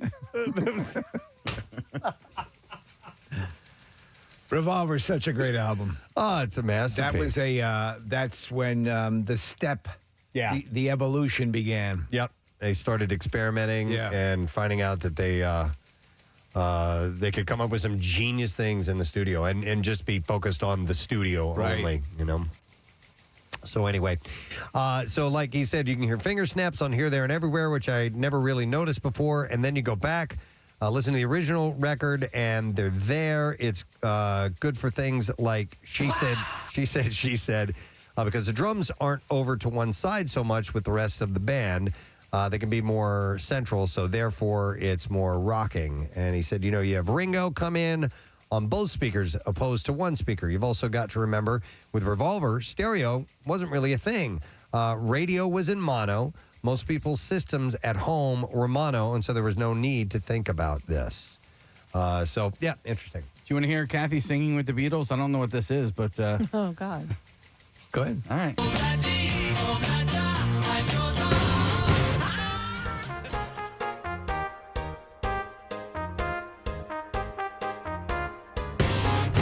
Was on hold saying that the piano is sped up to sound like a harpsichord. I thought that was on in My Life. There's it sounds like a harpsichord solo, but it was actually George Martin playing a piano, and they sped it up, and it sounds like a harpsichord. Great song. They're all great songs. One of the greatest ever. Hope those kids do well. All right. I think we're done. Yeah. That's it in music news. Yay. We are going to take a break. We're going to come back in a moment and wrap up the program. So stay with us. We'll get the Letter of the Day for Word of the Week prize when we return. Preston and Steve. Preston and Steve. Just kind of help build a culture of an organization, which for me, I think that was a bigger compliment than help me with X's and O's. I think that was kind of a role I had with the Eagles for a long, long time. And that was, you know, establish a culture, get a sense of community and family within a locker room, care about one another. And then you don't have to be the greatest of athletes to win. I have a very objective question to ask you, John. Which fans are crazier, Bills fans or Eagles fans? Because Bills fans over the last few years have really upped their game in the level of craziness that they bring. The Bills Mafia, as I think now, kind of rivals the insanity that Eagles fans bring every week. I'll say this. I mean, anybody that's out there in minus 20-degree weather with no shirt on, run around in the parking lot, I mean, it's crazy. You know what I mean? Yeah. It's a different level of crazy. For those that have never been to Buffalo, wow. It was like the greatest thing that ever happened to me to get picked up by the Bills. And then it was like the greatest thing that ever happened to me to get released by the Bills. Because that place was hard. I mean, it was like, Now, look, you're talking about a kid who came from Southern California. So, like, I had seen snow, but I had never seen snow. Yeah, that is snow. And, you know, and now keep in mind, I kind of hacked my way into college, right? I sent somebody else's film. So when I got into the NFL, I was still trying to figure out how to snap. And so to go to Buffalo and try and play in that weather and be a specialist. Look, I played with Drew Bledsoe. That guy had one of the strongest arms I've ever seen. I remember there was games that he couldn't even throw a 10-yard out because the wind was so bad. Yeah. And then the coach was ticked off at me that I couldn't snap. Drew can't throw it 10 yards. You want me to look between my legs? Yeah. Right. John, I went to the Eagles-Bills game, oh, God, it had to have been 2 years ago, and the wind was crazy. We couldn't even kick extra points at this point. You know, the wind was so bad. They kept going for 2-point conversions. God, that's savage. But I will say, I thought the fans were great. I didn't get there early enough to really hang out in the tailgate area or whatever. But you know, I bought tickets that were close enough in the end zone, so I just wanted to get on either A, get on TV, which I did, or B, catch a football either via kickoff or whatever. And a football landed 2 seats away from me, so I know I was so close. But I had a great time and. They had great hot dogs in the stadium. There you go. Yeah. So. Well, I mean, think about this. Philadelphia has restaurants like Zama loves sushi. Come on, Redstone. Hello, still here, guys. Kathy. Oh yes. I mean, and Buffalo has. Wings. Hey, let me ask you. Do you have Wetzel's Pretzels there by any chance? Oh, I don't know. Casey's a big fan. Good wings. Yeah. But Buffalo was great, man. But like I said, what a hard place to play, man. Hard place. Wow. Nice. Well, you don't have to worry about that anymore. How about that, man? Yeah, you got your own backstage and all that, everything. What is your writer like? Is there anything super unique in a John Dorenbos writer when you show up at the Borgata? So this is funny. Yeah. So I was never I didn't really drink alcohol a whole lot, and I never drank beer. I didn't like beer, right? I didn't like beer. So my wife's like, "Oh, this is cool. So when you stop working out and stop playing football, now you're going to drink beer." Right. Okay, good timing. So I got nothing crazy. I just got my Michelob Gold Ultras carb conscious beer. Carb conscious beer.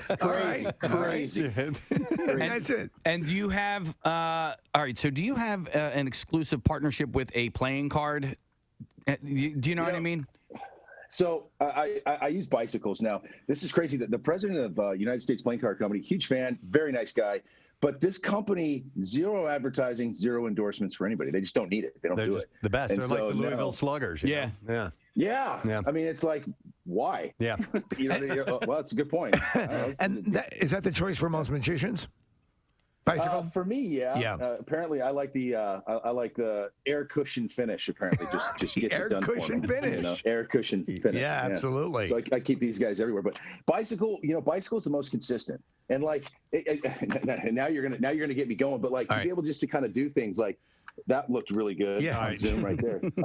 But they just feel good. They just look good, right? And so they fan nice. Like, come on, are you kidding me? Watch this.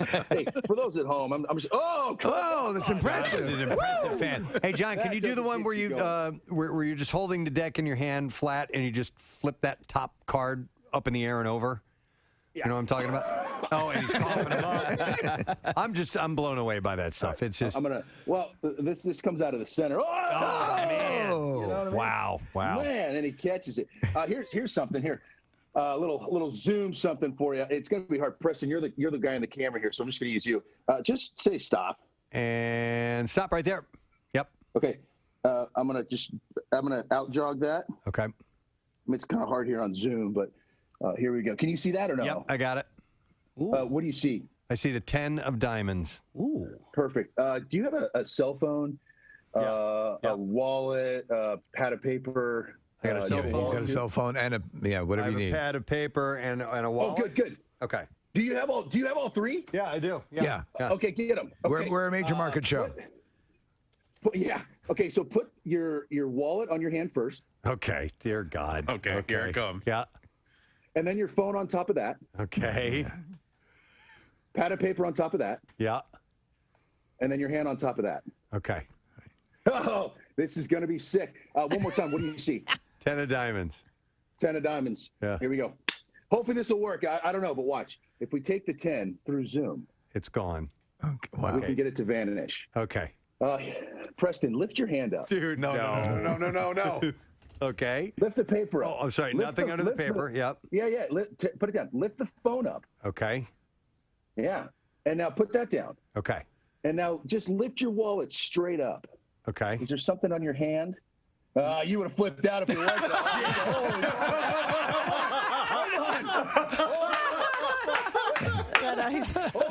Hold on. Okay. You know what? It might have not gone through. Can you pick your wallet up again? Yeah.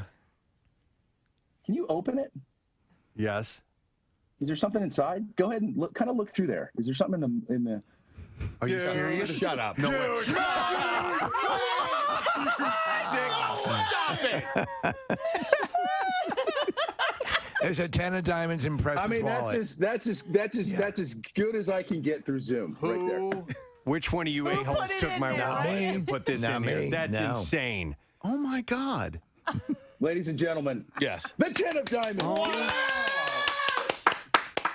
You're the devil. Yeah, and go Borgata Friday night. I will be there. Yes, and honestly, that room is happened. That room is perfect for magic. By the way, it's going to be awesome. Why couldn't you do that with like $100 bill?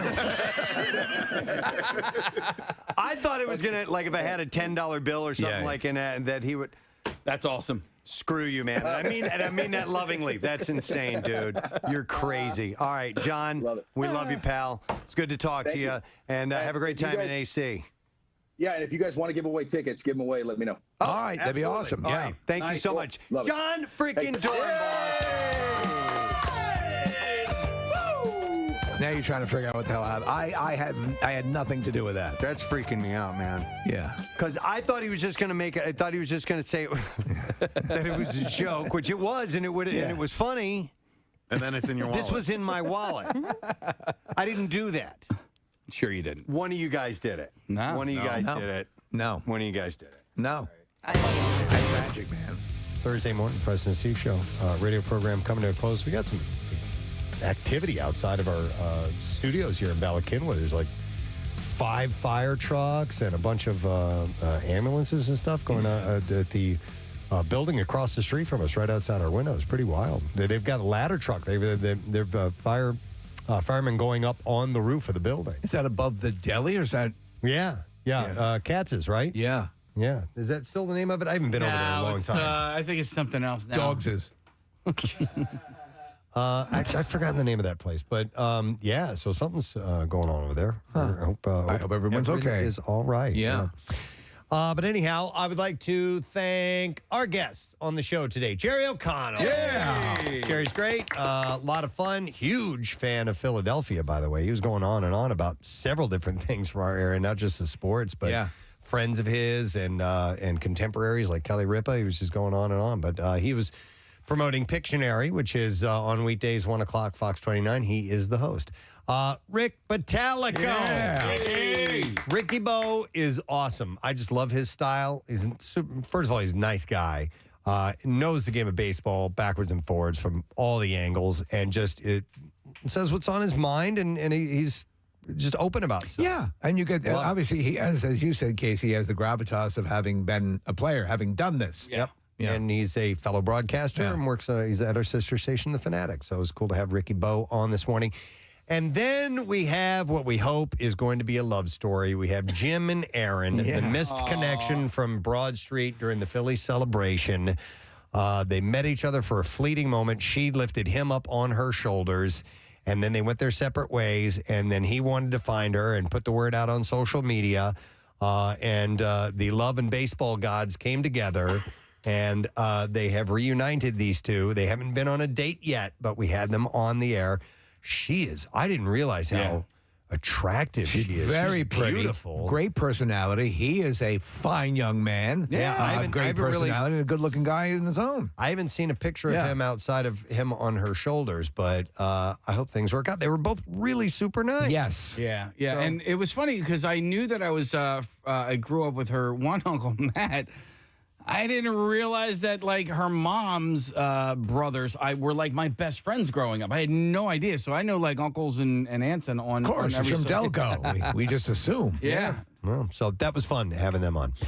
Pierre Robert is here to continue the fun. And is it the case that you guys brought them actually together? No.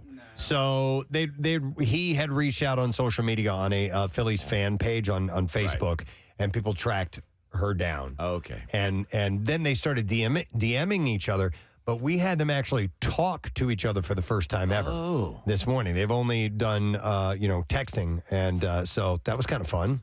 Well, I hope when he asks her out on a date, he doesn't text her to go out on the date. Right, yeah. I mean, I think he already did that. He texted her to go out on a date? Yeah, I think, didn't he say that he mentioned the idea of them meeting up sometime?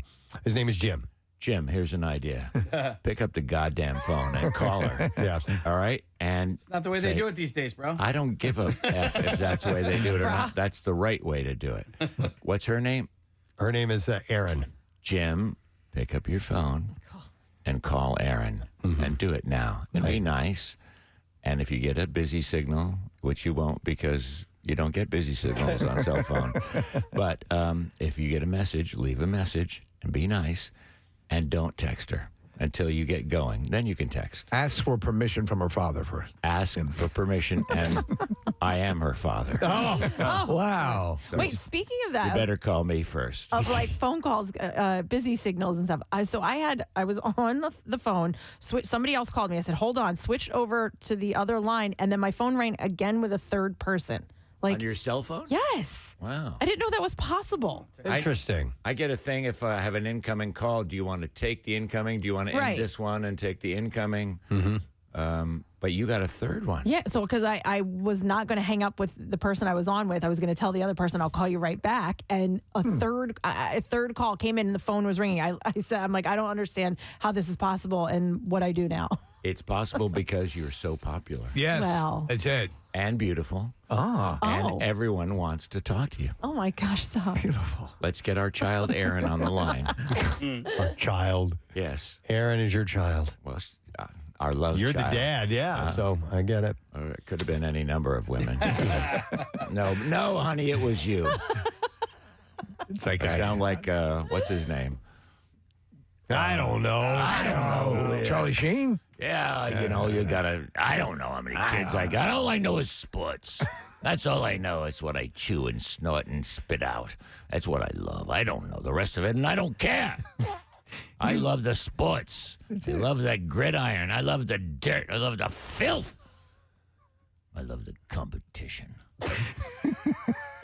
What's he talking about? That's such a perfect character for you. I mean, that's you. It's like an alter ego that slips out. Yeah, you just can't help it. I can't. It's like a dual personality. Yeah, it's like it's like the person that doesn't give two F's about it, and then the person that comes out that lives for only sports and sports only. It's like Norman Bates and his mother. Exactly. And I'm not sure I alternate between both characters. Anyway.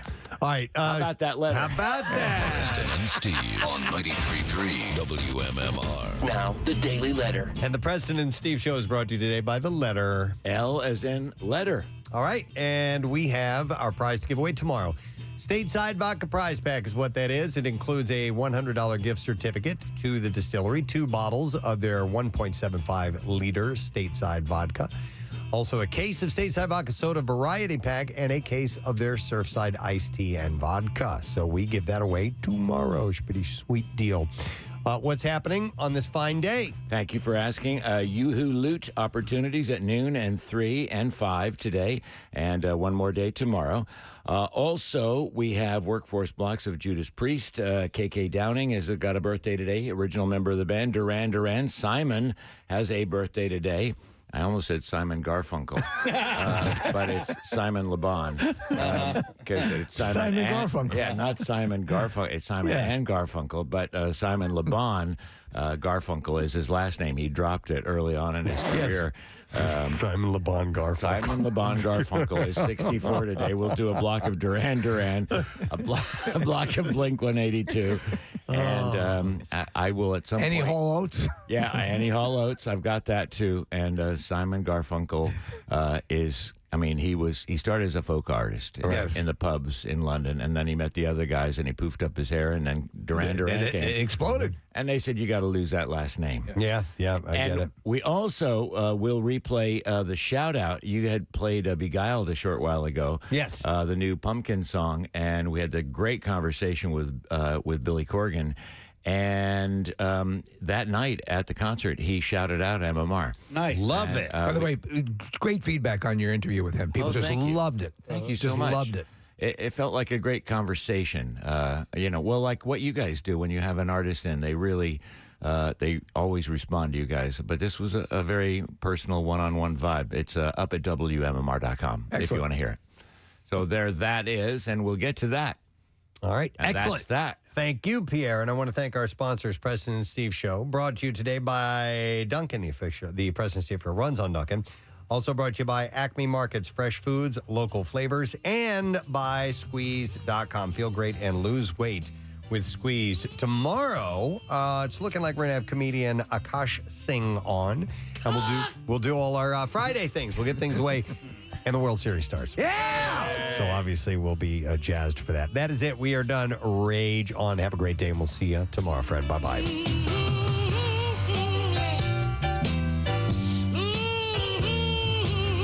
Preston and Steve on 93.3 WMMR. Bing, dang, doo, doo, be, do, doo, da,